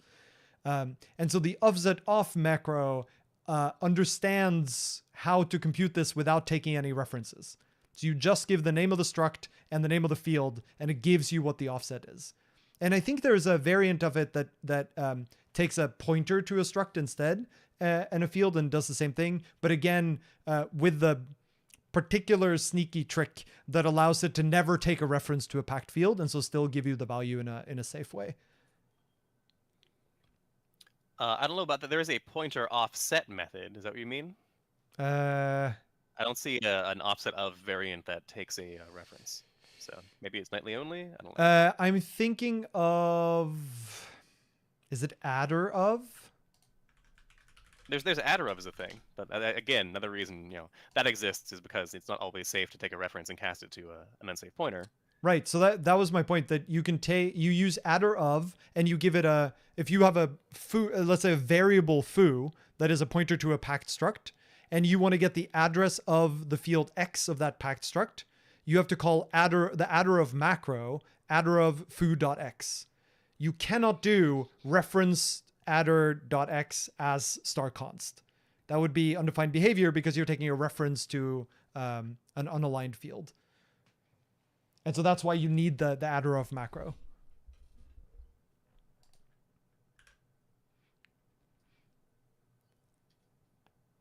And then moving on from dark incantations of alignment of pointers, the next thing we have is a cargo change, which is to enable strip in release profiles by default.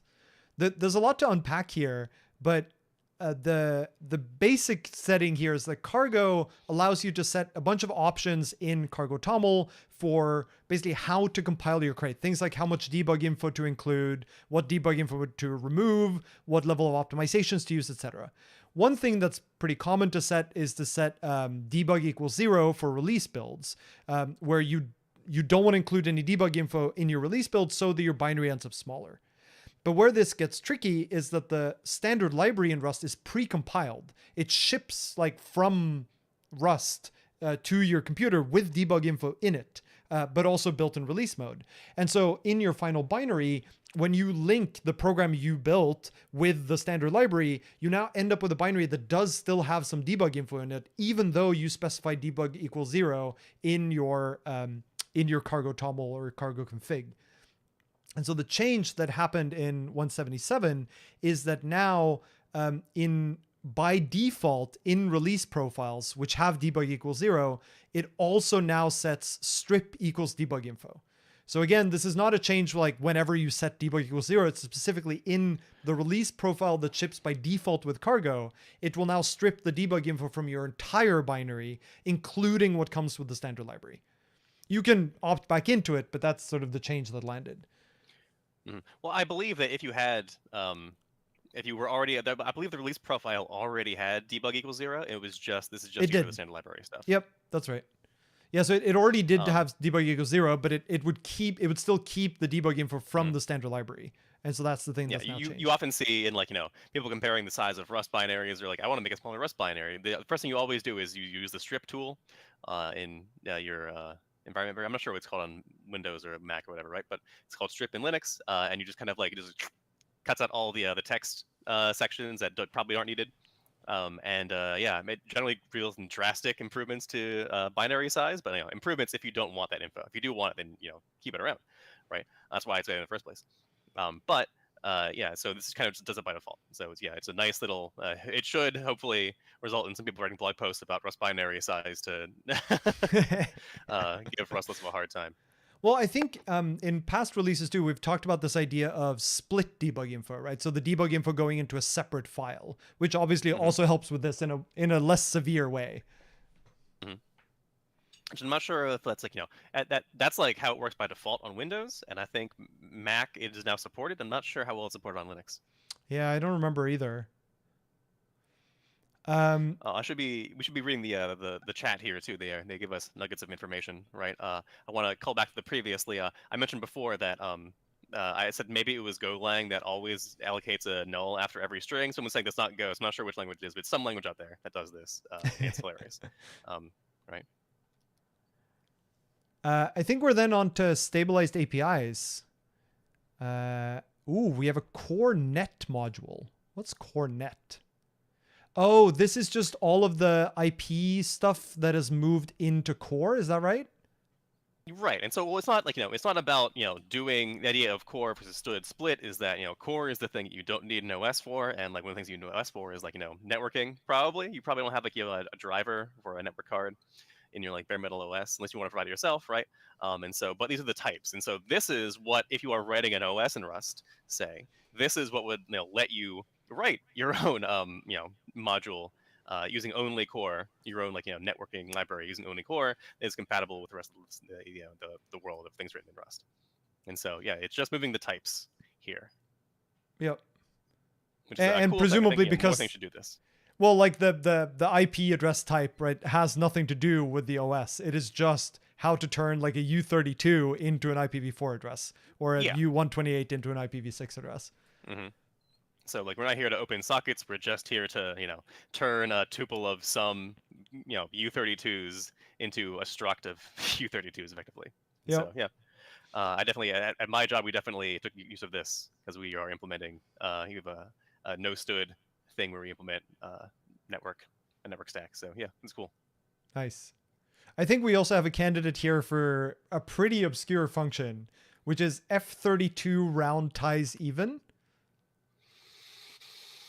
So this is, if you have an F32, you call this function in order to round numbers such that a number that is exactly halfway between one integer and the next gets rounded to the even of those two integers.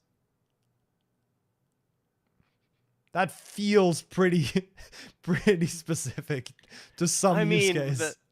The idea of rounding in floating point is like difficult in the first place. There's all kinds of like quote unquote wrong ways to do it if you have like care about like statistics. It's like, well, if you always round down, then like your negative numbers are going to be a little bit lower on average than your positive numbers. If you always round towards zero, then okay, well depending on like the vagaries of how floating is represent, it might have like something. And so I think this, I don't know the exact reason behind what this specific way of rounding provides, but I think some people really want this. So yeah, I'm sure like there was probably like a demand for this. I just can't think of the use case, but I'm sure there is one. We've also got another cool function that was added here, which is clear poison was added to mutex and RW lock. And the notion of a poisoned lock is something the Rust has where if a thread panics while it's holding a mutex or a reader writer lock, then the mutex gets poisoned. And if you try to take a poisoned mutex, then you also panic. The idea here being that if a thread panics while holding the lock, who knows what state the data inside of that mutex now is in? Like the thread might have, let's say you have a mutex over some struct that has two fields, and the thread updates one of the fields, and then is supposed to update the other field to be consistent with the first, but it panicked in between. Then now, it releases the mutex, but because it panicked, the mutex is in an inconsistent state. And so the idea of poison is to make sure that sort of idea of the mutex now being tainted moves on to other threads, and that if they try to access it, they also panic instead of doing something wrong. The thinking behind clear poison for this is if you have something that detects that a mutex has been poisoned and then realizes that it has some way to recover from that mistake, it can like put the state in the mutex back together into consistent state, it can then call clear poison on the mutex to indicate that you no longer need to have threads panic when they take this lock anymore because I've fixed the state. Which previously I think was just not possible. Or maybe you could replace the mutex with a new mutex, but that's not always an option. So this seems like a nice sort of ability to do something we couldn't do before. We've also gotten a helper for file. So on file, you have the create method and you have the open method. So open is open a file that already exists, and create is make a file at this path. But create has this weird property where it's sort of a create or overwrite. Like if a file already exists here, then create a new empty file there and sort of truncate the old file. And if no file exists, then make a new one. But what this new method create new does is it will only create the file if it does not already exist. So it will never truncate an existing file, sort of accidentally, if you will. It was possible to do this before. So there's a type in the standard library called open options. I think that's the name of it. Yeah, so if you call file : options, you get back this type called open options that allows you to configure how a file should be opened. Things like, should we error if it already exists? Should we truncate a file if it already exists? Should we, well, a bunch of different properties you can set for the file open. And so you were able to do this, but it required this like really long chain of builder methods on open options to get it. And so now you just have a simple helper method to say, I just want this file to be created and I want it to be an error if that would overwrite something. I think also the important thing here is that it might not be possible to actually do this right now, where the intent of this method, I believe, is to prevent the case where you checked if the file exists and then the file suddenly exists and then you open it. Right? So that is still possible with file options. So with file options, yeah. So with create new is designed to prevent that, and so it's atomic. No, that's not what I mean. So with file options, you can achieve the same outcome. Oh, can you? So yeah, okay. so with file options, the file doesn't exist, and it'll like stop it if you get a negative result. It'll stop it from existing. So file options is more like you configure the single call to the kernel that's going to do open. So it's not a sequence of things that you do. File options is more like a builder for the one call to open that you will do. So you can do file : options. You get back in open options. And then you call .read true, .write true, .create true, .truncate false, and then .open. And then that final call to open is like a build, and that is the one atomic point where something happens or doesn't happen. And then there's a bunch of chunking methods on slices that I don't think are too interesting to talk about. They're useful if you need them, but I don't think it's worth diving too deep into. So I think we're down to the changelog then. While you're looking at the changelog, I want to kind of go through the here on Reddit before we're talking about what is offset of good from. Someone here is saying, their use case for offset of is they need to make sure that the structs that they define match up with some spec in something they're using, and so they have assert offset of. Is like that they guarantee that the offset that they expect is what they think, and then you can because asserts are now usable in context these days. These could be compile time asserts. Oh, that's really cool. And so yeah.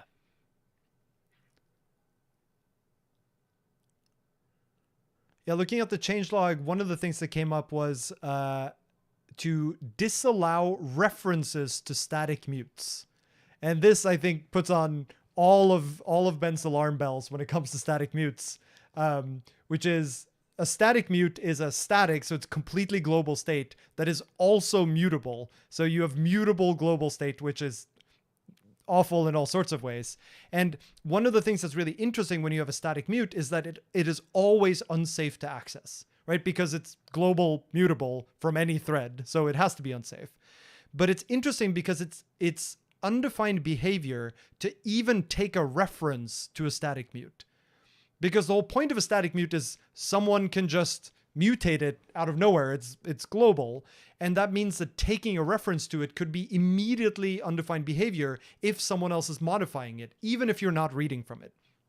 And so I don't know whether this landed as a thing that will happen only in the next edition or whether it actually landed in 177 like the changelog seems to indicate. Warning that landed. Yeah, so it might just be the warning. Doing this? Yeah, you should never be doing this. I mean, okay, if you are a binary crate and you can guarantee that you never use threading, so the invariant, so it's unsafe. The invariant you need to uphold for unsafe static mute, whenever you access them, is that there must only ever be one thread in this process, right? And so the only person who can possibly uphold this is the binary. If you ever read a library with static mute, don't do that. Yep. Especially if it's a mute that's also no mangle. Yeah. Then you're just setting yourself up for failure. But so I thought it was just an interesting observation that even creating a reference to a static mute is very often just like instant undefined behavior. And so that is at least now linted against, if not outright denied, or at least it will probably be denied in an upcoming edition. And to be clear, right, the idea is that if you need static mute and you need to like actually whenever you need it for, I need this, right? There are alternatives that aren't static mute, right? You can use there are like patterns, right, where you can have a version of unsafe cell that is just like sync, right? But that way can be static, right? And then you just put that in a normal static. You don't have a static mute. You have like a static, and then you can like do the usual unsafe cell thing to better uphold the invariance and take references to it. Because that's safe. That's guaranteed to be safe. And I think there's even a nightly only type, at least for now, called sync unsafe cell that is specifically for this kind of purpose. Yeah, if you look back on the deprecate static mute issue in Rust, which I might have been the one to file like 10 years ago. The answer is, hey, people are kind of like, hey, well, I need this though. What can I do instead? And people are kind of talking about, hey, this idea, this thing called sync unsafe cell. We could just use this, and we should have been shipping it years and years ago. But those things that nobody ever gets around to. So I think for a long time people were waiting for for a long time we couldn't static constructors and statics were anemic, and so we couldn't do but for a long time we couldn't do foo : new. Because there weren't const fns back then, and so it was kind of like, well, until we have const fns, there's no point in trying to pursue this. And so it's like there's a whole chain of dependencies until it becomes actually realistic. This next one I thought was interesting because I think it's the first time I've seen an example of undeprecating a lint. So there's a lint called unstable features, which is specifically intended to indicate that you should not be using unstable features in your code because they are unstable. They only work on nightly. And this lint was being deprecated because, well, I think it was just implemented in the compiler that you can't call unstable features when you're not on nightly. It wasn't really a lint. But now they've decided to bring it back as a lint because there are some of the crates in Rust C that they want to compile on stable because they're used by Rust Analyzer, which has a no nightly policy. And they want to deny it then? So they want to deny unstable features in this crate, but they need it to be a lint because Rust C Bootstrap is set to 1 for the Rust build. So it's very easy to accidentally use unstable features in those crates. And if you did, it wouldn't be caught by Rust CI, but it would end up negatively impacting Rust Analyzer. Okay. And so they want to bring this lint back and then deny it in those crates.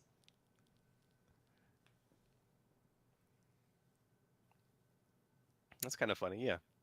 I can see it. I mean, yeah, compilers that Bootstrap are weird and a pain in the butt in many ways. Yep. So.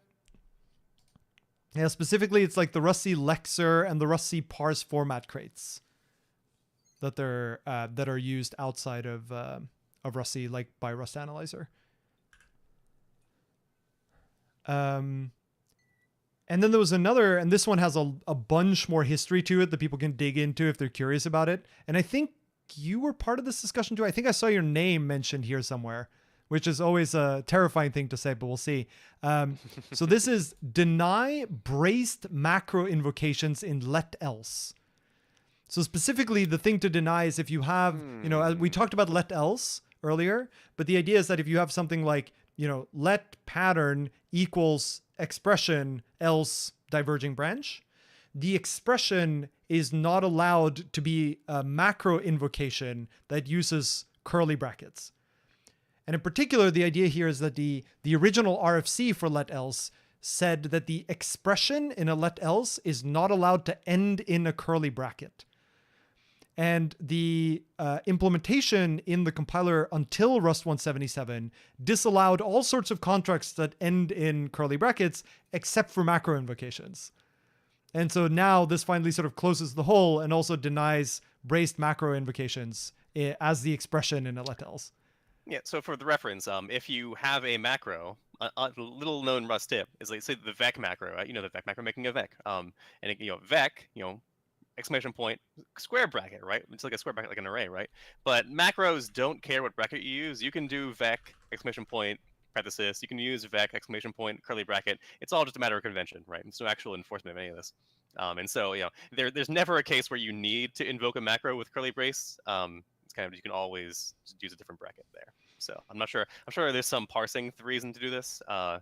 The Rust kind of in some ways does bend over backwards to make to do things with brackets. And so, for example, I think there's some weirdness in the Rust grammar with regard to if and struct literals, where like maybe you can't use them together in certain ways unless you do a certain thing, like put parentheses around it. Maybe that's been lifted years ago. I don't even know. But back in the day, like 1.0, it was kind of like, oh crap, our like grammar's ambiguous with regard to if and then some struct literal happens. It's kind of like we just gotta get rid of this. Just to require parentheses around it. And so there's been it turns out keyboards just need more bracket types, right? Only 3 is not enough. Even angle brackets not even enough. We need more than that.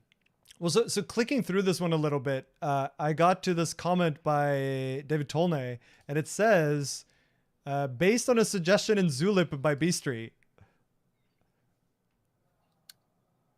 shortly before the publication of this RFC. So who knows? But I think the long and short of it is that the one of the reasons why they want to disallow any expression that ends with a curly bracket in let else is so that it is always possible to distinguish when you look at the else clause, whether this is an else for an if or an else for a let else. Mm-hmm. Because if you disallow, it could be if. Right, exactly. And how to read the else branch really differs depending on whether it's a let else or the else for an if. Because if it's an else for an if, you know that the code is going to continue executing after. But if it's a let else, you know it's going to diverge. But if they both start with end curly bracket, else start curly bracket, just as a human, it's harder to understand what's going on from a glance. And so that, I think, was one of the primary reasons. Let some foo equals if, and then suddenly dun dun dun. Right. Yep. Have an else in the end. And yep. so, yeah. And so this is where the original RFC just said no ending curly brackets in the expression. And then over the sort of time since the RFC landed, there have been a bunch of changes that limit what kind of expressions you can have in there. But there was been like disallow block expression, disallow loops, disallow conditionals. But ultimately, there was nothing that captures like anything that ends with a curly bracket. And so macro invocations were missed as a sort of missing case there that are now finally denied in 177.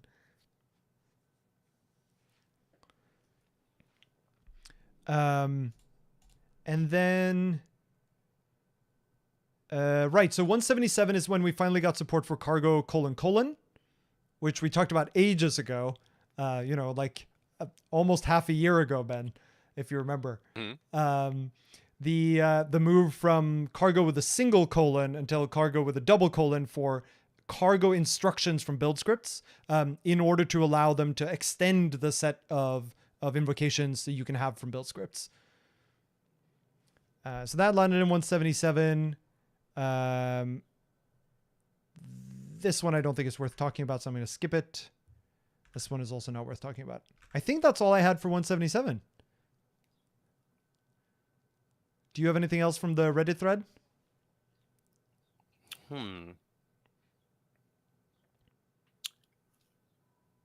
So we talked before about some of the supply chain security, stuff that's kind of like moving through the world of programming. And apparently in this one, cargo metadata now uses the same format as cargo package ID for identifying packages, which unlocks passing IDs to other cargo commands and cross-referencing this data within the cargo.lock file. Apparently, this is one of the PRs I had open. It was like, it's not worth talking about. But I guess if Reddit is excited about it, we can talk about it. 75 people upvoted this. All right. So I'll take it on. The ecosystem is, I guess, getting to standardizing on things, so it's nice. It's pretty fast to talk about. So Cargo has traditionally had a couple of different ways to name a specific version of a specific crate that were used. Like there was a different way to specify that in the output of Cargo metadata and the input of Cargo commands and what appears in lock files. They weren't all like fully aligned with each other. And with 177, all of these now use the exact same format for describing a specific version of a specific crate in your dependency graph. And so by making them all have the same representation, you can now like read an ID out of cargo metadata and pass it into something like cargo update-p, and it all just sort of works because they're all the same format. And then with regard to the new stabilized APIs, some of the slice stuff, I saw someone be excited about those. Let's see. So, chunk by and first chunk. Oh yeah. So yeah, see. Yeah, so this is stuff So that what I do these think do? used to be in iter tools, and now it's sort of in the standard library. So chunk by, for example, on slice takes a predicate function and returns an iterator over the slice, producing non-overlapping runs of elements using the predicate to separate them. Oh, I see. So it like iterates over a slice and uses the function to check adjacent elements. And if the adjacent elements return, if the function returns false for two adjacent elements, then it considers everything up to that point a chunk, and it considers starting there a new chunk. It's only for adjacent things, and so it's not like doing a pass over first and then coming back and doing it. It's still all in memory, single pass. I think so, yeah. I'm not sure what it's used for, though. I guess you can use it to find runs of elements, right? Like, give me all the numbers that are sequences of numbers that are the same in this slice. And then I guess, first chunk on slice is it says, array first chunk obviously behaves similar to array split at, actually array split at checked, but is great for avoiding try into casts when you're going from slices to arrays. So.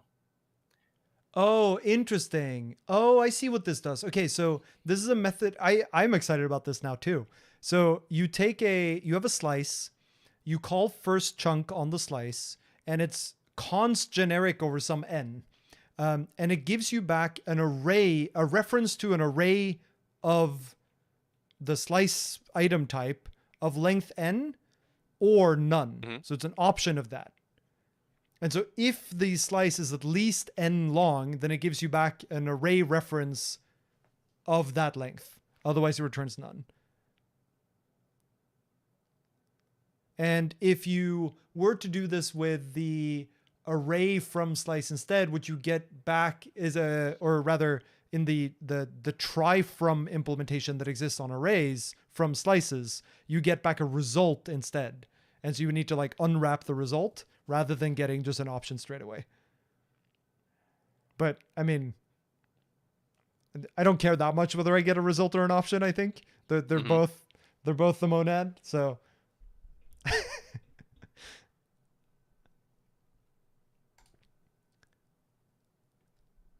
I think we can move on then to 177.1. We got a point release. We have 2 point releases for this. Oh wow. Okay, the first one is there are that features in 77, so it's natural. Yeah, 77.1. It looks like just doesn't work on Windows, or was broken on Windows with the MSVC toolchain. Yep. Debug stripping does not behave in the expected. Too strong. It says debug info stripping does not behave in the expected way on Windows with MSVC. What does behave in the expected way?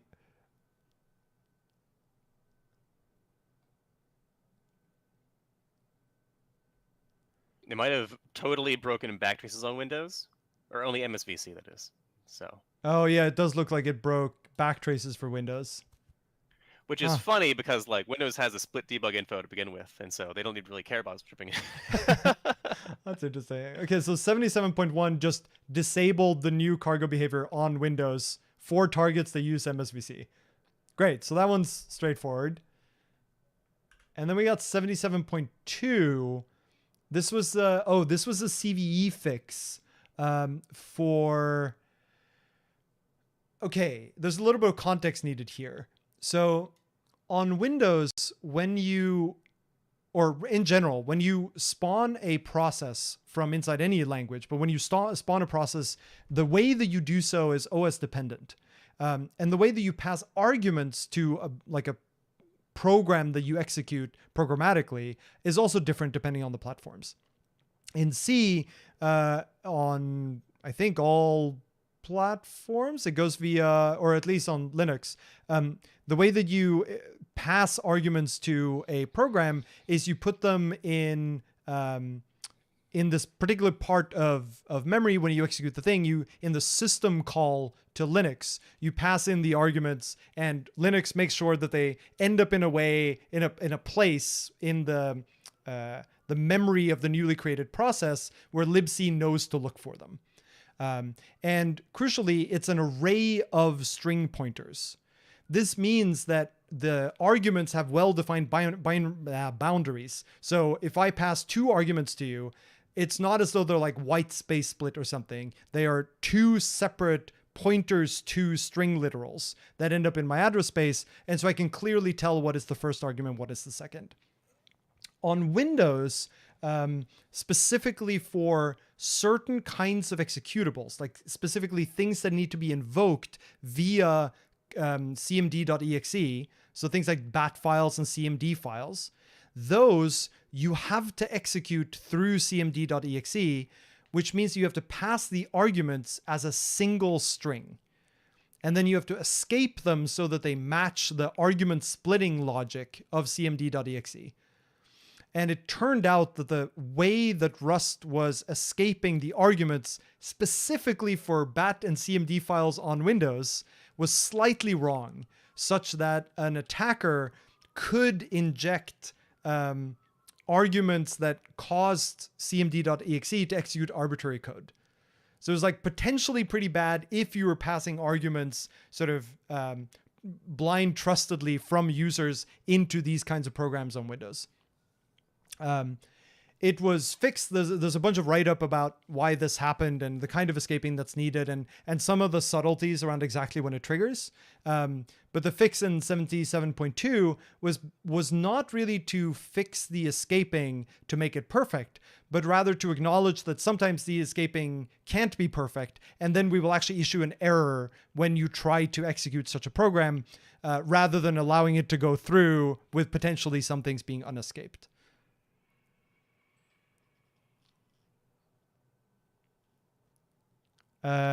Someone in chat is saying that Windows is always a single string for the arguments. It's just that the escaping logic for CMD is just different. That's even worse and scarier. So depending on whether you're executing a command and bat file or just executing some other program, you need to escape the argument list differently. That's rough. Strange. Seems bad. Yeah, I mean, like, I wouldn't mind, the idea of having your arguments be a single string honestly sounds kind of nice sometimes. User behavior, like, isn't, like, bad, but it's kind of, like, annoying that, like, it's kind of, like, if you have, they're just, like, white space limited, and so you have, like, X, Y, Z, you get 3, if you say X equals Y, you get 1. That's kind of a pain, and so you'll have to, like, manually parse your stuff, and so I've wanted sometimes to kind of say, like, don't worry about, parsing this yourself. Just like give me the actual full string. And so, but you definitely want to make sure that all your parsing is, agrees on what actually is an argument and not. So. Yeah, it sounds painful though to have to mirror the escaping logic, right? Because we don't control what Windows does. We just have to mirror what they do on the de-escaping side. That sounds like a losing battle. Yeah, well, it sounds like they should provide, if they care about escaping, they should provide an API to escape a thing safely. Yeah, you're not wrong. I think that's all for 177.star. I think we're on our last Rust release, which I think means it's time for an intermission. Intermission. Intermission time. Go intermission. What's the verb version of intermise? Go intermise? I'll take it. All right, I will get some water.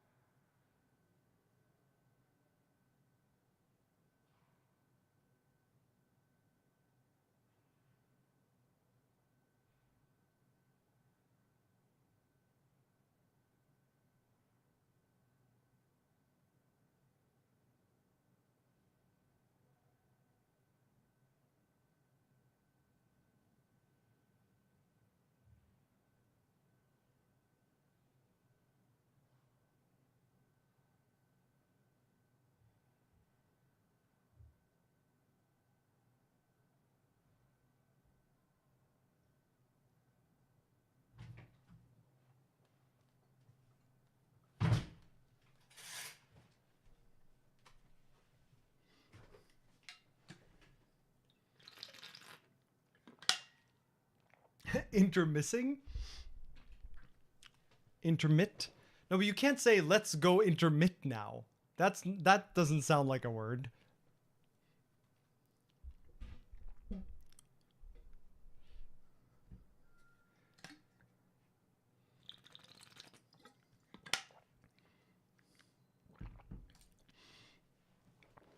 Oh.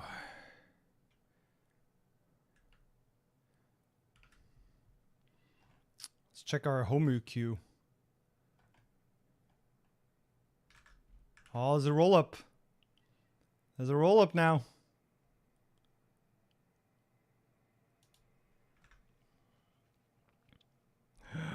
There's still hope.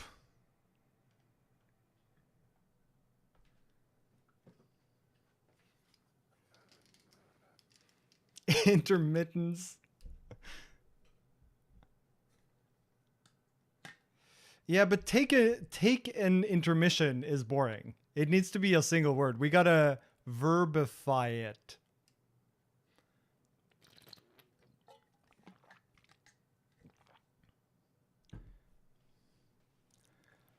You can emit, so why not intermit? I suppose, but it just feels weird to say we're going to go intermit now. I mean, it feels the same to say we're gonna go emit now. Also feels strange.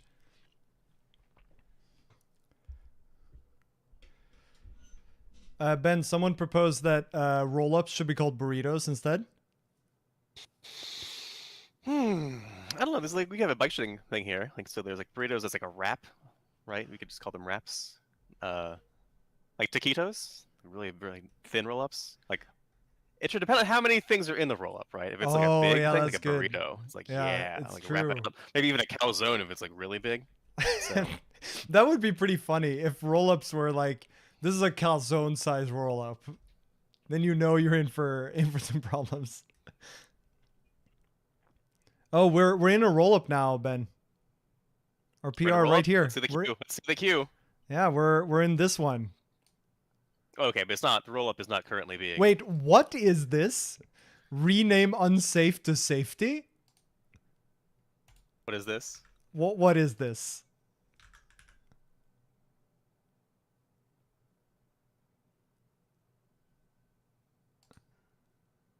It's a mirror. Oh, this is something. thing. Okay, this is something inside of. Okay, that's fine. I was like, this seems like a severe change. we're just gonna stop having unsafe and rust now. He thought nobody knows, but we just caught him live on stream. That's right. Just trying to sneak it in there. Wow. Wow. I think there might be hope, Ben. Depending on how far along this guy is. If I talk a bit fast, we've noticed actually before. If I just talk very real slowly, slow. maybe the poll request will finish. Or the alternative is that we just go through Rust 178 commit by commit. I think that would also do it. Again, we could just, find a security flaw, a CVE in Rust live on stream, and then say you must patch this right now. We gotta get. Is Neil Strip still here? We gotta get this new patch release out. That's right. Like, can we argue that the unsafe keyword is a CVE should be called safety? And then yeah, I like it. Is there anything else in the roll-up we could say is Oh yeah, what are our neighbors? So Only I would say a make roll-up of 3. 3 is not a burrito, right? 3 is definitely less than burrito. It's barely a wrap. Maybe like chimichanga. Is that larger than a burrito? I think it's more narrower than a burrito. Maybe it's more like it's almost like a maki. 3 ingredients? Like rice, fish, and avocado? All right. I mean, I guess sushi is also a roll. I'd say a sushi is like a 1 or 2. So maybe even 2 or 3. You got your rice, and your tuna, and like some other thing in there. Well, I mean, this is clearly worth the point release, right? Only make GATs ambiguous in something. That sounds like they're unambiguous at the moment, and they shouldn't be. Clearly worth a point release. Well, I'll keep it open to monitor. Okay, Ben, we only have one left. It's time. The end's in sight. Do you want to? Would you get copyright struck if we played like the dun dun dun dun dun dun dun dun dun dun music Nice. the entire time we do this? I feel like we do need to do that. That's clearly Dun, dun, dun, dun, dun, really what I dun. wish is I had the sound, the like intro soundboard for the Rustacean music track, which I think I have. Do-do-do-do-do. I think yeah, that's right. I think I have it somewhere. Just pull up ZenHub or not Zencaster. Oh yeah, and I suppose I can, huh? Oh, but it's not gonna play through OBS. Oh man. Oh, but maybe I can. Here's what I'll do. I'll just do Rustacean Station. No. What is it? Audio dot Rustacean Station slash file intro. And then I'll send it in YouTube chat. And oh, actually, maybe I can. If I go to OBS and unmute my desktop audio. And now people are going to hear you twice. So just don't say anything right now. And then I play this. I'll just say half of every sentence. Are you playing the I hear it?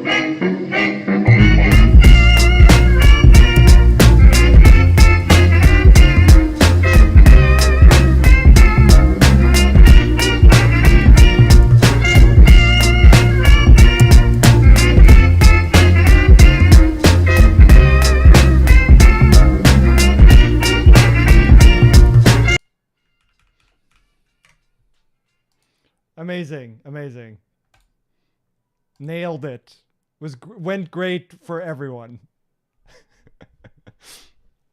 All right. Is 178 did we say we're going to do that as a new episode? I'd say just do it as part of the same one, unless you want to come back and tack on.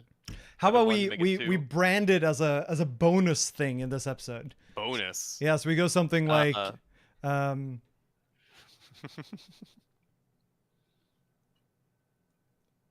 and you think this 77 episode was should pretty have long. been you think this episode was supposed to be over, but wait, there's more. We have decided to be so gracious that we are We'd have to- including You come out on stage in like a turtleneck and you say, actually, there's one more thing. just Rust one more thing. 1.78. Our Oh, biggest boy. Rust release notes podcast yet. That's right. May 2nd, a new thing hits the world. No one could have seen it coming. It is going to change everything. I do Rust like the idea 178. of there being kind of like, a random oracle that eventually just cuts releases randomly, just says, aha, this is now the release. That's And true. no one knows when it will ever happen. We should have it just be the Fibonacci sequence. Uh-huh. So what's the 78th Fibonacci number? Yes. Well, we can ask Rust, I'm sure. Rust knows. Yeah, this is now an interview, John. I want to see your ability to code Fibonacci live on stream. Find me the 78th. Okay, Wait, no. Damn it. Not what you wanted. See, this is how you fail. That's how you fail. Yeah, clearly. Oh, boy. See, this is how real programmers do it. Google Fibonacci it. number compute Linux bash. We're gonna do it in Bash. It'll be blazingly fast. Flast? Yep. No, that's not what I wanted.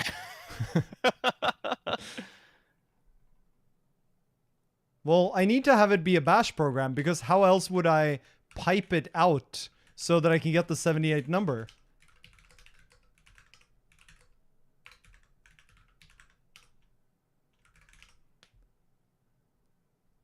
Wow. N is just hard-coded. See, I made it dynamic for you. Boom. Right there, Ben. Okay, so let's assume every number is 1 day. So how many days is 5527939700884757? Oh, that's easy. Google knows this one. Days in millennia. It's only that many millennium. Okay, great. Have I helped Days you in now? ages of the universe. That's right. It might be a while until we get like, oh, it's a shame because inline const was just about to land. Oh Yeah, I well. know. Oh, we missed the train. We have to wait another. Damn it. We have to wait another 4 billion ages of the universe. That's right. Oh, you're right. That Proton might be decay. Fib 77. It's okay. It that just means that it's worse. The This is the all last gonna stay number in is the 78 episode. I was gonna say the last number is left as an exercise to the reader. So Ben, Rust 178. This one I actually think is pretty cool. This idea of Oh, yeah, I love diagnostic it. This is attributes. great. Do you want to talk about this one? Yeah, sure. So, okay, it's actually I'm not sure. I'd love to know what other languages have a thing like this. And so, for example, in Rust right now, right? So normally, if you're like writing a proc macro, and so a thing that runs compile time, if you have like an error, oops, I panicked in my proc macro, it's going to like print that as a compiler error because it literally is a compiler error. It's actually it's a thing running in the compiler's address space, right? And so there are ways to customize whatever compiler error you want to give the compiler. And there's also ways of doing it, beyond out of proc macros too. There's the compiler error macro, which like if I forget under what how you actually use this. Let's see, let's look it up. So the macro compiler error, and so it says it causes compilation to fail when encountered. So okay, it's for conditional compilation, right? So if you have a conditional compilation branch and you want to hit a compiler error when you hit this, right, you can do this. And so for example, if say you had compilation or conditional compilation on like certain platforms only, say you had like your crate contains like an assembly block and you can't predict the assembly for every platform in existence, and so you only have assembly for Mac and Windows and I guess x86 and ARM, right? Say, and someone tries to run your crate on a totally random architecture, you could just say, hey, like, we are configured to give you a compiler error rather than kind of like just like failing or the totally bizarre, obscure kind of assembler error. And so that's a cool thing. Right? The idea that Rust gives you the ability as a library author to customize compiler errors is great because Rust, like, right, you catch so many errors at compiler time. Normally things that you would encounter at runtime are now at compiler time, and so if you want to give a nice experience, you want to be able to customize these things if you're a library author. And so in this case, it's a new way of customizing the output of the compiler, where anytime that the compiler would emit the unimplemented which is the actually so E0277, which is whenever you have you're trying to invoke a method from a trait, and the type that you're using it on doesn't actually implement that trait, you can now customize the output of that message. And so it's kind of done in a generic way, right? And so in the future, they could add more things like this to the diagnostic attribute here, which is super cool. I think this is like again, I'd love to know what other languages are doing this, or for us is kind of like on the forefront of just like giving users the ability to customize compiler output, because it's super great. I love it a lot. Yeah, and I guess to describe this sort of for the audio audience as well, the idea here is that there's a new attribute called diagnostic, and diagnostic is always suffixed with some name that is a particular type of diagnostic. So the only one that's currently being stabilized is the attribute diagnostic : on unimplemented. And it's an attribute that you put on a trait, and it lets you customize what errors someone gets if they, as Ben said, tries to use a method from that trait on a type that does not implement that trait. So it lets you customize that message rather than getting just the generic, the trait bound, whatever implements trait is not satisfied. The idea here being that you might be able, for a given trait, to give more help to the user about what it means not to implement this trait, or things you might not have thought of, or things that often need to happen in order for something to implement the trait.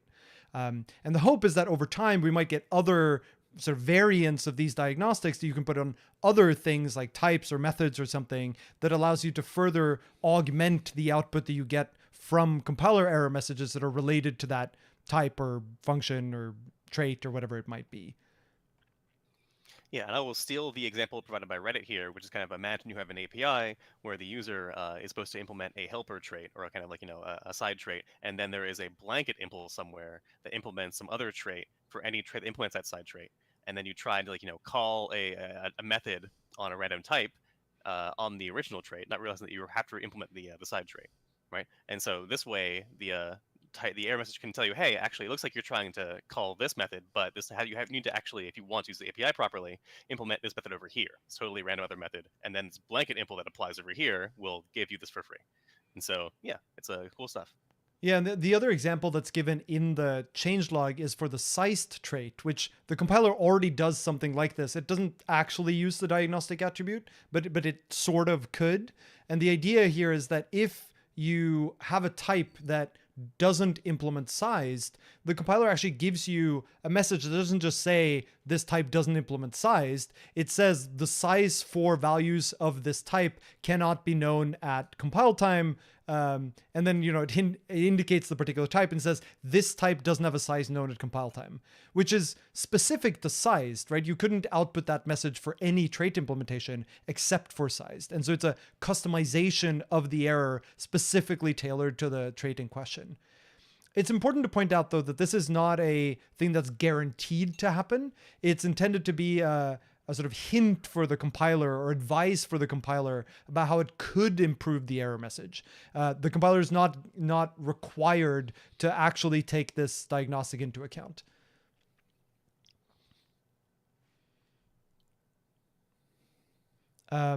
There's another cool thing that I think is added in Rust 178, which is the ability to assert unsafe preconditions.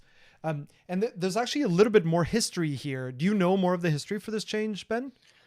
I mean, I'm not sure. I'm not sure this lets the users assert. I think this is for assert that happens in library. We mentioned before previously about how for the in the strip discussion, how standard library is not shipped as a thing that you compile within the users like a dependency. It is shipped as a binary, right? And so it means that you get whatever settings are compiled in whenever they compiled it. And so here's the thing, so an assertion is code that runs at runtime and then panics if it fails, right? The idea is to uphold your invariance, and we need to make sure for sure that this thing equals this thing, otherwise just bail out because things got horribly wrong, right? But assertions are usually a runtime cost, right? There's a branch there and a check, and so if you want to have just have an assertion that only in debug mode, is a thing called debug assertion. Or debug assert, right? Where it is a macro like assert, but inside the macro it also says, hey, if we're in debug mode, just become a no-op entirely. In release mode, you mean? Yeah, in release mode. And so the macro will be like, hey, yeah, just it'll compile away in release mode. And here's the thing, though. So the standard library contains various debug asserts because it wants to be fast and only test things for in debug mode. But the thing is, most people only ever run standard library in release mode because it is being shipped as a binary to end users. And so it's almost never being used. And so this is a cool thing, it looks like, where rather than the check for debug mode, rather than happening at compilation time, like when you actually go from source code to a Rust archive, actually happens at code gen time now. And so you can have a library with debug asserts compiled in release mode, but those will be compiled out if the end user is in release mode, and left in if the end user is in debug mode. And so there is still no runtime cost if you don't want to have them in release mode, but you can now actually ship a library that does this. And so yeah, that's the background here. Yeah, and I think they're only really doing this for the standard library for now, at least. It's not a general purpose thing that you can use for your libraries, at least as of yet.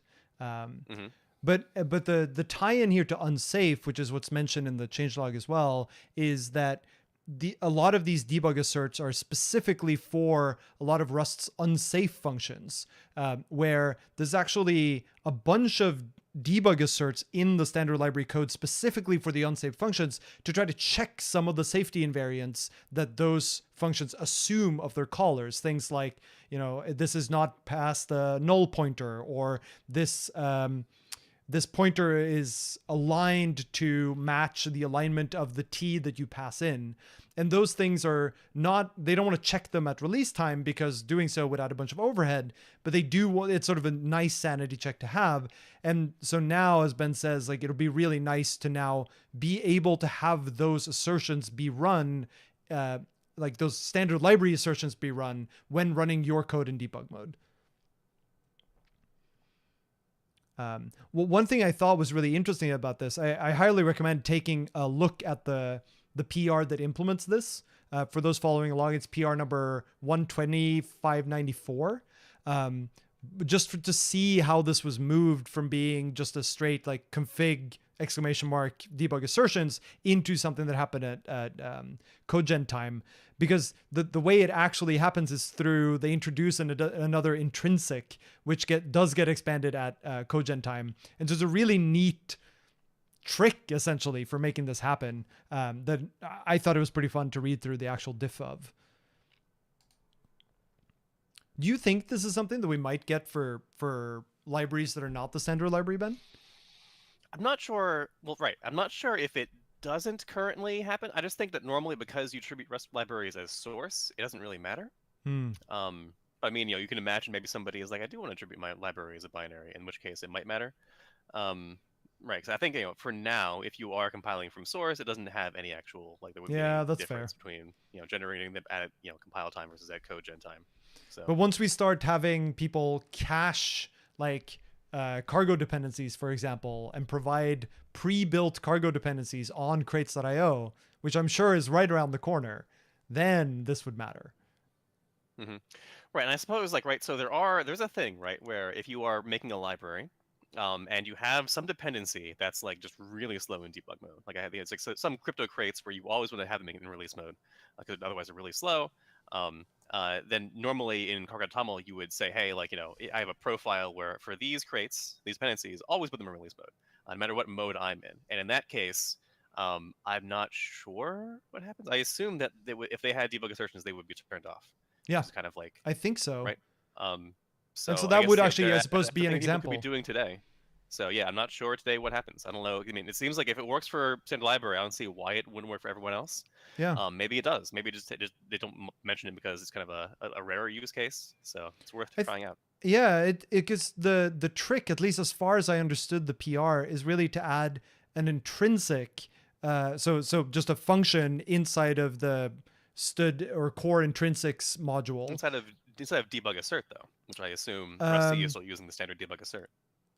No, so it's a slightly different thing. It's an intrinsic function that returns a bool, but the bool it expands to is checked at codegen time. And so in theory, it's a const fn, and so it's something that you could call instead of using debug or if config assertions or debug assertions, if this intrinsic was stabilized. I think you could call it in your own libraries too. It's just I don't know that there's currently any plan to stabilize this intrinsic. Right. Well, I mean, as long as the assertions they're talking about here are using the debug assert macro, I don't see why they wouldn't apply for anyone using it as opposed to just standard library. But I mean, there's an example here in the They don't. So say, hey, so in the standard library, they're they're from raw parts, right? yeah, So but you they're can look at not the using debug implementation. asserts, I think. So my read of this is that in the standard okay. library, It's a thing called assert unsafe precondition. yes. So there's a specific helper in the standard library that's used to check these, and it's the helper that's been updated to use this intrinsic. It's not the general debug assert eq or debug assert set of macros. I see. Okay. Although right. in So, theory who they knows? could be extended to those. It would be interesting to see that too. The next change we have in 178 is deterministic realignment. This one I know very little about. I think my understanding here is this is mostly a documentation change where previously Rust wouldn't commit to certain guarantees, but now they have. Do you know anything more about this one? Well, I think so yeah, in const mode, so in the idea here is that for various reasons really to do with soundness and type safety, const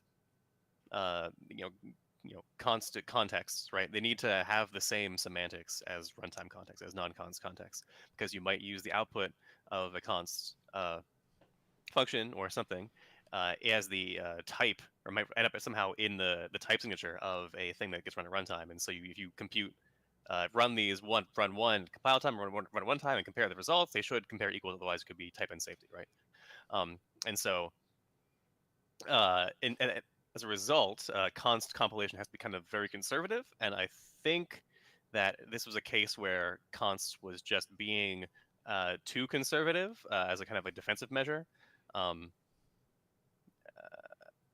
let's see, I'm trying to see. These caveats primarily existed as a hedge against const evaluation, but they're only stable for non-const use anyway. So the idea is that, like, they were previously being conservative because they were worried you might use these in const context, but they're kind of like, actually, let's not allow them at all in const contexts.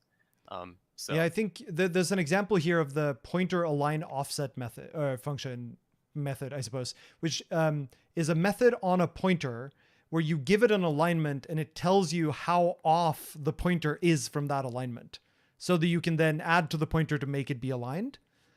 And it actually specifically says if it's not possible to align the pointer, the implementation returns usize max. But then it also says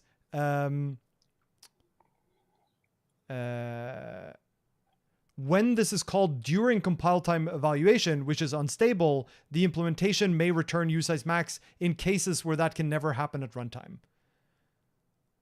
So this is, I guess, somewhere where it sort of diverges between const and non-const context, because in const context, you might not know, and therefore you have to return it's impossible. Whereas in runtime context, you will know, and so you can return a definite answer.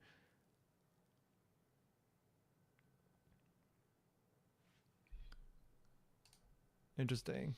Right. So I think this is mostly kind of a if you are doing I don't know, if you're doing some strange things, you might care about this. Other than that, I think it's not really that big of a deal. Yeah, I think that's probably right. Other things that are more interesting. Someone points out in chat about the previous thing on debug assertions that opt levels and debug assertions are separate settings in the profile. So you could compile your dependencies with opt level 3, for example, but debug assertions still on. Right. That is a thing you could do. That's true. But it would be nice if you didn't have to, right? If you could just say full optimizations, but you still got all of their debug assertions. But it is true that setting them... Yeah.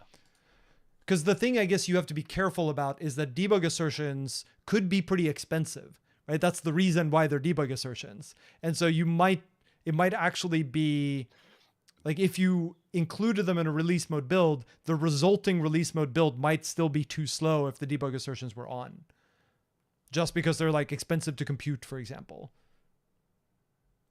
Which I know is one thing that they were worried about for this change in the standard library, was sort of to make sure that all of the things that use this new feature aren't things that end up being too slow in the consuming code. Like things that use the standard library methods. I think we're then on to stabilized APIs. Right. And I actually don't think too many of these are interesting. Most of them are sort of smaller things. Or any that stick out to you? So the question for what impl read for reference to standard in, I guess the question is, why doesn't it already exist? Like, what took us so long? Yeah. For kind of an oversight? I think it was because there's already an implementation of write for reference to standard out. So it feels pretty obvious to impl read for reference to standard in. The only thing I can think about is that it has to take the standard in lock each time, but that should be the case for standard out too. So that it feels like just an oversight.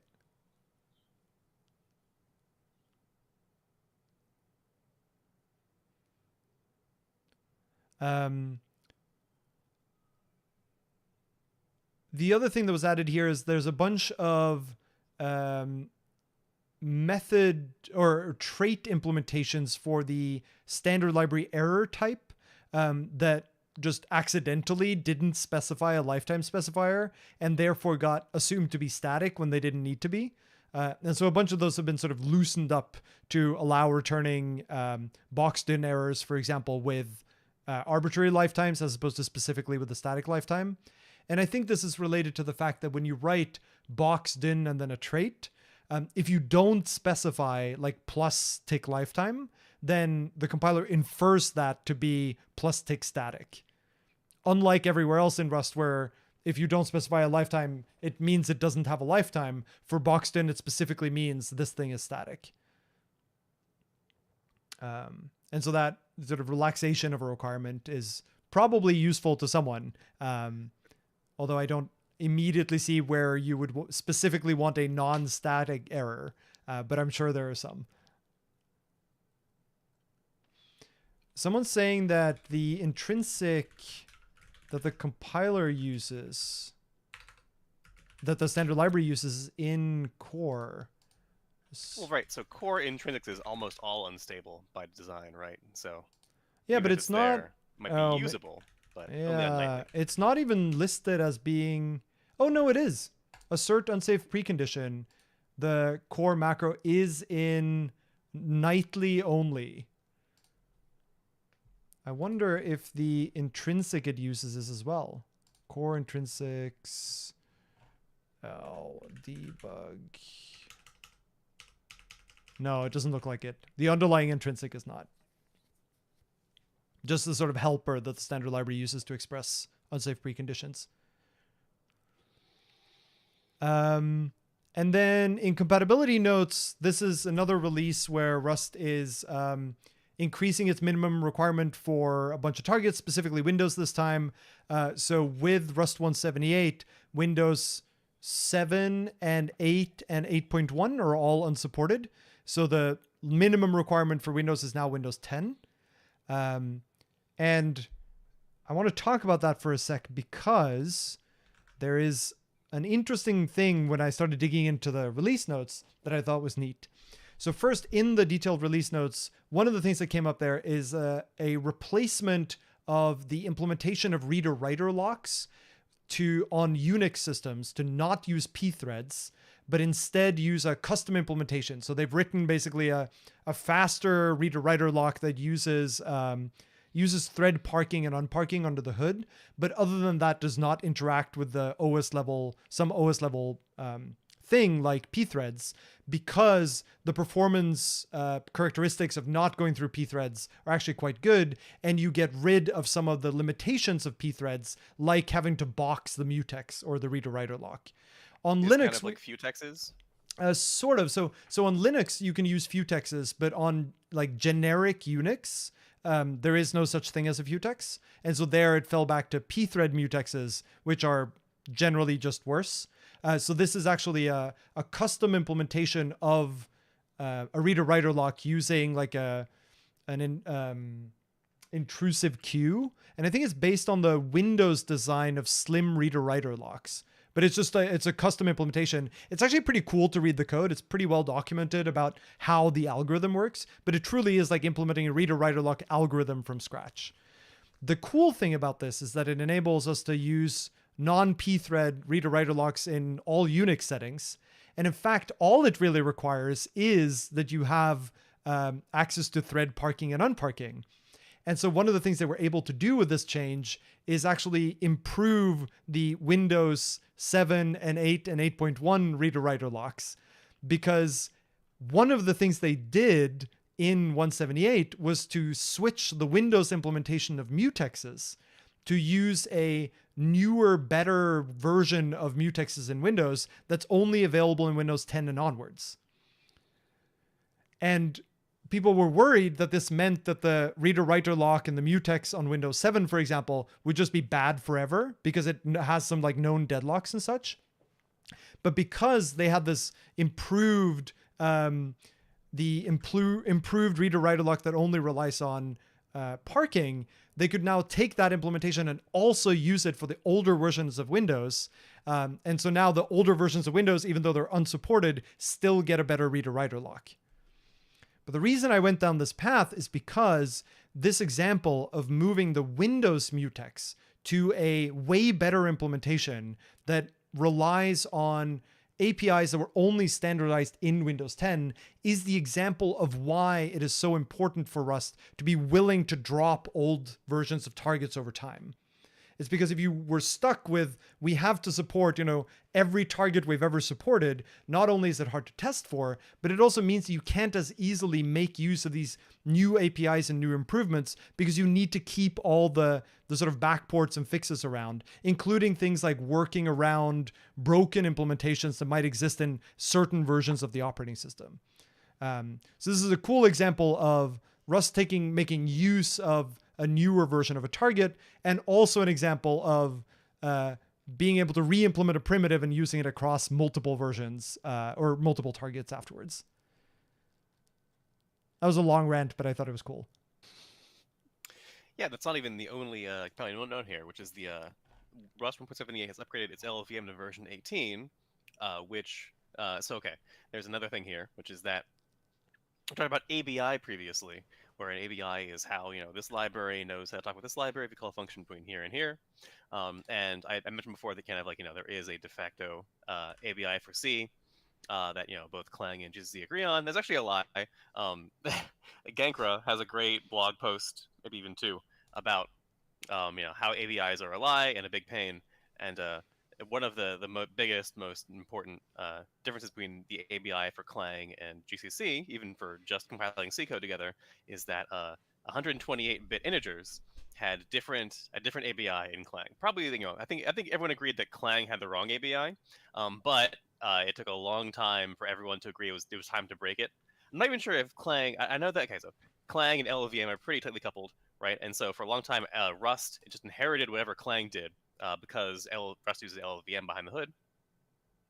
And so I'm not sure if Clang has yet switched to using this, but LLVM now actually lets you use the quote-unquote proper ABI for 128-bit integers. And so Rust has now begun using that. And so Rust has now broken its ABI, which happens all the time. It's not a big deal. And so, it means that there's also a blog post I saw that was talking about someone who was benchmarking and said, hey, now if you were using these integers, now because alignment has been fixed, because previously I think alignment was half what it should be, that now you should be properly aligned if you were actually and you might result in a 5% improvement if you have heavy numeric code using 128-bit integers. So yeah, this is one of those little API notes that's kind of a neat little thing under the hood. Yeah, I pulled up the compatibility table. There's a pretty good blog post write-up, I thought, of this change to layout in 177 and 178. The Rust blog has one of these. And there's this giant table of which things are compatible with which things when it comes to layout. And I love that they also include GCC and Clang. So GCC is fully compatible with Clang 18 and above, but is not compatible with Clang below 18. Oh, yeah. And it's because of this, what do we have here? No, here. Right, where, no, that's also wrong. I can't find the table now, but there are so many tables. This is a great write-up if you're curious about this. The changes to U128 and I128 layout in 177 and 178. And it has lots of tables about how things are incompatible with other things. Yeah, and we'll link to Gankra's 2 blog posts about ABI. Yeah. For further reading. The next thing I have is, this one's not interesting, but is that in 178, it became a hard error to have consts in match arm patterns if those consts don't implement partial eq. So this requires a little bit of explaining, I think, especially for the audio followers. If you have something like let's say you just have a U size. So you have a const that is defined to have the value 7. You do a match over U size, and in one of the arms, the pattern is the name of that const. Then that is fine because Rust knows that constant, its value is 7, and so it knows that this is equivalent to a match whose arm has 7 there. It gets more complicated if you have, if you're matching on like a struct, for instance, and you have a const that holds an instance of that struct. Because now it's not entirely clear how Rust is supposed to check whether the struct matches that const. The goal is for Rust to use partial eq to compare them. What would actually happen in older versions of Rust is that this would be permitted, and could lead to really weird results. I'm trying to see if I can dig up the example of this being weird.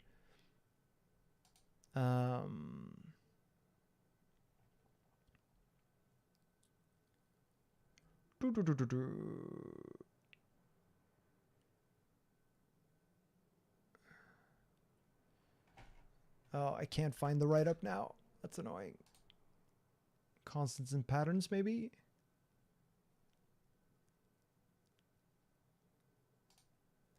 So the idea here is that we should require that the type implement partial eq, because how else would you check that the incoming, the value to the match actually matches the value in the arm? And there are actually some caveats to this where what you really need is structural eq and not just partial eq, but that's getting into the future that we haven't arrived at yet. But the general idea here is that there's been a future incompatibility lint on this for a while to have constants in match arms that do not implement partial eq, and now that's become a hard error in Rust 178. So this is an interesting example of something that was a future incompatibility warning, which we've talked about in the past, that do surface from your dependencies, that has now actually become a hard error within the same edition, because it's deemed so troublesome to have code like this, because it behaves just wrong. Do you happen to remember what the issue is when matching on cons that don't implement this? Not even remotely.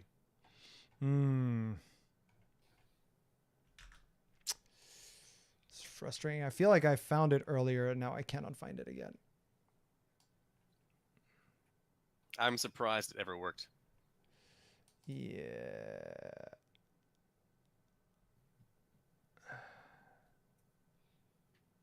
Well, it's not too important to dig up. I just, I feel like I found it easily when I was looking through this previously, and then now I'm just not finding it. That's all right.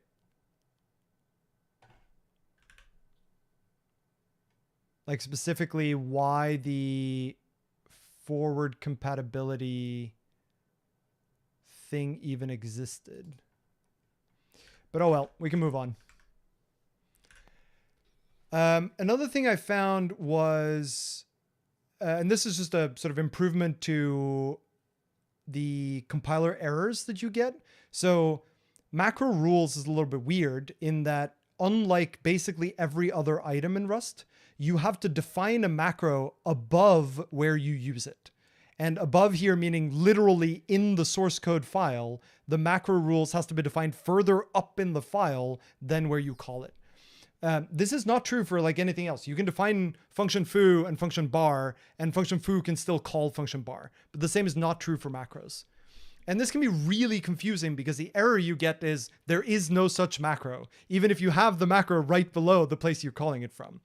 And so finally in 178, the error output for this thing now got better, and it will actually tell you if there is a macro in the same file by the same name that just happens to be too far down, and suggests that you move it up because that is the way to fix it.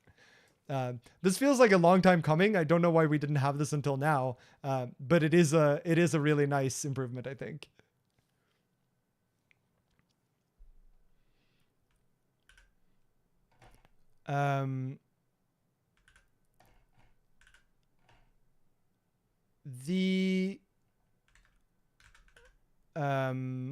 What else do I have?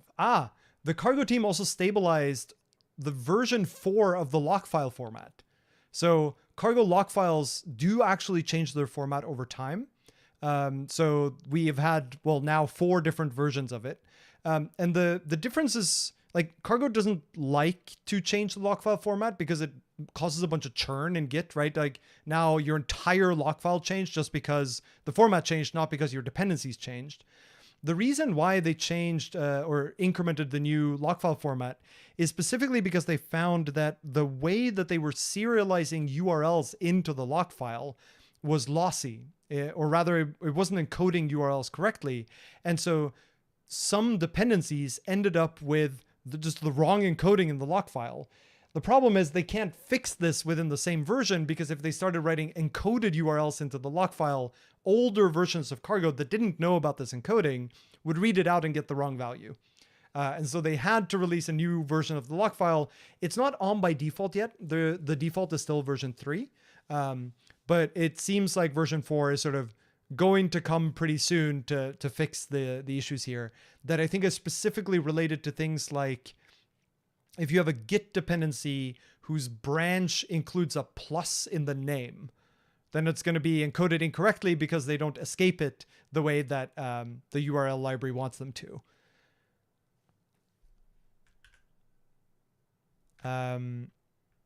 There's another couple of really nice changes to Cargo. One of them is the Cargo update will now tell you if you did an update, but there is a newer version available. So imagine something like, you took a dependency on, I don't know, nom 5, and you previously had nom 5.4.3, and it's been updated to 5.6.8. Then Cargo will tell you, okay, I'm updating nom from this version to that version, and will also tell you the latest version of nom is version 7. So in other words, it warns you that you're not on the latest version that you could be, but I did update you as far as I could. And so I think this is a really nice way to indicate to people that they're behind, even though Cargo update succeeded.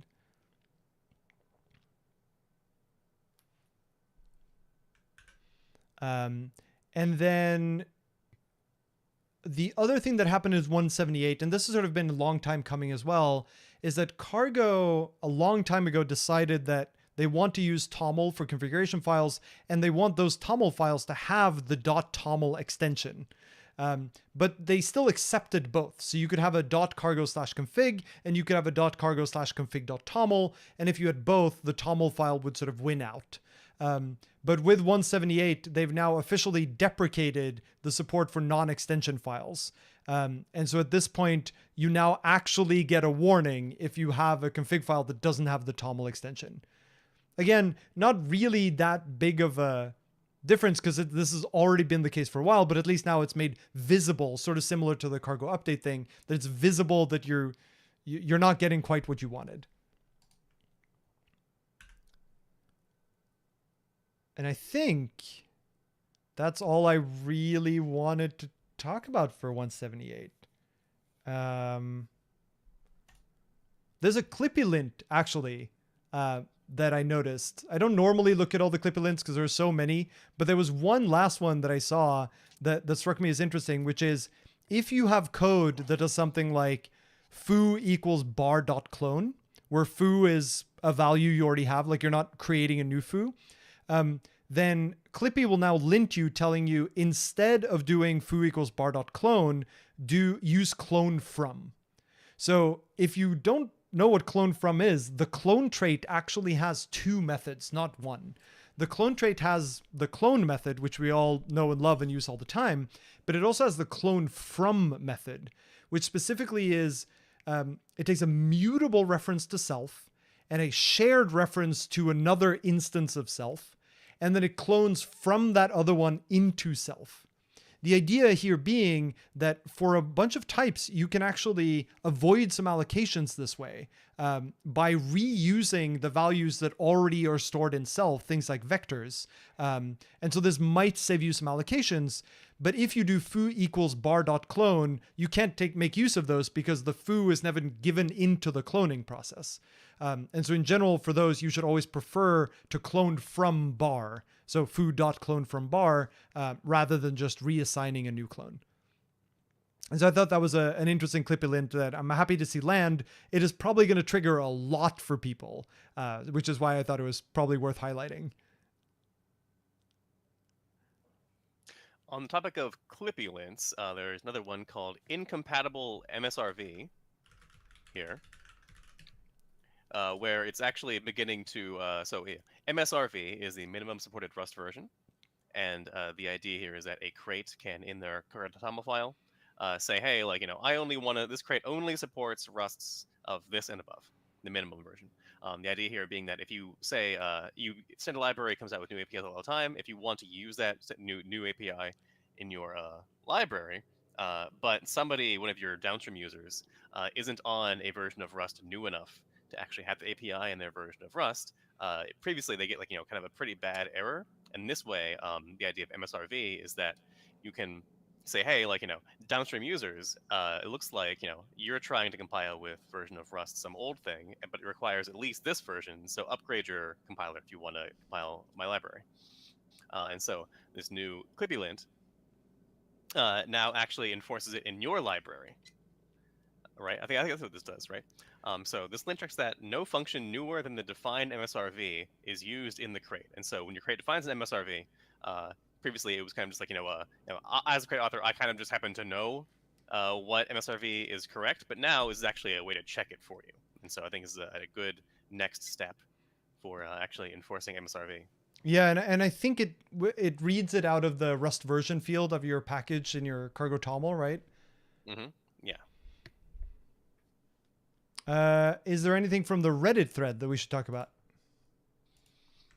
ePage, more cargo stuff. Wanted to just kind of like highlight some stuff, which is that if you do cargo new, it no longer adds like a boilerplate comment in your little hello world file there. Oh, nice. So if you get an error for this package is declared to be incompatible with your Rust version, so more MSRV stuff, and now reports all of them at once rather than having to go through one at a time. And you mentioned the cargo update thing, so that's the only thing. Yeah, the cargo update thing makes me very happy. I think it happens so much that people are behind on their dependencies and they just never realize. And at that point, you never get updates either, right? Because you're on an old major version, and so there's just no indication that you should probably upgrade. Yeah, it's a trap where you get stuck at the newest version of the old major version. Yep, you have, exactly. So. And I think with that, we're all done, Ben. We got all the way through. Dun dun dun dun dun. Dun dun dun dun dun. Nice. We made it. We crossed the line. Chariots of fire. We did end up at almost 6 hours, so it was longer than I thought it would be. But we've somehow survived, which I think is pretty exciting stuff. Although I can feel my brain is not fully present anymore. So the our PR is still in the roll-up. That's fine. That's reasonable. So it'll work its way through. It is. Yeah, it's not even pending yet. That's sad. We're so close. That's all right. It's all right. We made great progress here today. Although it occurs to me that we forgot to record outros for all the previous versions. Should we just record one once and then just like reuse it? Yeah, it's true. So just like slam to silence. I mean, I think the way we would do this, right, is we would just say, and now for something completely different, and then just cut it there, and then the next episode just picks up from like a random the editor point. just takes that soundbite from you just now and uses that. Yeah, there you go. Perfect. Yep. Great. We've had it. We have every transition we could ever need.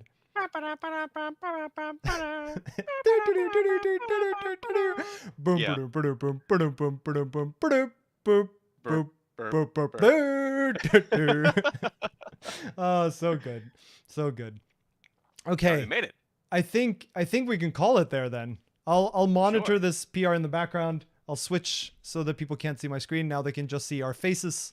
Just make the live stream the Homu queue here so that people can stay here all day, like glued to the screen, waiting for this. That's true. Actually, I guess I could just leave this up, remove our faces, and it's just the Homu queue until it lands. They're within like probably about 4 hours or so at least. So, or at most. But I have to zoom in way more though, so that they make sure they know that it's this one. I believe in chat here. Well, in that case, I'm gonna say thanks to Ben because it is now 10:30 p.m. here and I need to start to go to bed. And thanks to chat because it's way more fun to do this with chat than without chat. Otherwise, we would have died. I think, Ben. We need someone to keep us going. But now that we are back up to speed, now maybe we can hit a normal release cadence. But even if we don't, it's fine. It doesn't matter. We do this for fun. Maybe it was so much fun. We should just wait another 6 months before doing it again. And maybe that's going to have been intentional all along. All right. Well, bye everyone. Thanks for coming out. So long, farewell, auf Wiedersehen, goodbye, and thanks for all the fish.